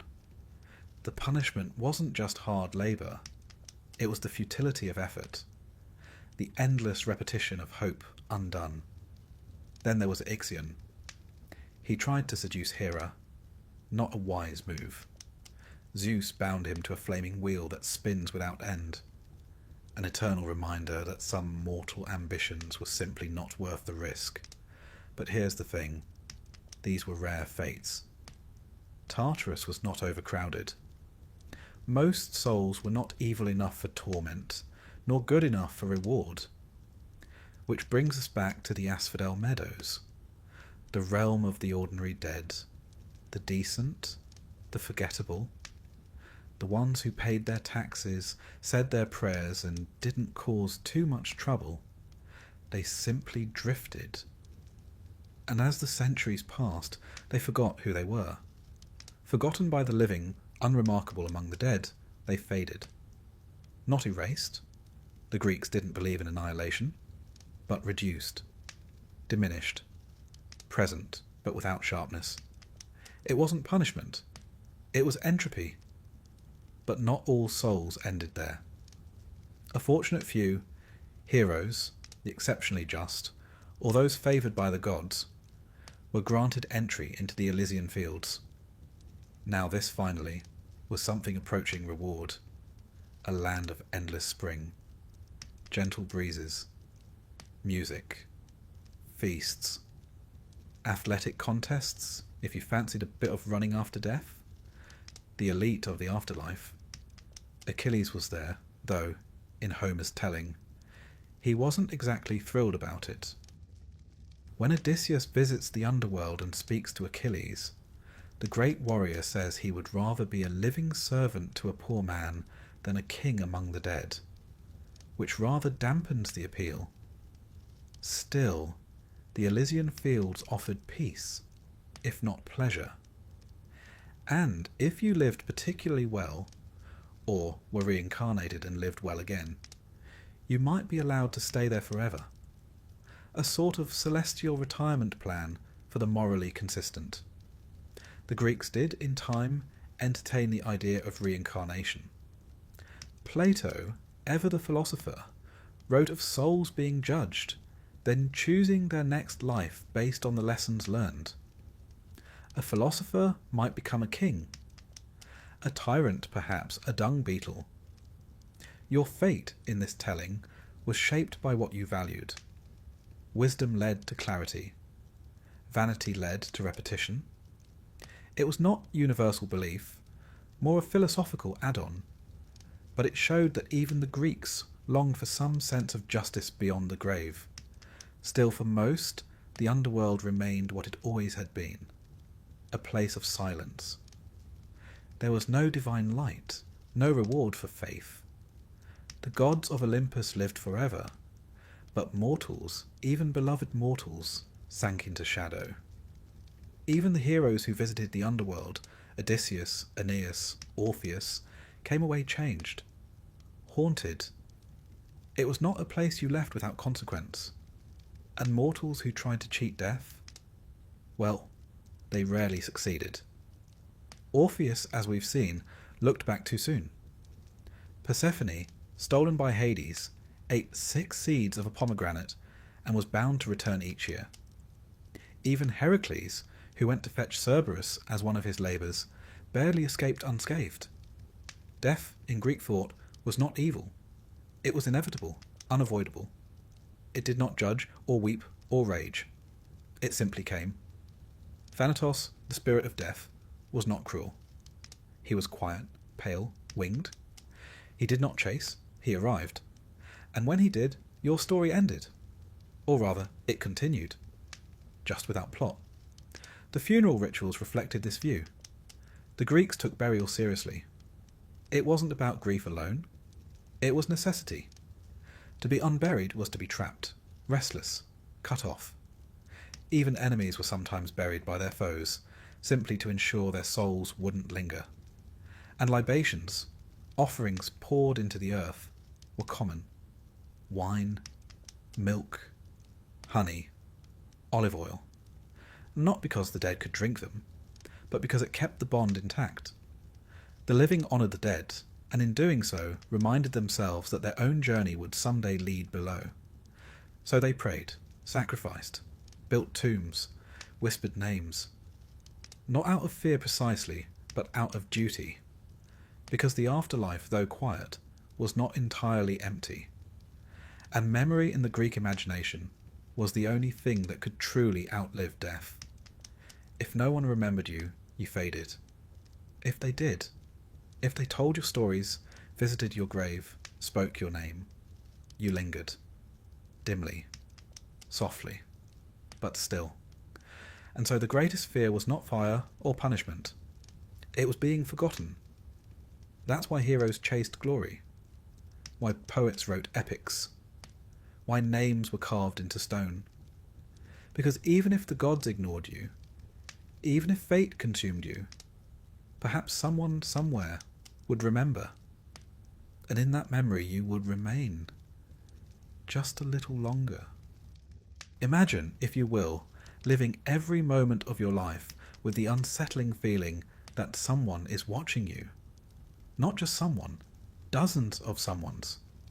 From the sky, the sea, the forest, the hearth, the sun, the shadows. Some are interested in your offerings. Some are interested in your mistakes. And all of them have opinions. That was the world of a mortal in ancient Greece. The gods weren't distant. They didn't reside in some heavenly realm beyond the clouds. emerging only for cosmic events. No, they were everywhere, in every flame, breeze, groan of timber, rustle of olive leaf. They were always watching. And more troubling still, they were judging. They noticed everything.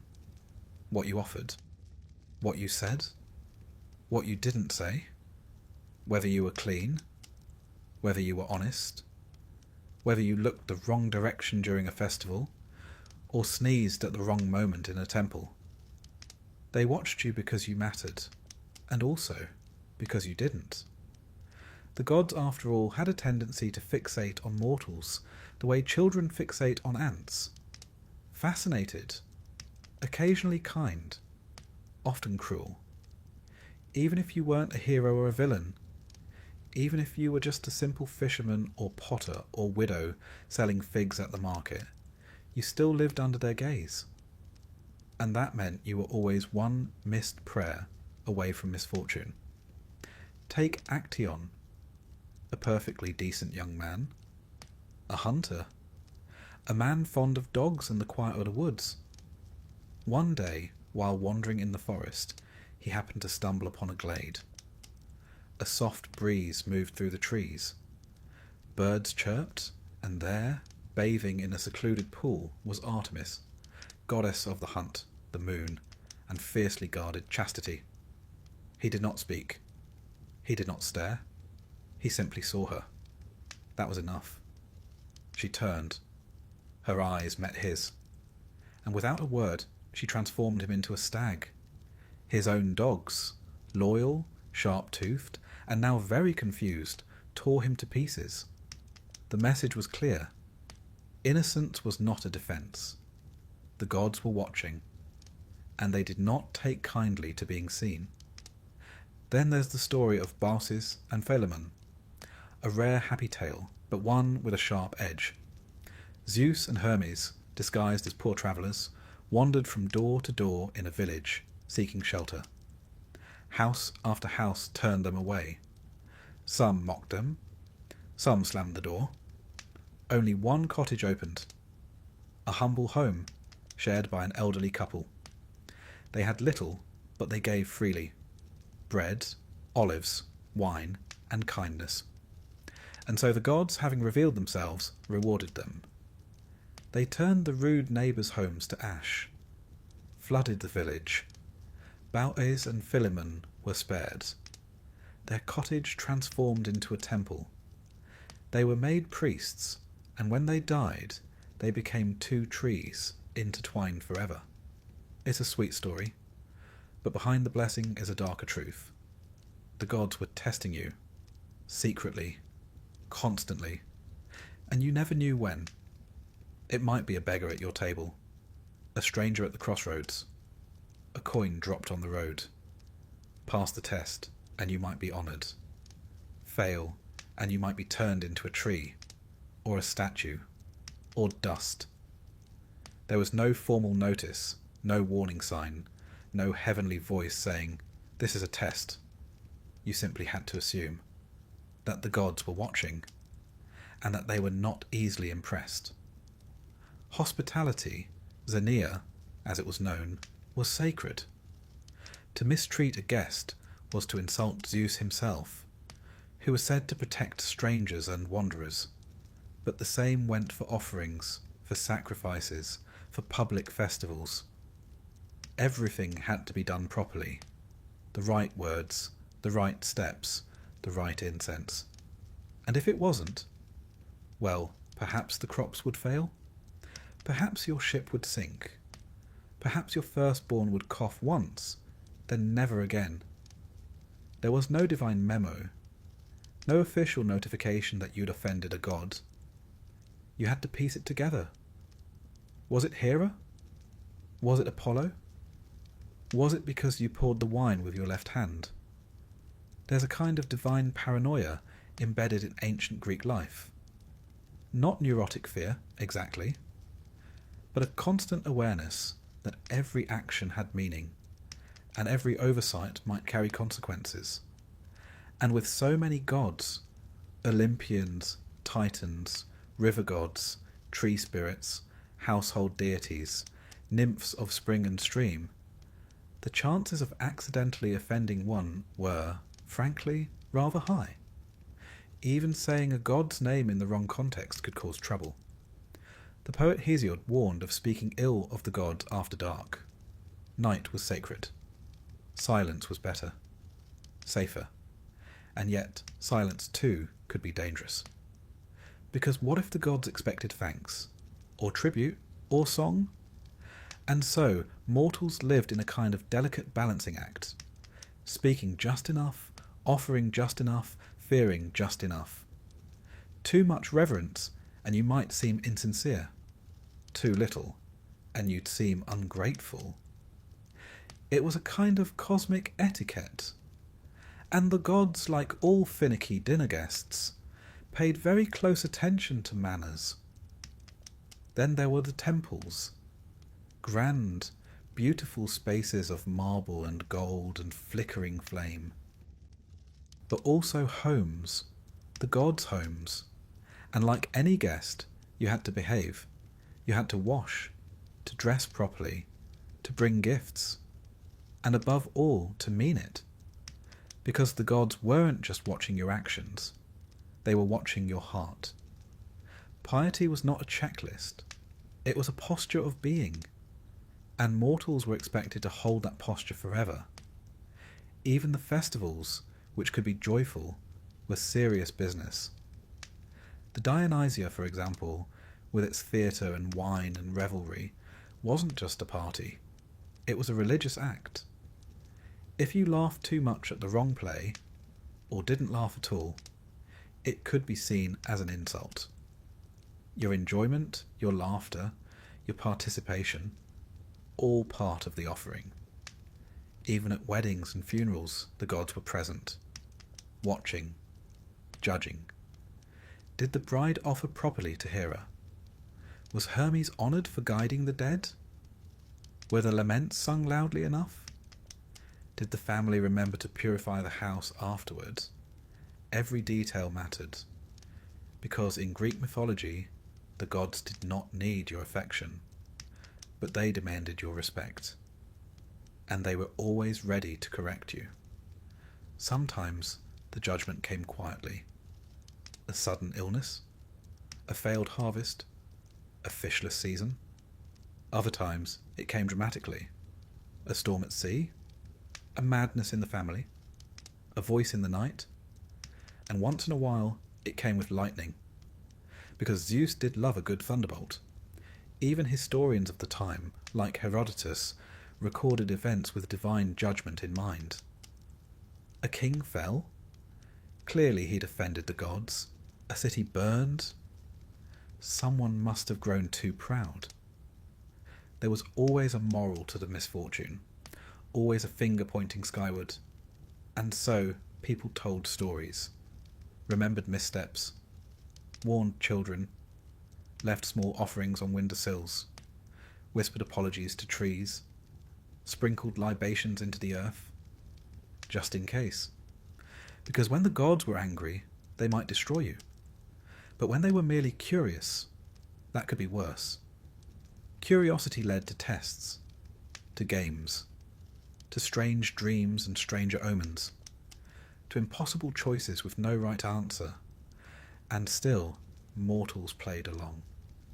They told their myths, built their temples, painted their pots with stories of judgment and justice and divine caprice, not because they loved their gods, but because they understood them. The gods were like storms, beautiful, unpredictable, necessary.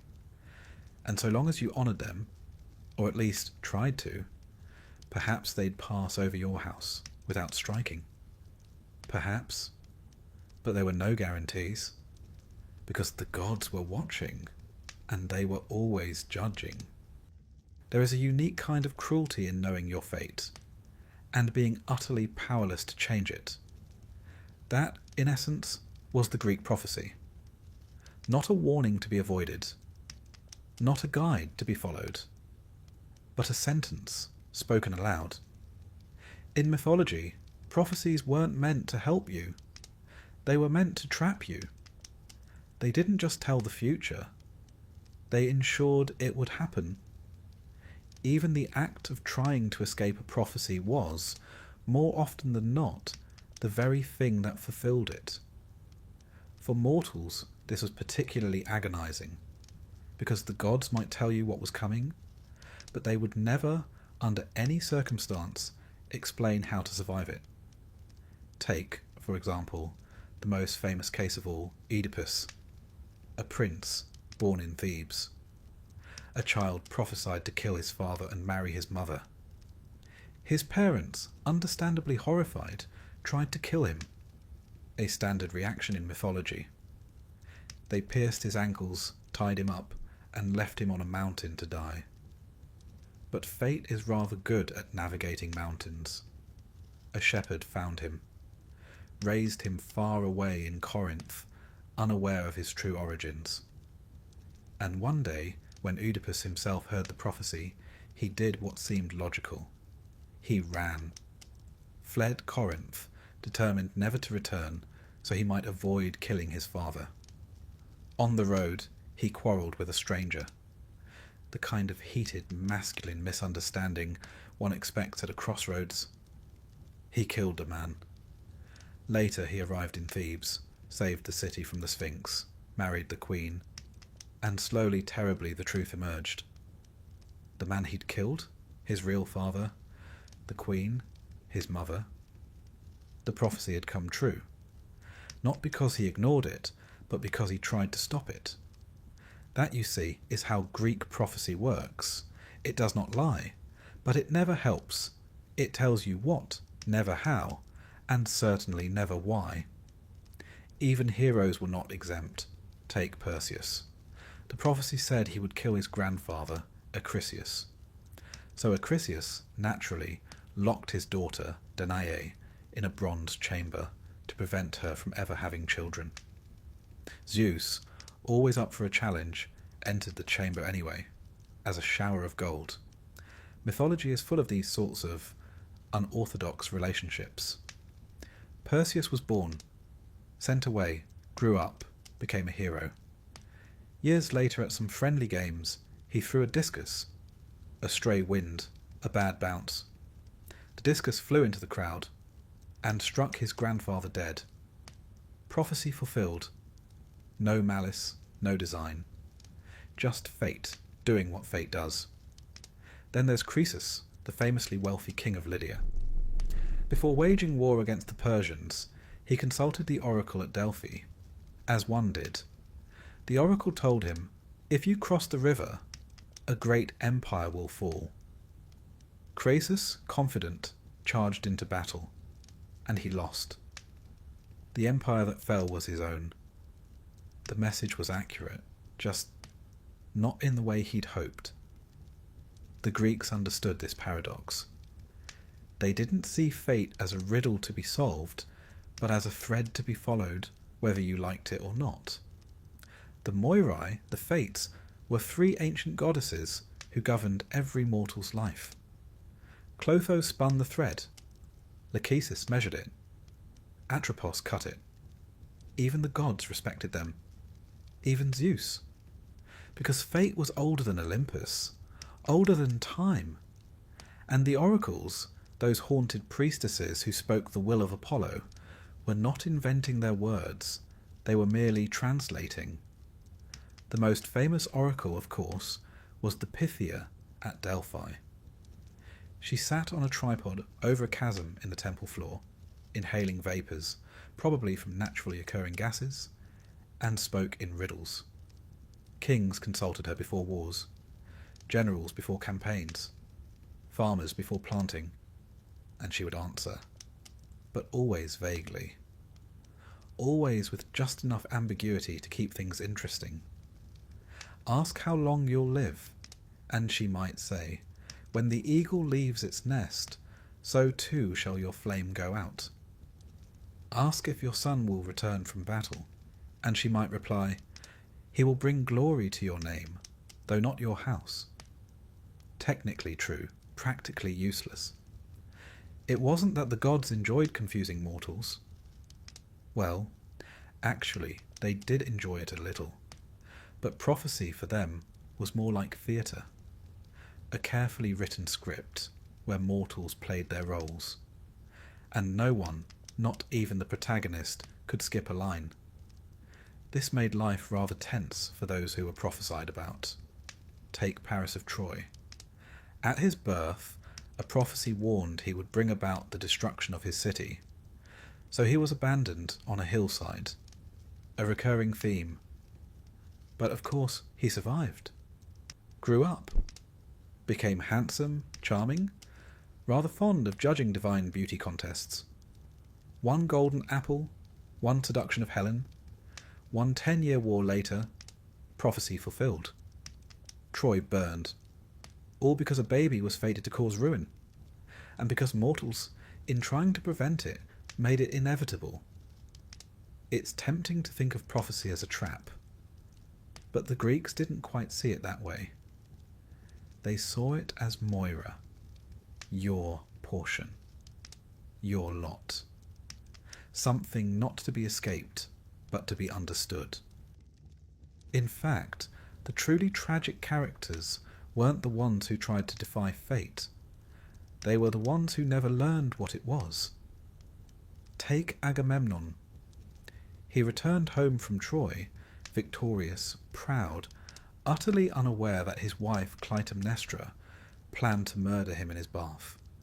There was no prophecy warning him, no divine whisper, just the slow march of consequences for a war he started, a daughter he sacrificed, a kingdom he neglected. In a way, the silence was worse than the omen. At least when the gods speak, you know what's coming. But prophecy wasn't just a tool of tragedy. Sometimes it was a mechanism for power. Kings claimed divine approval through oracles. Founders of colonies sought signs. Even Socrates, the philosopher, was famously told by the oracle at Delphi that no man was wiser than he. He spent the rest of his life trying to prove it wrong, and, in doing so, proved it right.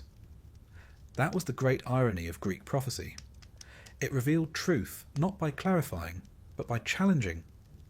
You understood it only after it happened, only after the bodies were counted, the temples burned, the throne vacant. Only then did someone somewhere say, "Ah, so that's what it meant." And so mortals learned to live with uncertainty. They consulted oracles, yes, but they also built contingency plans. They made sacrifices, read omens in bird flight, burned bones and studied the cracks. A priestess might interpret the bleating of a goat. A general might base a military decision on the way a chicken pecked at grain. If that sounds ridiculous, remember, they weren't looking for certainty. They were looking for alignment, a sense that their actions fit the will of fate. Because if the gods approved, or seemed to, perhaps things would go well.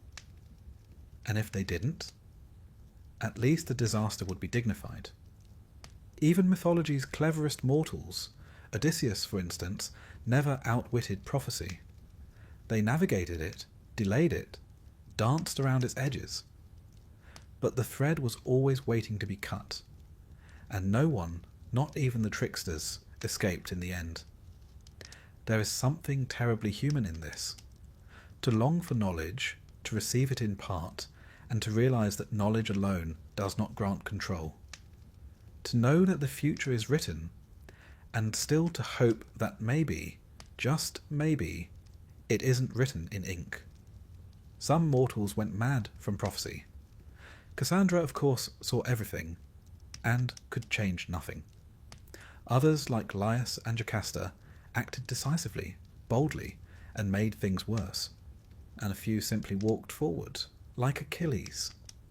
He knew his fate, knew he would die young, knew his name would live on, while his life would be cut short. And he chose it. That's the strange mercy of prophecy.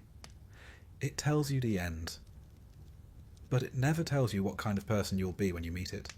And so, in the space between the knowing and the arriving, mortals lived, loved, fought, failed, sang, died, and somewhere, far above or deep within, the gods watched and smiled. Because prophecy, after all, was not just a sentence. It was a story. And mortals, they played their parts beautifully. If you were a mortal in ancient Greece, you likely accepted a few basic truths. The gods were powerful. Fate was inevitable. Monsters existed. And somewhere, somehow, the end of the world was coming. Or at least, the end of your world. Because in Greek mythology, when things went wrong, truly wrong, it was never the gods who paid the price. It was the mortals. They suffered first, and they suffered most. You could be a farmer planting barley, or a sailor watching the coast fade, or a mother brushing olive oil onto her child's hair. And, without warning, the gods could decide that your city, your field, your life was finished. Not from malice necessarily. Sometimes from boredom. Sometimes as a warning to others. Sometimes as the side effect of a squabble between two immortals about who forgot the libation last festival. The reasons didn't matter much. The consequences always did. Let's begin then with the flood. Not Noah's, but Deucalion's. The Greek version. You see, once upon a time, humans had become, in Zeus's eyes, a bit unruly, loud, ungrateful. Too many festivals gone unobserved. Too many sacrifices skimped. The gods had given them fire, taught them farming, let them name the stars. And how did they repay it? By being irritating. So Zeus, rather characteristically, decided to wipe them out. He unleashed a great flood, a deluge that covered the earth. Temples sank, herds drowned, cities vanished beneath the waves. Only two mortals survived, Deucalion and his wife, Pyrrha. Not because they were particularly strong or cunning or rich, but because they were pious. Zeus gave them a warning. They built a chest, not a grand ship, just a watertight box. They floated as the world drowned, and when the waters receded, they stepped onto a barren, empty world, alone, alive, exhausted. To repopulate the earth, they were told to throw the bones of their mother behind them. A riddle, naturally. They realized this meant the stones of Gaia, the earth. As they threw the stones, they transformed into people. The new human race. Stone-born. Hardy. No longer made of gold or silver or bronze, as earlier mythic races had been, but of rock, tough, durable, slightly miserable. The flood myth wasn't unique to Greece, but its moral was telling. When the world ends, the gods start over. But the mortals, they have to rebuild. From nothing. With no help. Then there's the tale of Pandora. Ah, Pandora. The first woman, crafted by Hephaestus. Blessed by the gods with beauty, grace, and curiosity. And gifted a jar. Or, as it's more famously mistranslated, a box. She was told not to open it. Naturally she did. And from it poured every sorrow known to humankind. Disease, famine, war, grief, madness, aging. All the things the golden race had never known. Hope fluttered out last.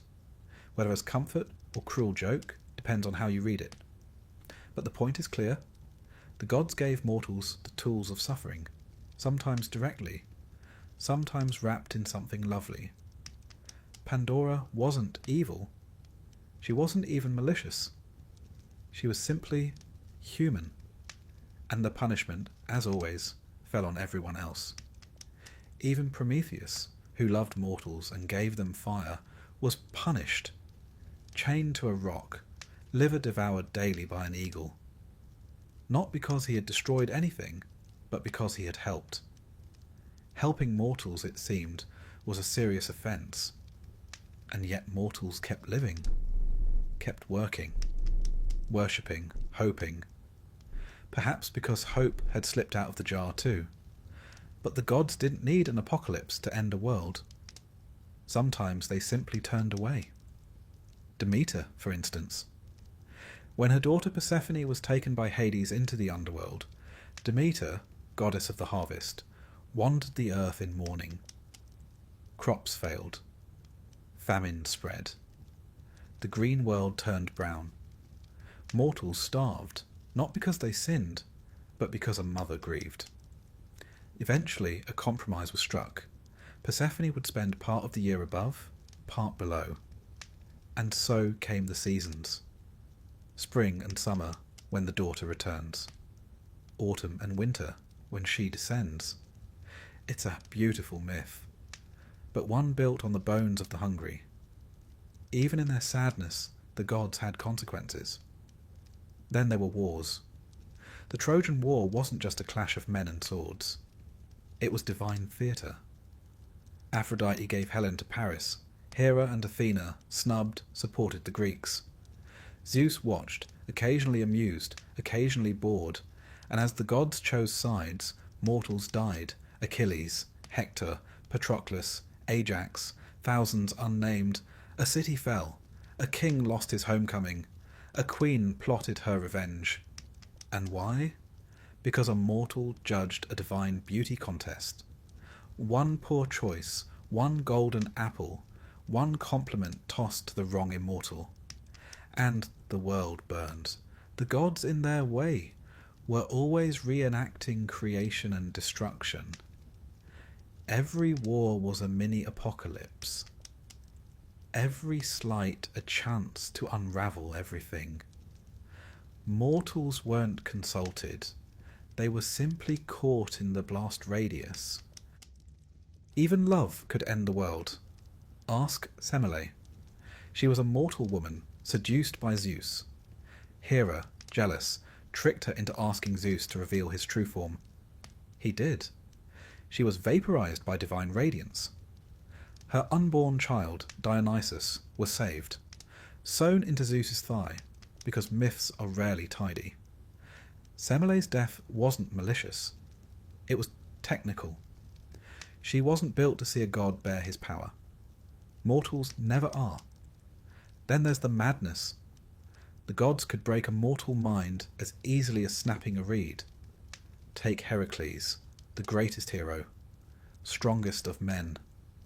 Driven mad by Hera, he slaughtered his wife and children. The world ended in that moment for him. And though he atoned, though he performed 12 impossible labours and was eventually made a god himself, the cost was unbearable. For the mortals in his story there was no redemption arc. Only blood. Only silence. The Greek worldview was not without hope, but it was shaped by resignation. Mortals lived in a world that was not built for them. They lived on borrowed land, under borrowed sky, at the mercy of beings who did not always know or care what their actions cost. And when the gods lost interest?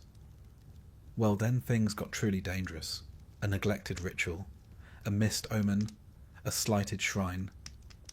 Any of these could lead to plagues, storms, madness, crop failure.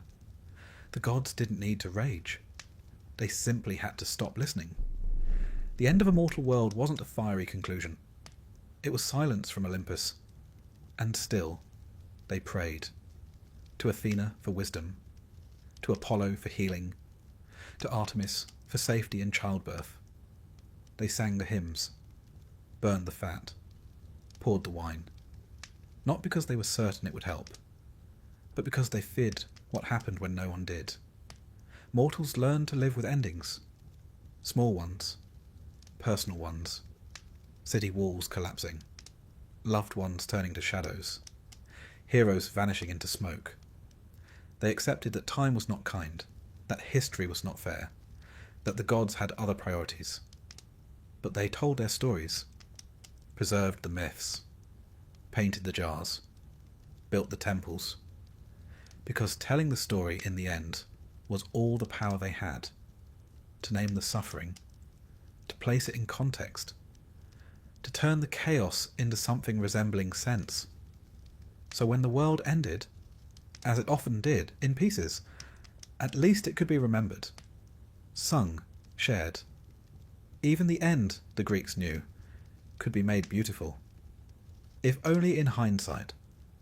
And that, perhaps, was the only comfort a mortal could rely on. The gods would do what they pleased. But the mortals? They would make meaning of it. They would gather the ashes and write it down. Now settle in, my friend. Let the noise of the day drift away like waves against a forgotten shore, and imagine for a moment that we are sitting beside an ancient hearth, its light flickering across the walls of a cave. Because tonight we're talking about giants, not the jolly friendly kind, but the one-eyed kind, the Cyclopes. Massive, shaggy creatures of legend who once shaped thunderbolts for the gods, frightened sailors in Homer's Odyssey, and left such an impression on the human imagination that, somehow, they still stand there, half seen, half remembered, peering back at us through a single eye. The name Cyclops comes from Greek, kyklos meaning circle, and ops meaning eye. So, quite literally, the circle-eyed ones. There's something unnervingly simple about that, isn't there? You can picture an ancient storyteller shrugging and saying, "Aye, they've got one eye, right in the middle." That'll do. But in those days, such a creature wasn't a silly fantasy. It was part of how people explained the world. Because when your life is surrounded by volcanic mountains, rumbling thunder, and the occasional earthquake, well, you might start imagining enormous beings hammering away beneath the earth, too. In Greek mythology, the Cyclopes were not just monsters for heroes to fight. They were part of the divine order itself. Their stories are tangled through the earliest layers of myth, older even than the Olympians. They stand somewhere between chaos and civilization, between the wild mountain and the city forge, between fear and craft. And that makes them fascinating. There are, confusingly, two kinds of Cyclopes in Greek myth. Hesiod, the ancient poet of theogony, describes the first generation of the elder Cyclopes. These were the children of Gaia, the earth, and Uranus, the sky. Their names were Brontes, Steropes, and Arges, meaning thunder, lightning, and bright. You can already tell they had rather loud personalities. They were divine craftsmen, the first smiths, and their work would shape the cosmos itself. These Cyclopes forged Zeus's thunderbolt, Poseidon's trident, and Hades' helmet of invisibility. Without them, the gods might have been left rather unarmed, which is a funny thought, really. A pantheon of mighty deities sitting around awkwardly, waiting for a one-eyed blacksmith to finish the job. But the second kind of Cyclopes came later, centuries after Hesiod's time, and they were rather less dignified. These were the shepherd Cyclopes of Homer's Odyssey, most famously Polyphemus, the grumpy giant who kept a herd of sheep, lived in a cave, and had a rather unfortunate encounter with a man named Odysseus. We'll meet him properly later, but for now, it's worth noting how drastically the image changed. In Hesiod, the Cyclopes are divine artisans. In Homer, they're simple brutes, almost caricatures of barbarity, enormous, lawless, and rude. It's as if, over the centuries, Greek storytellers forgot that the Cyclopes were once the builders of thunder, and began to picture them as the opposite of civilization. Big, hairy farmers with terrible manners. But before we get to the blinding and the sheep, let's stay in the older world for a while, the mythic dawn. Hesiod's Cyclopes were imprisoned by their father, Uranus, deep within the earth, because he feared their power. And there they remained until Zeus, rising up against the Titans, freed them to help in his war for control of the cosmos. In gratitude, the Cyclopes forged his lightning bolts, that terrible shining weapon that would forever mark Zeus as king of the sky. It's a lovely bit of mythic logic, really. Thunder and lightning come from the heavens, yes, but perhaps they were forged in the fires of the earth. The Cyclopes, living underground, were the link between sky and soil. They gave the heavens its weapons, and in return they were allowed to exist quietly beneath it all. Now, if you've ever visited Sicily, or read ancient travellers' accounts of it, you'll know that Mount Etna dominates the landscape, a smoking, rumbling volcano that occasionally spits fire into the sky. To the Greeks, this was a perfect explanation, the forge of the Cyclopes. When Etna erupted, it wasn't magma and gas. It was the sparks from divine hammers, striking anvils deep within the mountain. The god Hephaestus, patron of metalwork, was said to have his workshop there, assisted by the Cyclopes themselves. And so myth and geography intertwined beautifully. Nature became story, and story explained nature. No need for seismology when you've got thunder-eyed giants. Even Roman poets, centuries later, couldn't resist this image. Virgil, in his Aeneid, described the Cyclopes at their forge, enormous, sweating, hammering molten metal into weapons. He wrote that their blows echoed like thunder through the caverns of Etna, shaping armour for Mars and chariots for gods. It's vivid, industrial, and strangely familiar. The image of men at work, firelight glowing on their faces, sparks flying. Only these workmen happen to be 20 feet tall and have just the one eye to keep on the job. You can imagine the safety concerns. The Cyclopes, in that older sense, were more than monsters. They were symbols of creation itself, of fire, metal, and power harnessed by human or divine hands. Some scholars think that their single eye might represent the sun, or the focus of the craftsman's vision, or even the round mouth of a volcano. Myth, after all, has a way of blending symbols without worrying too much about consistency. And in the Bronze Age world, when blacksmiths could turn rock into shining bronze, that seemed like the closest thing to magic there was. It's also worth noting that the ancient Greeks had a peculiar relationship with their monsters. They didn't always see them as purely evil. Many were born of divine parents, punished or misunderstood, often tragic. The Cyclopes, for example, were divine craftsmen enslaved, released, and then forgotten. Not villains, but workers in the machinery of creation. If you think of mythology as the poetry of an ancient world trying to explain its own complexity, the Cyclopes were a kind of allegory for human power. Strong, creative, but lacking refinement. A bit like the early stages of civilization itself. Now, while the mythic Cyclopes belong to story, it's possible that something in the real world gave rise to their legend. Across the Mediterranean, in Crete, in Cyprus, in Sicily, archaeologists have found the fossilized skulls of extinct dwarf elephants. These skulls have a large central cavity in the middle of the forehead, where the trunk once attached. To an ancient farmer or shepherd, that hollow might well look like the socket of a single enormous eye.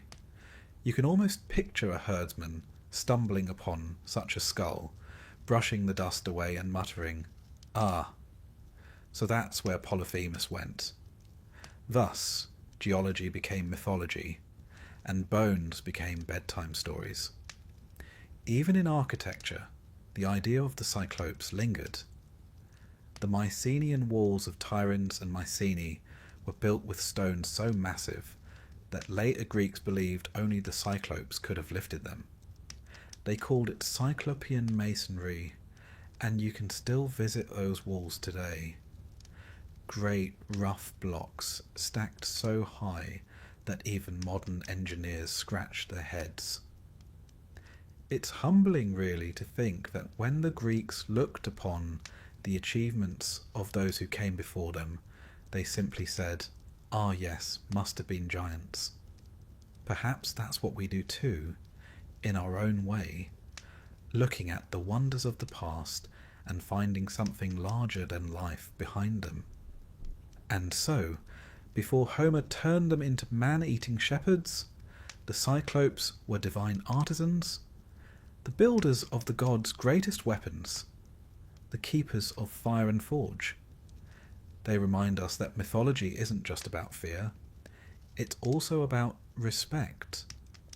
The Greeks respected craftsmanship deeply.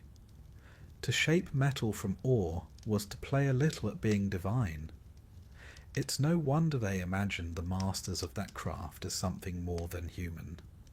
So, as you drift now toward sleep, picture them not as monsters lurking in caves, but as patient workers under a mountain. The rhythmic hammering fades into a heartbeat. The sparks rise like fireflies. A single golden eye glows faintly in the dark, watching the world, shaping it, giving it light. And above, far above, the volcano murmurs softly, as if dreaming too. Tomorrow night, we'll step further into their legend, to the island of Polyphemus, to the meeting of man and monster, and to one of the oldest stories ever told about pride, cleverness, and the dangers of underestimating a Greek with a bag of wine. But for now, the forge grows quiet. The Cyclopes rest, their hammers cooling beside them, and the mountain sighs just once before falling into stillness. Now then, let's go back, far back, before kings, before temples, before even the Olympian gods themselves. Back to a time when the universe was a rather crowded family household, and everyone was related in ways that made family dinners deeply uncomfortable. Because tonight, we're meeting the first Cyclopes, the original one-eyed giants, born not of man, but of the very bones of the cosmos. In the beginning, as the poets like to remind everyone, there was chaos, a word that didn't mean mess quite the way it does now. It meant a yawning gap, a void of pure potential. From that emptiness came Gaia, the earth, a being of infinite patience and solid foundation. Then came Uranus, the sky, vast and brilliant, who stretched himself lovingly across her. Together they produced a generation of beings, the Titans, the hundred-handed ones, and the Cyclopes. Now, Gaia and Uranus were not exactly gentle parents. In fact, Uranus turned out to be a bit of a tyrant. He loved Gaia, but he was terrified of their children, especially the Cyclopes, whose blazing single eyes shone like molten suns. And so, one by one, he stuffed them deep into the belly of the earth, imprisoning them in darkness. You can imagine Gaia's reaction. There's disappointment, and then there's my husband just buried our children inside me. Understandably, she wasn't thrilled. The Cyclopes' names, Brontes, Steropes, and Arges, meant thunderer, lightning, and bright. They weren't just builders or brutes. They were living elements, personifications of the storm. You could almost say they were the first industrial powerhouses, loud, fiery, and impossible to ignore. But poor Gaia could only feel their strength, rumbling beneath her surface, trapped and miserable. So she began to plot, and as myths tend to go, things escalated quickly. Gaia convinced her Titan son Cronus to rebel against his father. Armed with a sickle of stone, Cronus ambushed Uranus one evening, and, well, let's just say the sky was permanently separated from the Earth after that. It wasn't exactly a delicate operation. When Uranus fell, his blood birthed the Furies and other rather unsettling creatures. But most importantly, the prisons of the Earth loosened. The Cyclopes were finally free. For a while at least. You see, Greek mythology doesn't really do happy endings. It prefers cycles of drama. After overthrowing his father, Cronus promptly proved he wasn't much better. He re-imprisoned the Cyclopes and their many-handed siblings, fearing their strength. He also had that famous habit of swallowing his own children whole, which rather tells you how the family values were going at the time. And so, the Cyclopes waited once more in darkness, until a younger, more ambitious god, Zeus, came to power. When Zeus decided to challenge his father Cronus for the throne of the cosmos, he freed the Cyclopes again. They emerged from their deep prison, grateful and roaring, and as a reward they forged for Zeus his most iconic weapon, the thunderbolt. It was they too who crafted Poseidon's trident and Hades' helm of invisibility. In doing so, they helped secure victory for the Olympians in the great war against the Titans, the Titanomachy. It's not a stretch to say that without these one-eyed craftsmen, there might never have been a Zeus at all. They were the quiet engineers behind divine destiny. Now, if you're picturing them as blacksmiths in aprons, clanging away cheerfully, you wouldn't be far off, though probably with more sparks and fewer safety measures. In the myths, their forge was often placed deep inside volcanic mountains. Later storytellers, especially the Romans, said they worked beneath Mount Etna in Sicily, helping the god Hephaestus, or Vulcan as they called him, craft divine armour and weapons. When the volcano erupted, ancient people thought it was the Cyclopes at work, stoking their fires and hammering bronze. It's oddly comforting, isn't it, to imagine a natural disaster as simply a day at the office for a few noisy giants. But beyond the noise and the fire, the Cyclopes represent something much deeper. The moment when chaos became craft, when raw nature began to be shaped into order. The Greeks had immense respect for craftsmanship. A good smith wasn't just a tradesman, he was a kind of magician. To take dull stone and shape it into shining metal, that was divine work. And so, the Cyclopes became symbols of creation itself, the transformation of the earth's raw materials into tools of power. You might also notice how the gods rewarded that craft, not with gold or glory, but with gratitude. After all, the Cyclopes didn't sit on thrones or demand temples. They lived in the dark, toiled endlessly, and kept the cosmos running smoothly. There's something oddly humble about that. They're like the engineers of Olympus, unseen, uncelebrated, but absolutely essential. A bit like the people who fix your internet at 2 a.m, except with slightly larger hammers.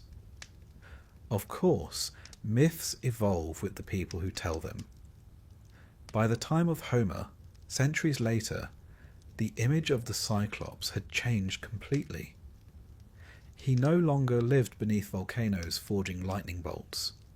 Now he herded sheep and ate sailors. This transformation probably says more about human storytelling than about giants themselves. In the earliest myths, the Cyclopes were divine, forces of nature. By Homer's time, they'd become a cautionary tale about civilization and savagery. They reflected the Greek belief that to live without laws or community, to live as the Cyclopes did, was to be less than human. But that, of course, is a tale for another night. Still, in these earliest stories, the Cyclopes are almost tragic figures. Born from the earth and sky, trapped by fear, freed by rebellion, and finally made servants of the gods. They shaped the very weapons that would keep them in the shadows. It's a pattern that echoes throughout Greek mythology. The creators rarely enjoy the fruits of their creation. Prometheus brings fire to mankind and gets chained to a rock for it. The Cyclopes forge lightning and vanish back into myth. It's almost poetic, if you're into melancholy, volcanic poetry. Now, let's step briefly out of myth and into the ancient imagination. When Greeks looked at mountains like Etna or Lipari, they saw more than geology. They saw breath, smoke rising like the sigh of a buried god. They didn't know about tectonic plates, magma chambers, or pressure buildup. But they did know about sound, the deep rumble that travels through rock before an eruption. To them, that was the hammer of a cyclops striking iron. A forge, not a fault line. And so, when the earth shook, they whispered prayers to Hephaestus, to Zeus, and perhaps to the nameless one-eyed giants still working below. Interestingly, even the word Cyclopean has survived, not as a myth, but as an architectural term. In places like Mycenae and Tiryns, the Greeks found enormous walls built by their ancestors, using stones so massive they couldn't imagine mere mortals lifting them. Naturally, they decided that the Cyclopes must have built them. And so, Cyclopean masonry became a term for any wall too big to make sense. You can still stand before those stones today, sun-baked and ancient, and see exactly why the myth persisted. They feel inhumanly strong. Exactly the sort of thing a one-eyed giant might have built on his day off. And perhaps that's the lasting charm of the Cyclopes. They sit right between divine mystery and human craft. Not gods, not quite monsters. Just something larger than life, hammering away at the edge of understanding. They remind us that the world itself was once thought alive, filled with voices and fire, and the echo of unseen workers beneath our feet. So, as you close your eyes tonight, picture that first generation again. The earth and sky embracing, the thunder rolling, and somewhere in the dark, 3 great figures waking, each with a single shining eye. They stretch, pick up their hammers, and begin to build a world. A world of lightning, stone, and story. Tomorrow night, we'll leave their forges behind and climb into the myths of men, to the land where Odysseus meets the Cyclops, not of thunder, but of appetite. A tale of cleverness, wine, and a very unfortunate eye injury. But for now, let the hammers quiet. Let the mountain sleep. And may your dreams be peaceful, and, hopefully, involve fewer anvils. Now close your eyes and imagine this. Far below the surface of the world, in a place where the air shimmers with heat and stone, glows like dying embers, a hammer strikes metal. The sound rolls like thunder. Sparks leap into the dark. And there, in the heart of the earth, stand the Cyclopes, the blacksmiths of the gods. It's quite an image, isn't it? 3 one-eyed giants, their skin streaked with soot, their enormous hands shaping the weapons of heaven. In Greek myth, few figures hold such a strange balance of dread and respect. They're not beautiful like Apollo, not wise like Athena, and certainly not graceful. But without them, the great drama of Olympus would be utterly toothless, quite literally unarmed. They were the divine engineers of thunder and flame. When Zeus overthrew the Titans, he didn't do it with charm or diplomacy. He did it with lightning. And that lightning, those iconic thunderbolts that crack across the sky, were the handiwork of the Cyclopes, Brontes, Steropes, and Arges, the sons of Gaia and Uranus. You might say they were the first union workers in the cosmos, forging the tools of authority while rarely getting a mention in the credits. To the Greeks, the forge was sacred. It was transformation. Base ore turned to shining bronze, chaos into order, fire into art. And no one embodied that more than the Cyclopes. In myth, their workshop was deep within Mount Etna, the great volcano of Sicily. When its slopes trembled and glowed, the ancients didn't speak of magma or tectonic pressure. They said the Cyclopes were hard at work, shaping the next gift for Zeus or Poseidon. Each eruption, they thought, was the exhale of a hammer stroke. It's a lovely thought in its way, turning terror into meaning. Because if you lived near Etna and saw the earth vomiting fire, you'd probably want an explanation too. And the giants are making lightning is a rather poetic one. Less terrifying than the gods are angry, and far more satisfying than plate movement and geothermal vents. Of course, the Cyclopes weren't working alone forever. They had a boss, the god Hephaestus, master of metallurgy and divine craftsmanship. Hephaestus himself was something of an outsider on Olympus. Lame, awkward, more comfortable with anvils than parties. So, naturally, he got along splendidly with his one-eyed assistants. Together, they forged the armour of heroes and the weapon of gods. When Achilles received his shield in Homer's Iliad, it was said to have been made by Hephaestus with the Cyclopes' help. A shield so beautifully detailed that it contained the entire world, the sea, the sky, the cities of men, even fields where oxen ploughed. It was a work of art, not just warfare. A perfect symbol of creation born from destruction. The Romans loved this image too. Virgil, in the Aeneid, describes the forge of Etna with almost cinematic vividness. Flames bursting, anvils ringing, the air thick with the sound of labour. He names the Cyclopes Pyracmon, Steropes, and Brontes.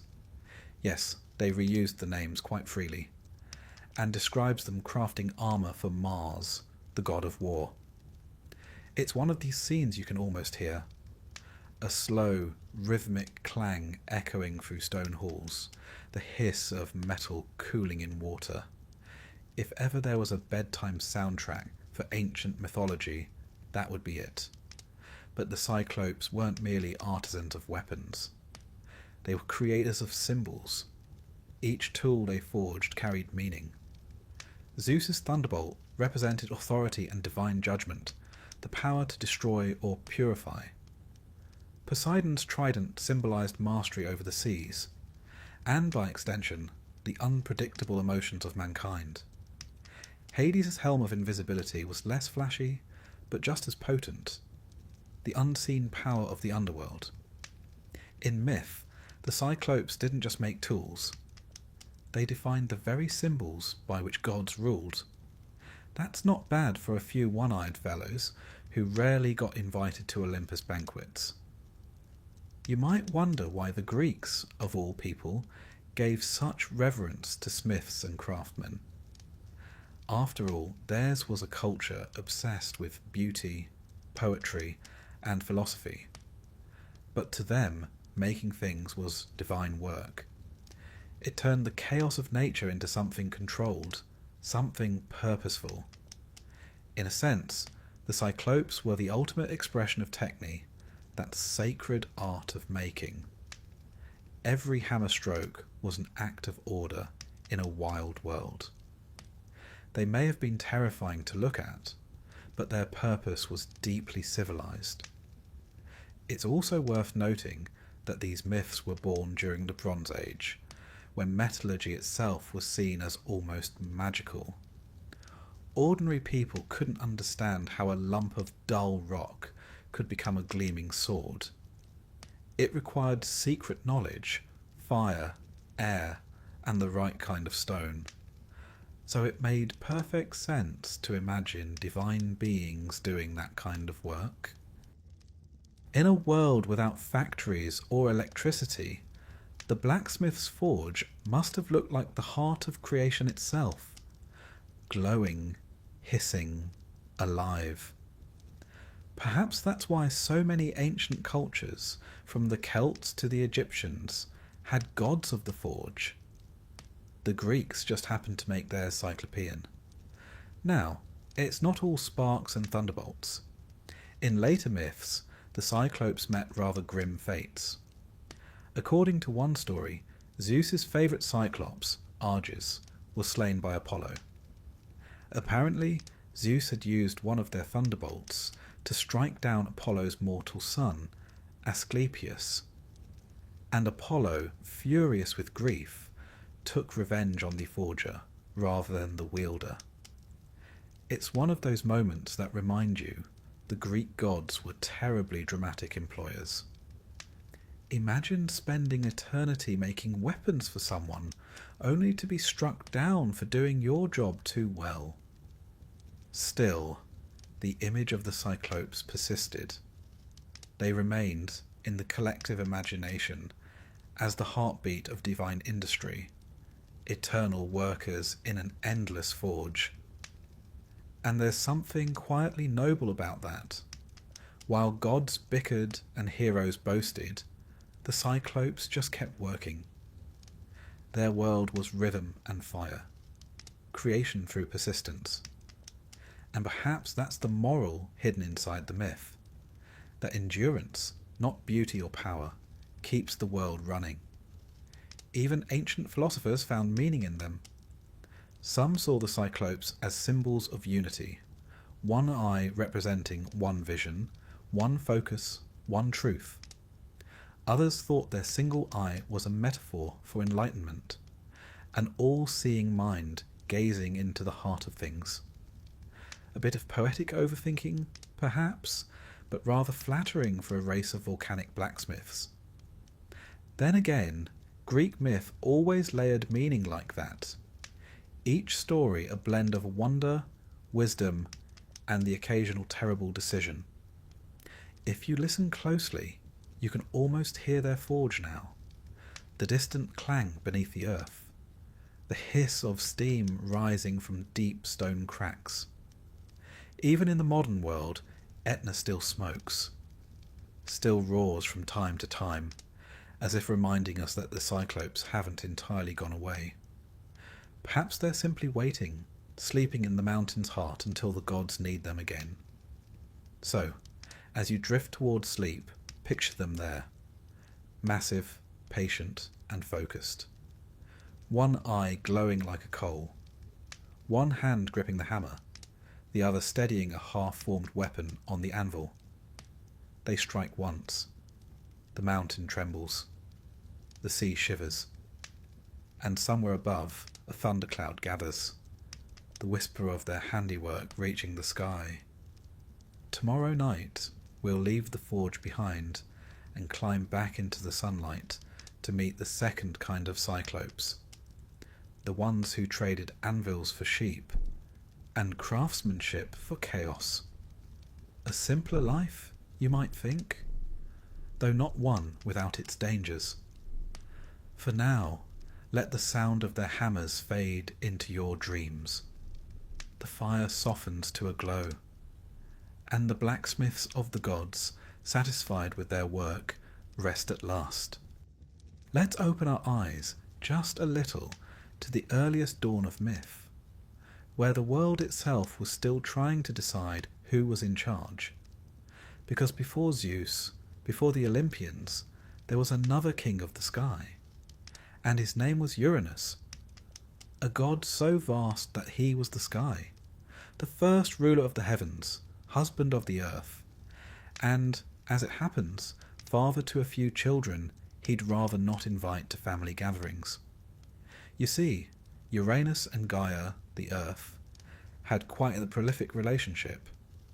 Together they produced the Titans, a mighty generation of gods, and then came the others, the 100-handed ones, who had 50 heads and 100 arms each, which sounds like a logistical nightmare. And of course, the Cyclopes, our one-eyed giants. You might imagine Uranus taking one look at them and thinking, nope, absolutely not. And so, in one of mythology's earliest acts of bad parenting, Uranus decided to imprison his children. He shoved the Cyclopes and their many-handed brothers deep into the belly of the earth, which awkwardly also meant into Gaia herself. Now, Gaia was patient, but she was not a doormat. The constant pressure, the rumbling beneath her surface, the cries of her buried children, it all grew unbearable. And so, as the story goes, the earth herself began to plot revenge. This is the beginning of what we might call the first divine rebellion. Gaia, furious with Uranus, fashioned a great sickle made of unbreakable stone and whispered her plan to her Titan sons. Most of them hesitated. It's not every day your mother asks you to overthrow your father, after all. But one, Cronus, stepped forward. He agreed to take the weapon, lie in wait, and ambush Uranus as he descended to embrace the earth. The rest, as they say, is mythological history, quite messy, and not suitable for mealtime discussion. But suffice it to say, Uranus lost his throne, and several other things besides. With that violent act, the rule of the Titans began, and for a moment the world must have seemed quieter. Gaia's imprisoned children, the Cyclopes and the 100-handed ones, were finally freed. They stretched their vast limbs, their single eyes blinking at the light, and the earth breathed easier. For a while, balance returned. But Greek mythology never allows peace for too long. Cronus, having seized power, quickly began to resemble the very tyrant he'd overthrown. He was strong, cunning, and paranoid, always afraid that his own children might one day rise against him.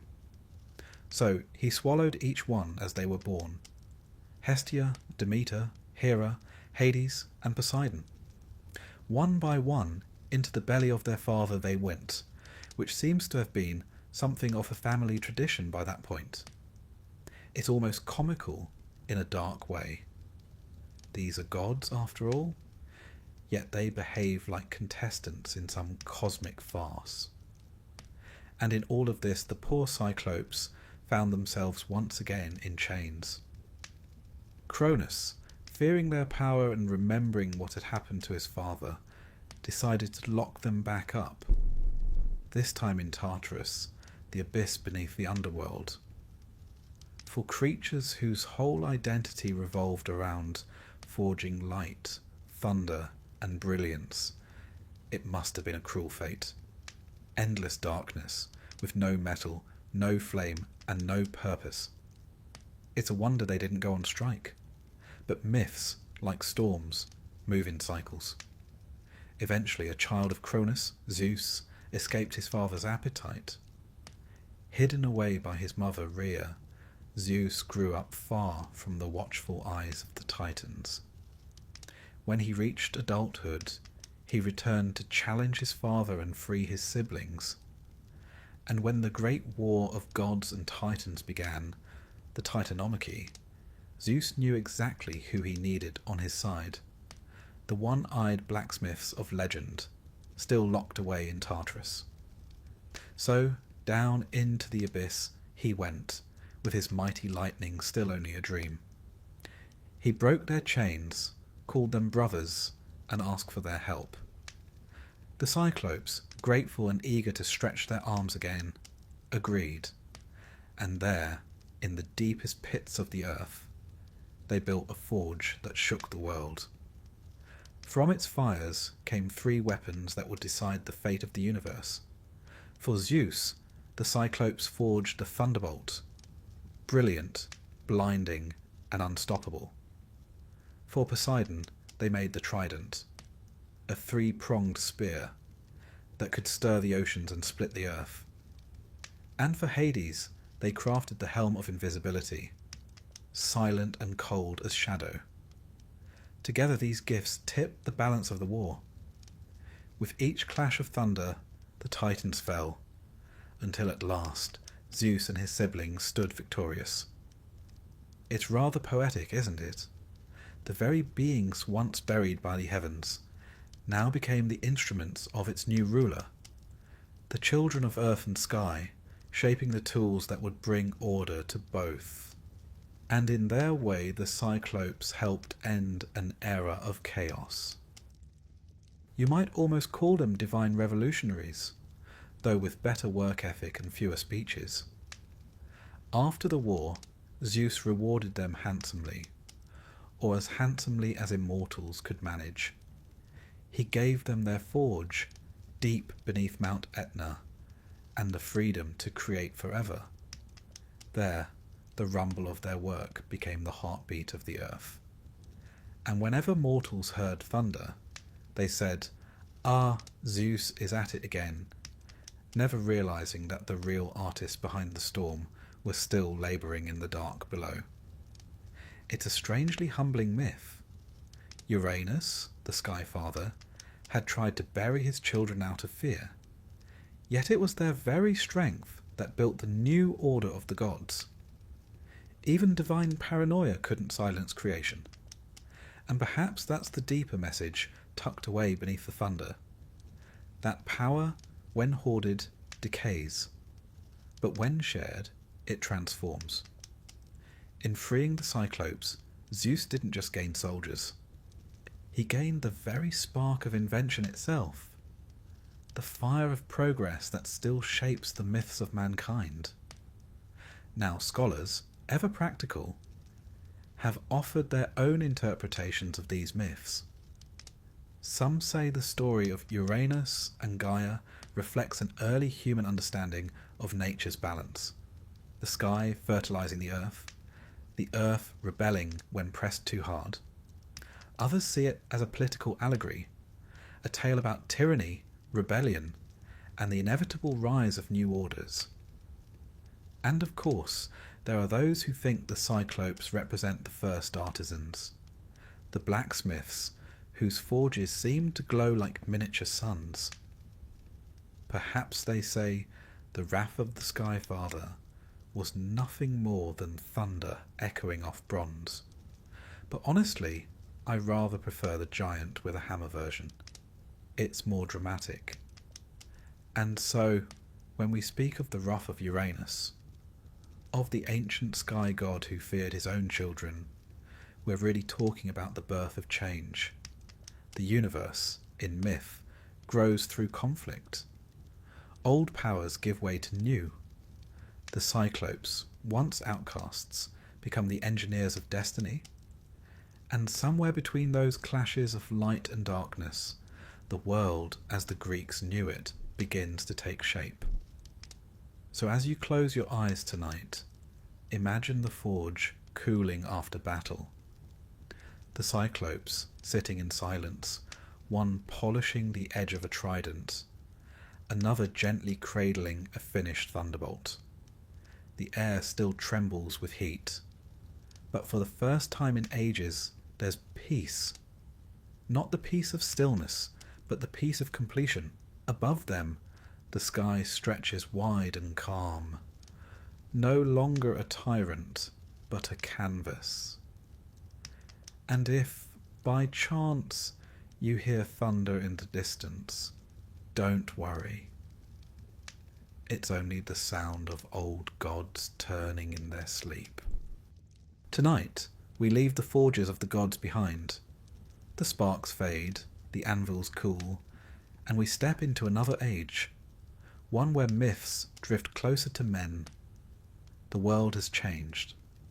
Zeus now reigns on Olympus.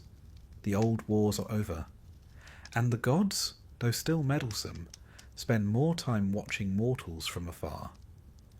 And it's in this quieter age that we meet a different kind of Cyclops. Not a divine smith, but a simple shepherd minding his flock, living in a cave by the sea. His name, of course, is Polyphemus. If you've heard of him before, it's likely through Homer's Odyssey, that grand old tale of a man trying, and failing repeatedly, to get home after the Trojan War. It's a story full of storms, sirens, and very poor navigation choices. But among all the dangers Odysseus faced, from enchantresses to sea monsters, few are as memorable as his encounter with the one-eyed giant of the island of the Cyclopes. Now, it's important to understand something right away. Homer's Cyclopes are not the same as the divine craftsmen of old. By the time the Odyssey was written, around the 8th century BCE, myths had shifted with culture. The Greeks had moved from rural tribes to seafaring city-states. They prized order, community, and laws, what they called nomos. And so, when Homer describes the Cyclopes, he paints them as the opposite of civilization itself. They are not lawgivers, they are not craftsmen, they have no cities, no councils, no ships, no agriculture. They live alone in caves, tending flocks, each one a law unto himself. To the Greeks, this was barbarism, an existence without reason or progress. To us, it sounds almost like a quiet countryside retreat. In Book 9 of the Odyssey, Odysseus and his men find themselves drifting to the land of the Cyclopes. The poet describes it beautifully, a wild and fertile place, untouched by human hands. The soil is rich, the grass thick, and the coastline dotted with caves. The Cyclopes live scattered across it, each in his own dwelling, neither visiting nor trading with neighbours. It's an eerie picture, a land full of abundance but devoid of society. And when Odysseus lands there, curiosity gets the better of him. He decides to pay a visit to one of these mysterious beings. Because, as we all know, in Greek myth, curiosity almost always ends terribly. He chooses the cave of Polyphemus, son of the sea god Poseidon. Now, one might think it unwise to barge into the home of a giant, but Odysseus was not known for restraints. He and his men enter the cave while the Cyclops is away, helping themselves to his cheese and admiring his livestock. When Polyphemus returns, however, the mood shifts from curiosity to panic rather quickly. He blocks the entrance with a boulder the size of a small house and eyes the intruders suspiciously. "Who are you?" he demands. Odysseus, ever the diplomat, replies that they are travellers seeking hospitality, a sacred custom in Greek culture known as xenia, the bond between host and guest. But Polyphemus, as Homer reminds us, knows nothing of such civilized niceties. Instead of offering bread and wine, he picks up two sailors and, well, eats them. It's not exactly ideal hosting. What follows is one of the most famous sequences in all of Greek literature, a mixture of terror, wit, and dark humour that shows why Homer's storytelling still works 3,000 years later. Trapped in the cave, Odysseus has to rely not on strength, but on cunning. He waits until Polyphemus falls asleep, then devises a plan. First, he offers the giant wine, strong, undiluted Greek wine, the kind that could put a satyr to bed. Polyphemus, unaccustomed to alcohol, gulps it down and grows rather chatty. When he asks Odysseus his name, the clever Greek replies, "My name is Nobody." It's a small moment, but it will prove brilliant later. When the Cyclops finally collapses in a drunken slumber, Odysseus and his men take a sharpened wooden stake, heat it in the fire, and drive it into Polyphemus's single eye. It's brutal, yes, but somehow Homer manages to describe it with the calm rhythm of a blacksmith's forge. The hissing of the burning wood, the sizzle of flesh, the roar that follows. Polyphemus howls in agony, tearing the stake free, and the other Cyclopes come running. "What's wrong, Polyphemus?" they shout through the rock. And he, blinded and enraged, answers, "Nobody is hurting me." So, of course, they leave him alone. It's a cruel bit of wordplay, but you can almost hear Homer's grin through the centuries. The next morning, as Polyphemus rolls the stone aside to let his sheep out, Odysseus and his men cling to the undersides of the animals, slipping past unseen. It's a simple trick, but one that works. Proof that in Homer's world, wit is mightier than muscle.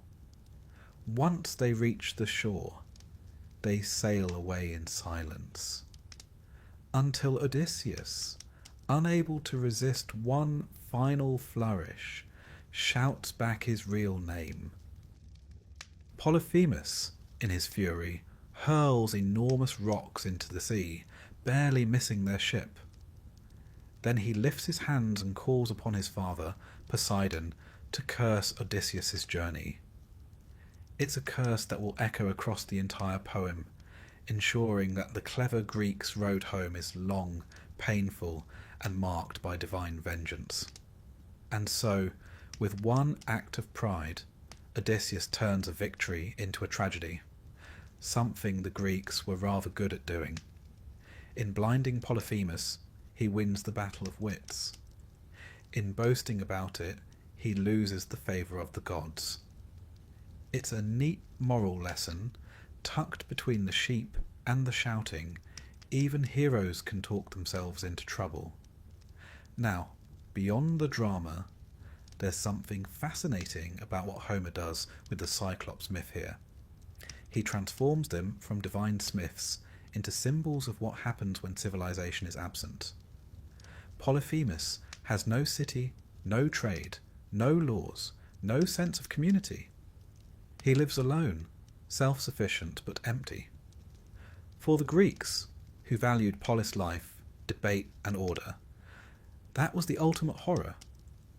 To live without society was to live like a beast. And so, Polyphemus became a kind of mirror, a monstrous reflection of what humans might be without culture. It's also worth noting that Homer's Cyclopes aren't evil in the usual sense. They're simply indifferent. Polyphemus isn't malicious. He's ignorant of human ways. He follows instinct, not morality. He's not so much cruel as colossal, like a storm or a mountain. And that's perhaps why the story lingers.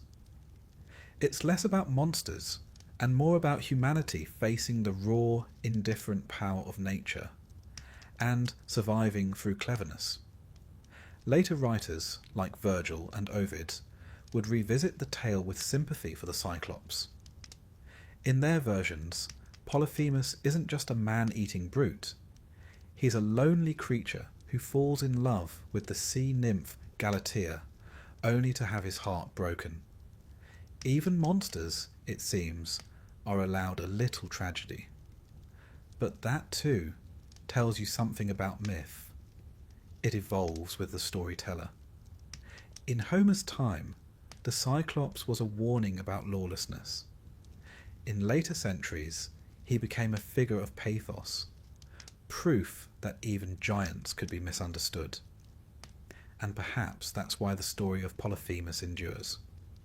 Because somewhere between the cave and the sea, between savagery and civilization, there's something recognizably human, a need for connection. a longing for recognition.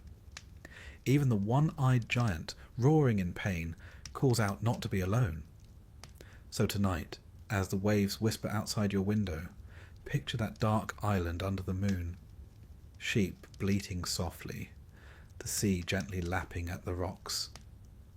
In a cave on the hill, a giant sits in silence, his single eye now just an empty shadow. He listens for the sound of oars far away, and perhaps wonders if his world was really so simple after all. And with that, the island fades, the sea calms, and Odysseus, ever restless, sails on into the next dream. Odysseus, that famously clever wanderer, is about to prove that intelligence can get you both into and out of trouble, often at the same time.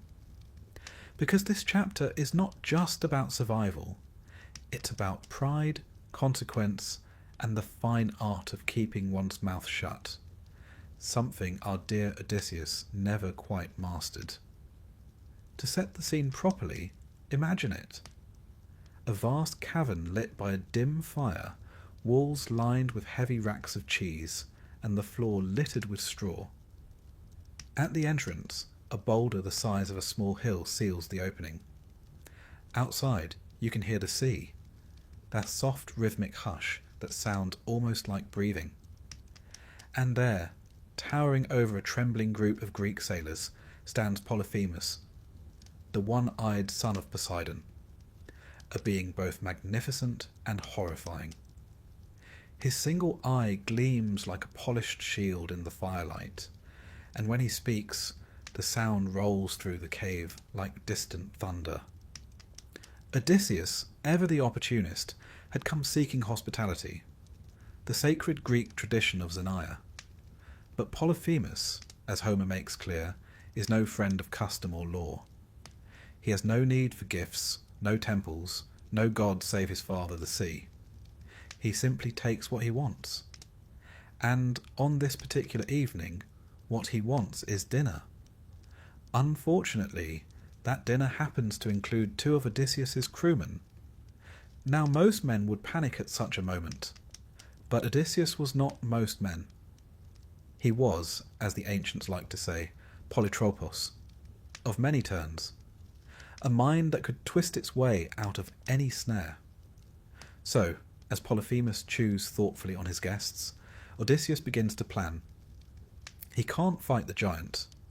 The man could lift a ship's mast like a twig. He can't run. The cave is sealed. So he does what Greeks have done best for centuries. He talks. With a bow and a charming smile, or whatever passes for charm under the circumstances, he offers Polyphemus wine, rich, dark, and dangerously strong. The Cyclops, who has never tasted anything so fine, downs cup after cup. His speech grows slurred, his laughter fills the cave, and at last he looks down at the tiny stranger and asks his name. And here comes one of those clever little twists that make the Odyssey so satisfying. Odysseus replies, "My name is Nobody." It's not the most heroic alias in history, but it will do.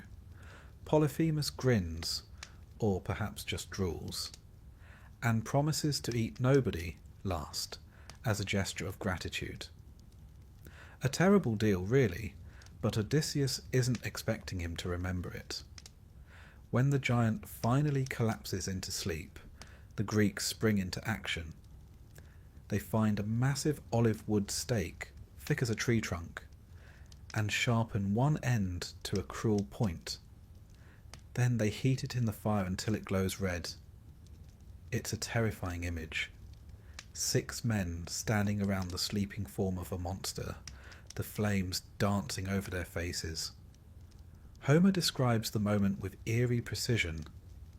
The hiss as the wood drives into the eye, the sizzle like iron plunged into water, and the roar that follows, shaking the very walls of the cave.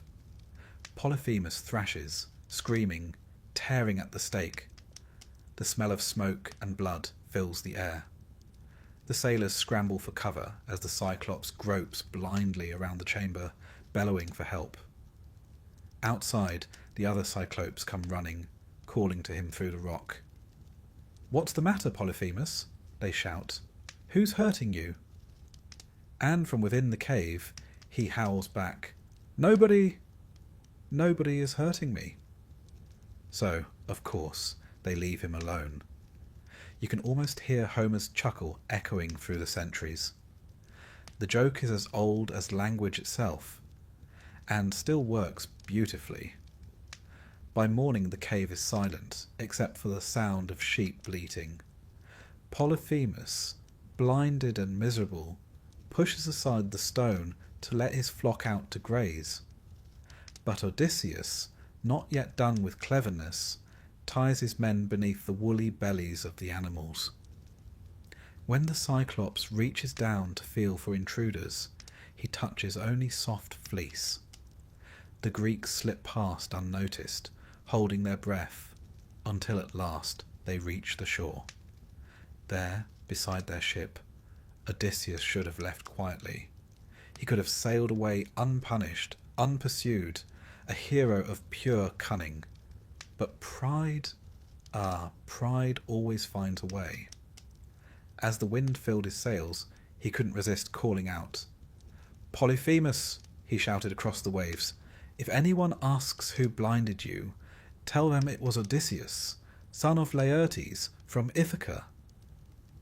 You can almost imagine his crew groaning in disbelief, because with that one boast, everything changes.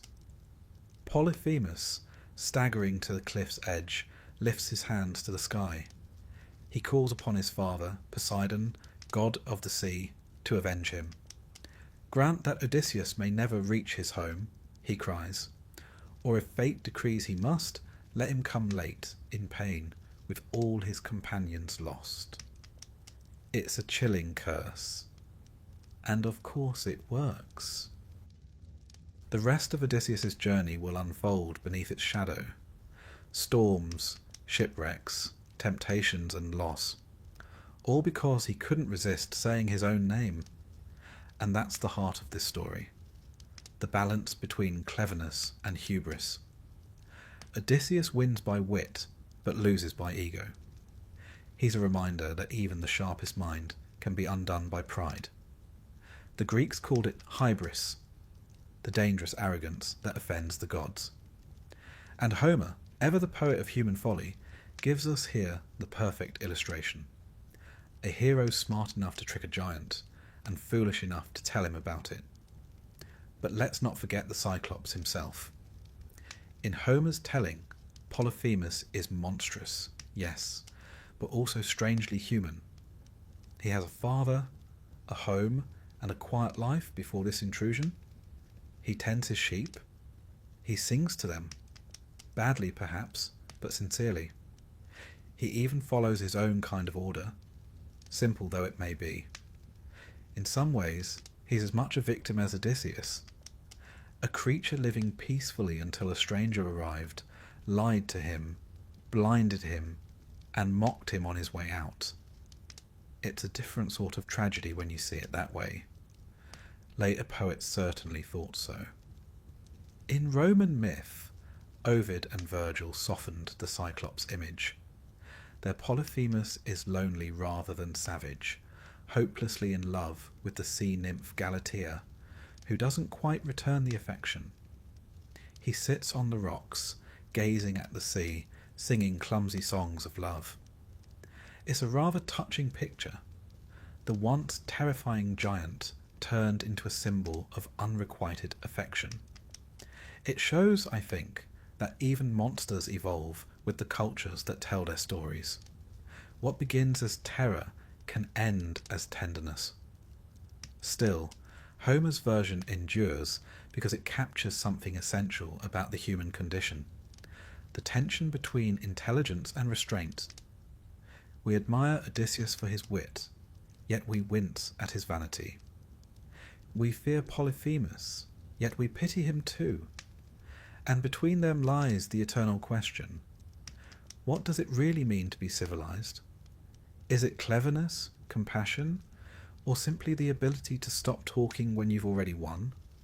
So, as the scene fades, the sea calm, the cave silent, we're left with two figures, a clever man and a wounded giant, both victims of their own nature, both shaped by pride and pain.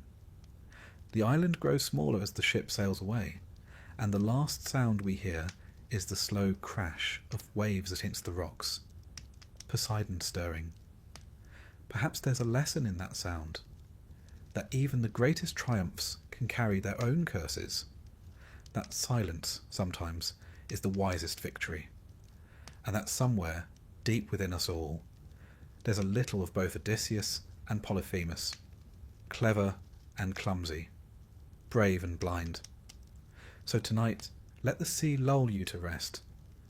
Imagine the waves as whispers from the ancient world, retelling the tale in endless rhythm. And if you dream of thunder on the horizon, it's only the echo of a god listening to his son's cry, still rippling through eternity. There's a moment after the noise of Odysseus and Polyphemus fades, when the mind begins to wonder, where did all this come from? Who first imagined a one-eyed giant living in a cave? Was it merely the spark of a poet's fancy, or something deeper? Perhaps even something real? Because behind every myth, there's often a faint outline of truth, like an ancient painting fading under layers of dust. And tonight, we'll brush that dust away gently to glimpse what might lie beneath the legend of the Cyclopes. Let's begin with the simplest possibility. The ancient Greeks didn't entirely make them up. Or rather, they didn't have to. All across the Mediterranean, from Crete to Sicily, from Cyprus to the Greek mainland, strange bones began to appear.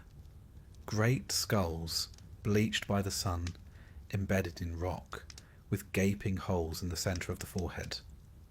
To us, they're recognisable at once. The fossilised remains of prehistoric elephants and mammoths. But to a shepherd or fisherman thousands of years ago, they must have been astonishing. A human-like skull, but far too large, with what appeared to be a single eye socket staring out from the centre. And so, perhaps, the first Cyclops wasn't born in a poem, but unearthed from the earth itself. You can almost imagine the scene. A farmer on a hillside, digging into soft limestone, uncovering the curved tusks, the vast jaw, and that mysterious hollow. He runs to his neighbours shouting, "A giant! A monster from before the gods!" And just like that, myth takes its first breath. Fossils, after all, were the storytelling stones of the ancient world, strange remnants that begged for explanation. And the Greeks, being a deeply imaginative people, never left a mystery unexplained for long. To them, those bones were proof that giants once walked the earth, the Cyclopes, the Titans, the heroes of a vanished age. But there's another, subtler kind of truth hidden in these stories. A cultural one. Myth, in its own way, acts like a mirror, reflecting not what people saw, but what they feared and valued. The Cyclopes of Homer's Odyssey weren't just monsters for the sake of entertainment. They represented everything the Greeks considered uncivilized. No cities, no laws, no agriculture, no government, just raw, solitary existence. To the ancient mind, this was almost unthinkable. They saw themselves as the inventors of order, of democracy, art, and architecture. And so, when they imagined the opposite of all that, they imagined the Cyclopes. You could say that Polyphemus wasn't merely a giant with one eye. He was a metaphor, a reflection of the Greek fear of chaos, of life without structure, the kind of existence that belongs to beasts, not men, and that perhaps is why Odysseus's victory over him mattered so deeply. It wasn't just cleverness triumphing over strength. It was civilization triumphing over savagery. Each time the story was told, it reaffirmed the Greek belief that order was fragile but precious, that even in the face of monstrous power, wit and reason could prevail. Now, as centuries passed, the Cyclops evolved, shifting shape as all myths do. The blacksmith Cyclops of Hesiod, those mighty forgers who gave Zeus his thunderbolt, represented creativity, divine skill, and progress. But Homer's shepherd Cyclops symbolized something entirely different: isolation, ignorance, and brutality. Two sides of the same mythic coin, one creative, one destructive, each reflecting humanity's complicated relationship with its own power. And if you think about it, that's rather timeless, isn't it? The same hands that build can destroy. The same fire that warms can burn. Perhaps that's what the ancients sensed in the Cyclops. The double-edged nature of strength. The forge and the fist, the craftsman and the beast. The Romans, as usual, added their own spin. Writers like Virgil and Ovid turned the Cyclops into something more tragic. Lonely figures labouring under volcanoes or singing mournfully by the sea. Their Polyphemus, for instance, became a lovesick creature, hopelessly enamoured with the sea nymph Galatea, who preferred a mortal man instead. In his jealousy, the Cyclops crushed his rival beneath a rock. But in Roman hands, even that act wasn't framed as evil so much as clumsy heartbreak. It's as if humanity was learning to see its monsters as flawed souls rather than faceless terrors. And perhaps that's why the Cyclops remains so memorable. Because unlike many mythical beasts, he isn't entirely other. He speaks, he herds sheep, he drinks wine. He even dreams of companionship, in his own rough way. He's a creature of edges, half man, half myth. A reminder that monstrosity isn't always found in shape or size, but in isolation, ignorance, or pride. It's tempting, too, to see in these myths echoes of real encounters. The Greeks were great travellers, sailors who ventured across seas and met foreign peoples whose customs differed wildly from their own. To them, those who lived without Greek language or law were called barbaroi, barbarians, the people whose speech sounded like nonsense. And so, when they told stories of the Cyclops, they might also have been talking about those distant, unfamiliar tribes, strange shepherds in the hills, who lived apart, who didn't share bread or ritual, and who seemed, to Greek eyes, half human, half wild. But there's another layer still, quieter and more psychological. In every generation, the Cyclops can represent the part of us that sees the world through a single lens. One eye, one perspective. He lacks depth, literally and metaphorically. He cannot see as we do. He can only look straight ahead. Perhaps that's why he's always tricked by cunning and misdirection. He doesn't lack strength, but insight. He's powerful, but blind. Not just physically, but philosophically. And that, I think, is why the myth endures. Because it's never really about a monster at all, but about the limits of vision, our own included. It's fascinating, too, how the Cyclops has lingered in our imagination long after the ancient poets fell silent. Artists in the Renaissance painted him as both terrifying and pitiful, a figure of brute emotion. Romantic poets like Alfred, Lord Tennyson and Shelley saw in him the raw, unrefined energy of nature itself. Beautiful, dangerous, and unthinking. Even in modern fantasy, echoes of the Cyclops appear. In the lumbering giants of fairy tales, the misunderstood beasts of literature, and the villains who see the world only one way. He's not gone. He's evolved. And yet, behind all those layers of interpretation, fossil, metaphor, moral, and art, there's still something ancient and elemental about him. The Cyclops is the roar in the mountain, the spark in the forge, the storm rolling across the sea. He's the reminder that nature is older, larger, and wilder than we are, but also that we share something with it. A single eye of awareness, blinking open, trying to make sense of the light. So tonight, as you drift towards sleep, picture that image. A quiet island under the stars. A cave that once echoed with thunderous voices now sits empty, filled only with the sound of wind.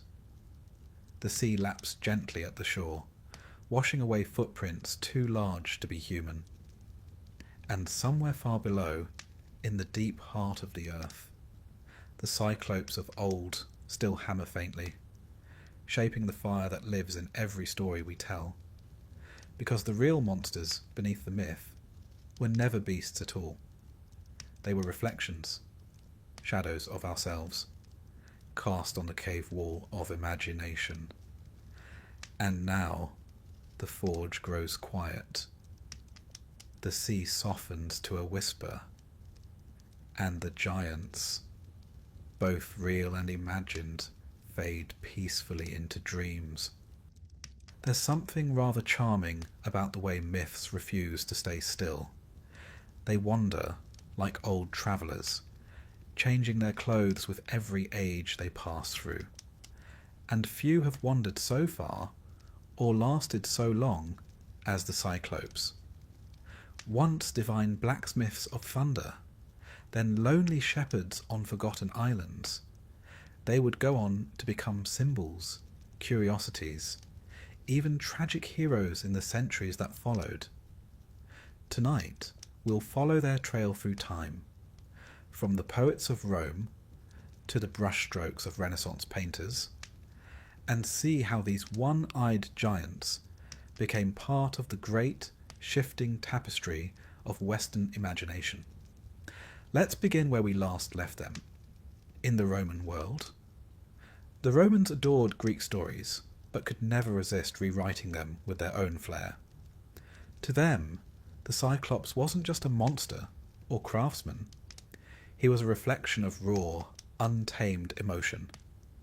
The Roman poet Virgil, in his epic Aeneid, gives us a striking image of them, not as barbaric shepherds, but as industrious smiths still working under the fiery belly of Mount Etna.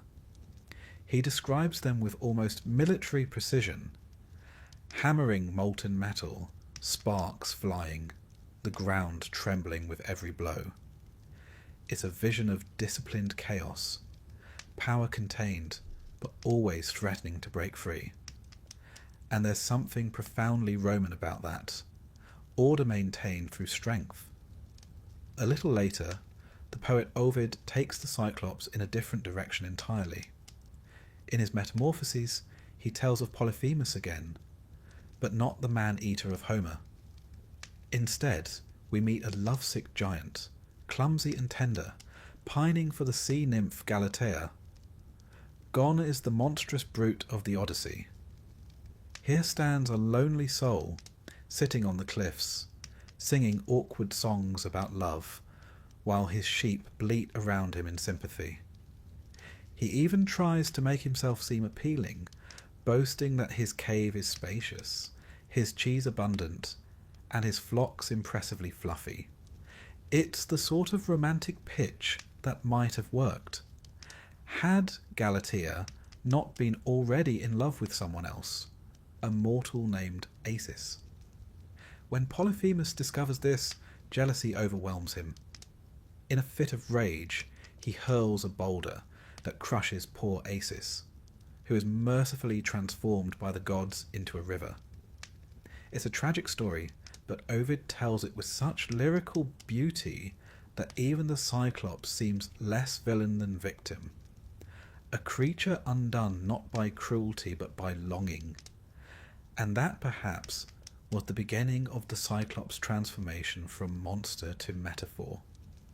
As the centuries rolled on, artists and philosophers began to see in him something recognisably human: loneliness, strength, and the desire to be understood. Even the single eye took on new meanings. No longer a deformity, it became a symbol of focus, of unity, or, depending on the thinker, of limited perception. To medieval scholars, the Cyclops was a moral allegory, a creature with one eye fixed on earthly matters, blind to the divine. To Renaissance humanists, he became a symbol of unshaped potential, strength without wisdom, art without refinement. And to painters, he was simply irresistible. The Italian masters loved the drama of myth. In the 16th and 17th centuries, artists like Annibale Carracci, Poussin, and later Goya would bring the Cyclops to life in oil and pigment. In these paintings, he's no longer a savage caricature, but a figure of startling pathos. Huge, yes, but strangely gentle, almost melancholy. Carracci's Polyphemus and Galatea shows the giant gazing from his rocky perch, lute in hand, trying to charm the nymph with music. Poussin paints him with a soft, almost wistful expression, framed by clouds and sea spray, as though he's not a monster at all, but a man out of place. Even Goya, centuries later, in his haunting sketches, saw something tragic in that single unblinking eye. A window not to rage, but to solitude. It's fascinating, really, how the passage of time softened him. What terrified the ancient Greeks became for later generations a figure of empathy. It's as though humanity gradually learned to recognize its own reflection in the faces of its old monsters. The Cyclops, once a warning against savagery, became an emblem of misunderstood strength. A reminder that even power can be lonely when it stands apart from others. And perhaps this shift tells us as much about us as it does about the myth.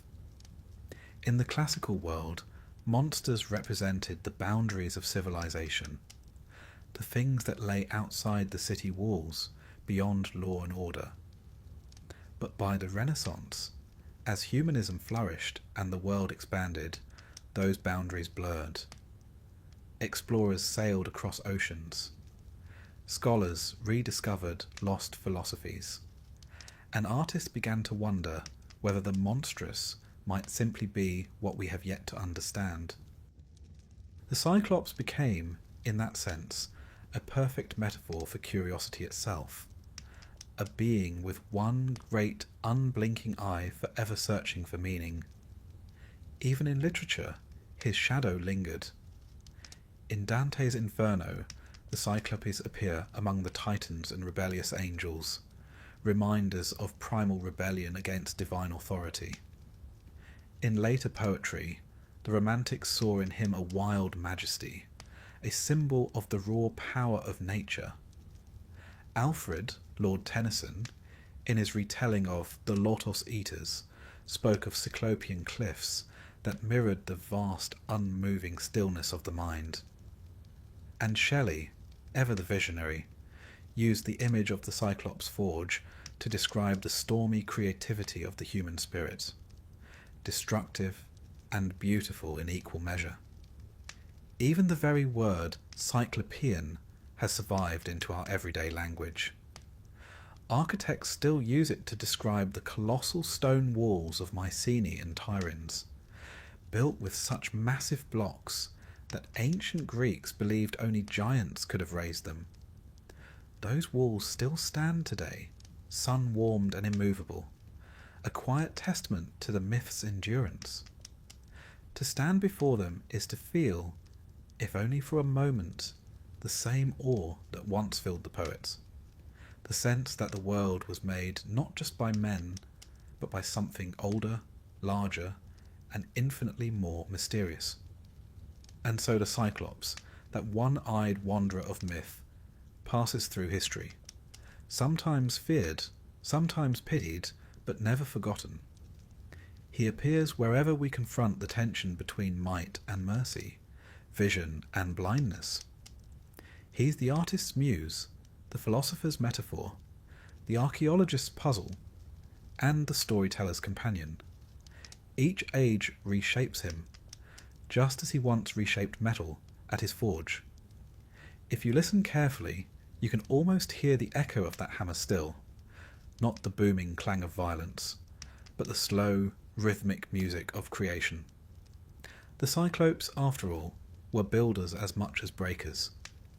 And perhaps that's why they remain in our imagination, because they remind us that even what frightens us can create beauty.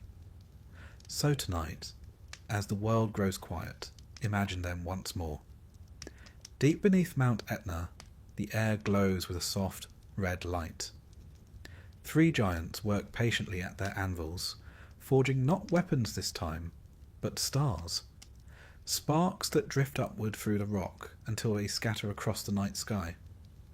Above them, on a lonely cliff, Polyphemus sits, still watching the sea, his heart a little lighter, his songs a little sweeter.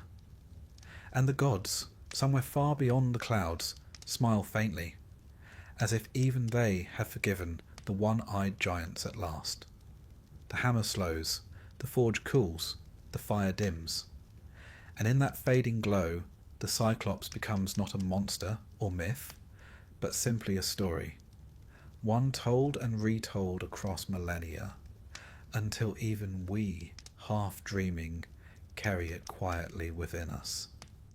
There's a peculiar comfort in firelight, that quiet flicker, the low crackle, the way it draws you in without demanding anything at all.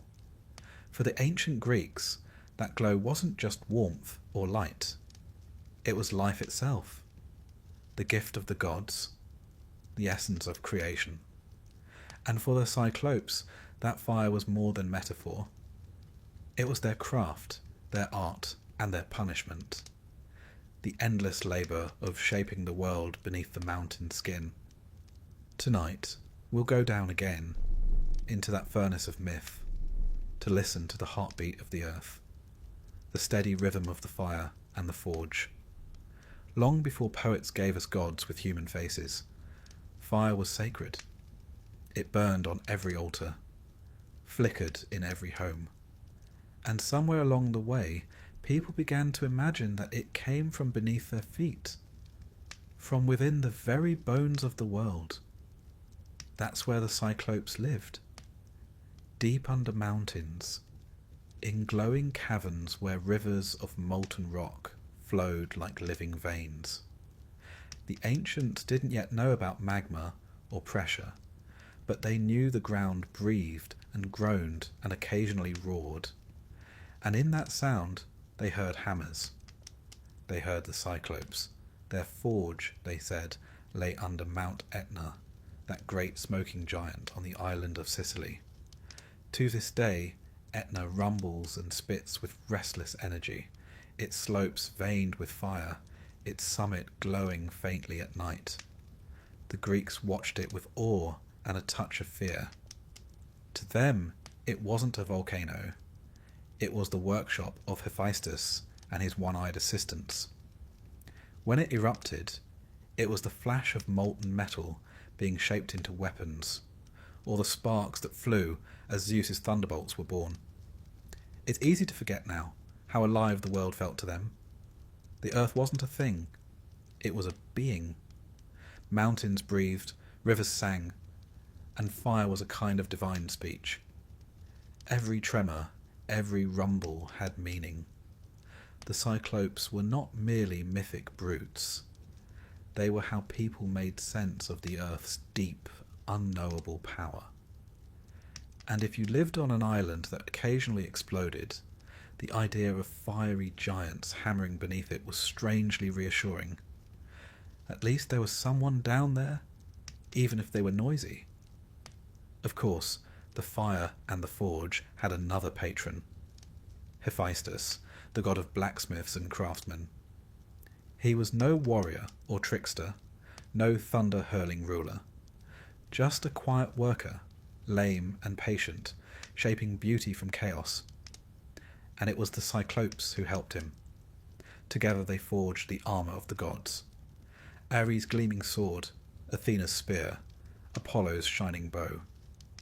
Even mortals, on rare occasion, benefited from their labour.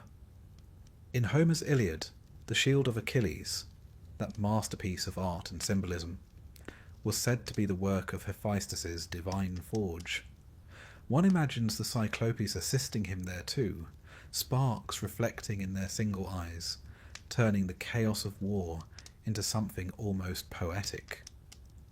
It's a curious thought, really. The same hands that once forged thunderbolts now shaping art. It tells you something about how the Greeks understood creation. Destruction and creation weren't opposites. They were partners. Fire consumes, but it also purifies. A forge can melt, but it can also give new form. The Cyclopes lived right at that balance point, between ruin and renewal, between wrath and wonder. They were creatures of transition, always turning one thing into another. Now, as centuries passed and science crept into places where myth once ruled, people began to explain volcanoes differently. They spoke of gas, of lava, of geological pressure. But even so, the old stories refused to fade. Etna remained, as it still does, an emblem of mystery, a mountain where gods might still sleep. And the Cyclopes, though banished from belief, remained in imagination. Even the Romans, for all their engineering, never quite gave up the poetry of the forge. They still pictured Vulcan and his assistants deep underground, hammering away with divine precision. Every time the ground shook, someone somewhere muttered, "Ah, the smiths are working again." In a sense, the Cyclopes were the original symbols of industry, the workers who keep the world running while others take the credit. You never see them at Olympus's banquets, raising goblets of ambrosia. They stay below, unseen, covered in soot, their great shoulders moving in rhythm. There's something oddly noble in that, perhaps even relatable. They are the eternal craftsmen, quietly labouring while gods and heroes make noise above. And yet, there's another side to that image, the loneliness of creation. Down in their glowing caverns, surrounded by fire and echo, they have no company but their tools and their thoughts. Theirs is the solitude of the maker, the isolation that comes with great work. It's the same solitude that artists, inventors, and dreamers have felt ever since. You can almost see one of them pause mid-strike, wipe the sweat from his brow, and wonder if anyone above even knows who made the lightning. In that way, the Cyclopes embody a quiet truth about humanity itself, our need to create even when no one is watching. We forge, we build, we craft stories and songs, not because we must, but because it's in our nature. The Greeks saw this, and they gave it a face. A big, one-eyed face, admittedly, but a face nonetheless. And perhaps, if you strip away the myth and the magic, what remains is that same flicker of fire, the creative spark. For the ancients, fire was divine. For us, it's inspiration. Both can warm, both can destroy, both can transform the world. And both, in their way, are forged from the same flame. It's easy to think of myths as relics, stories from a time when people didn't know any better. But perhaps they knew exactly what they were doing. They weren't just explaining eruptions or earthquakes. They were giving meaning to work, to art, to persistence. The fire and the forge weren't simply physical forces. They were metaphors for life itself. Effort, transformation, creation from chaos. In that sense, the Cyclopes never really disappeared. They simply moved, from the heart of mountains to the hearts of makers. So, as we imagine them now, let's do so gently. The forge is quieter than before. The fire burns lower, more golden than red. A single giant sits beside it, polishing a half-finished blade, its surface reflecting tiny sparks of light. He is not angry, nor proud. He simply works, because work, in its own way, is prayer. Outside, the wind hums softly over the slopes of Etna, carrying with it the faint scent of ash and the whisper of myth. And somewhere above, lightning flickers. A distant storm rolls over the horizon, and for a moment you can almost believe that Zeus still hurls the bolts that were born in that forge. But the Cyclopes don't look up. They keep their focus. They always have. So tonight, as you drift towards sleep, imagine that sound. The deep, steady rhythm of the hammer.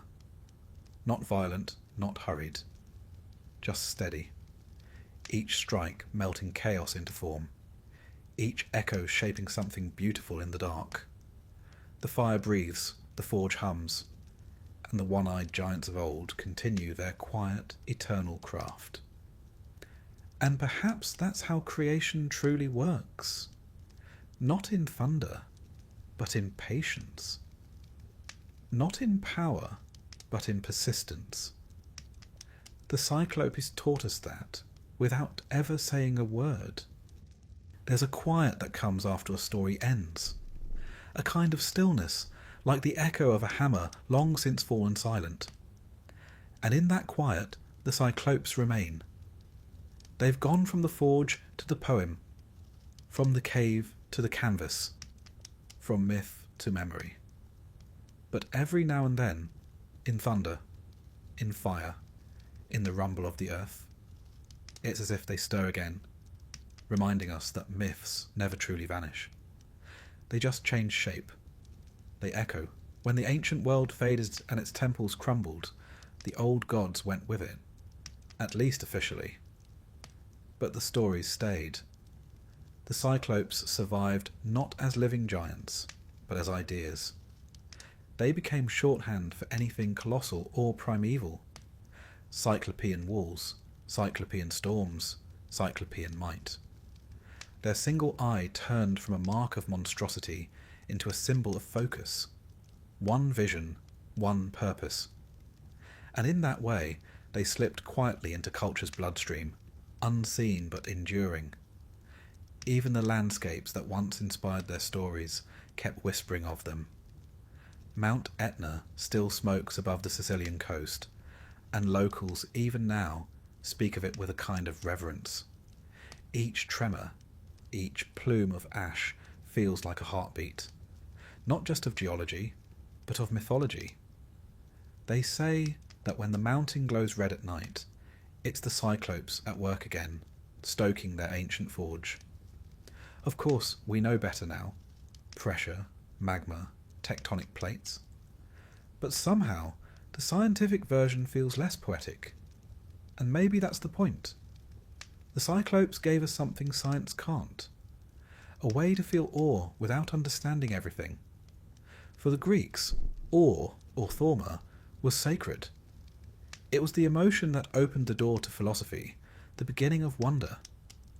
And so, when they saw fire bursting from mountains, or lightning splitting the sky, they didn't just see danger.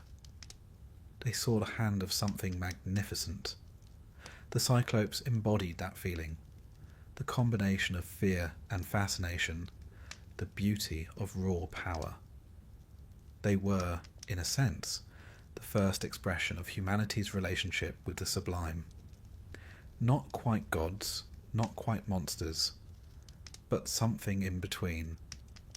Even later, when Christianity swept across the ancient world, the Cyclopes never fully disappeared. Medieval scholars, ever fond of allegory, reinterpreted them as symbols of moral blindness, creatures who could see the material world, but not the divine. Their one eye became a warning. To look too narrowly, to see only with the flesh, was to miss the greater truth. It was, in its way, a theological reimagining of Homer's old lesson. The Cyclops who devoured men but lacked vision became the soul consumed by ignorance. And so the myth survived, cloaked in new robes, but still recognizable beneath. In time, the Renaissance rediscovered them again, not as demons, but as curiosities. Artists filled their studios with sketches of ancient giants, scholars filled their studies with commentaries on Hesiod and Homer, and the Cyclopes returned to polite society. Only now they were treated with empathy. Painters like Polidoro da Caravaggio and Poussin depicted them not as savages, but as solitary figures framed by light and shadow, their single eyes wide with wonder or sorrow. They were no longer villains. They were misunderstood souls. It's rather touching, really, to think that after centuries of being feared, the Cyclopes finally got good press. And then, as the modern world took shape, they changed again. Poets of the 18th and 19th centuries, those romantics who found beauty in storms and solitude, began to see the Cyclops as a symbol of the natural world itself, vast, untamed, and indifferent to human concerns. To Lord Byron, the volcano was sublime. To Tennyson, the cliffs were cyclopean, towering, ancient, unbothered. And to painters like Goya, the one-eyed giant became the embodiment of melancholy strength, the creature who sees everything but can change nothing. A bit like humanity when you think about it. By the time we reach the modern era, the Cyclops has become almost comforting. He appears in fairy tales, in children's books, even in films, softened, rounded, occasionally wearing trousers. His ferocity tamed, his loneliness emphasized. We no longer fear him. We invite him to dinner. He's part of our collective imagination, sitting quietly beside dragons and mermaids and all the other impossible things that remind us how possible imagination really is. And yet, the original resonance, that hum of awe beneath the story, remains. When the ground trembles, when a storm flashes, when we stand before something vast and powerful, the Cyclops stirs. He is our reminder that the world is still full of mystery, that for all our maps and measurements, there are forces older than understanding. He's the sound in the mountain, the glow in the forge, the whisper that says there's more beneath the surface. Perhaps that's why myths like this survive. They aren't just entertainment, they're emotional architecture. They give shape to things too large or abstract to grasp. Fear, loneliness, creation, wonder. The Cyclops wears them all. He's a vessel for what it feels like to live in a world that's both beautiful and dangerous. He tells us gently that to be human is to see through one eye and imagine the rest. And if you look closely, echoes of him appear everywhere. In the mason's wall that defies centuries of weather. In the artist's studio, lit by a single lamp. In the engineer's spark, the writer's pen, the craftsman's patience. Each, in their own way, carries the fire forward, that same divine spark the Cyclopes once guarded in the dark. We've simply inherited the forge. It's funny how myths circle back like that. The Cyclops began as a maker, hammering lightning for gods, then became a destroyer, devouring sailors and smashing men, and at last returned to being a maker again, this time through us. Every act of creation, every spark of inspiration is a quiet echo of their fire. The story has come full circle. So, as we reach the end of this long, winding journey, from the heavens to the mountains, from Homer's verse to the modern dream. Take a moment to picture it all. The forge is dim now. The air is warm, the stones glowing with the faintest red. The Cyclopes have finished their work for the night. One sets down his hammer, another fans the coals. Their single eyes reflect the last flicker of flame. Not fierce, but peaceful. Outside, the sea sighs against the shore, and the stars, those distant sparks of heaven, mirror the fire below. The myths say the gods left the world long ago, but I think they simply changed their address, moved from Olympus into our memory. And there, among the quiet corners of the mind, the Cyclopes still live, hammering patiently at the edges of imagination. We may not see them, but sometimes, if the wind is right and the night is still, we can hear them, faintly, the rhythm of the forge echoing through time.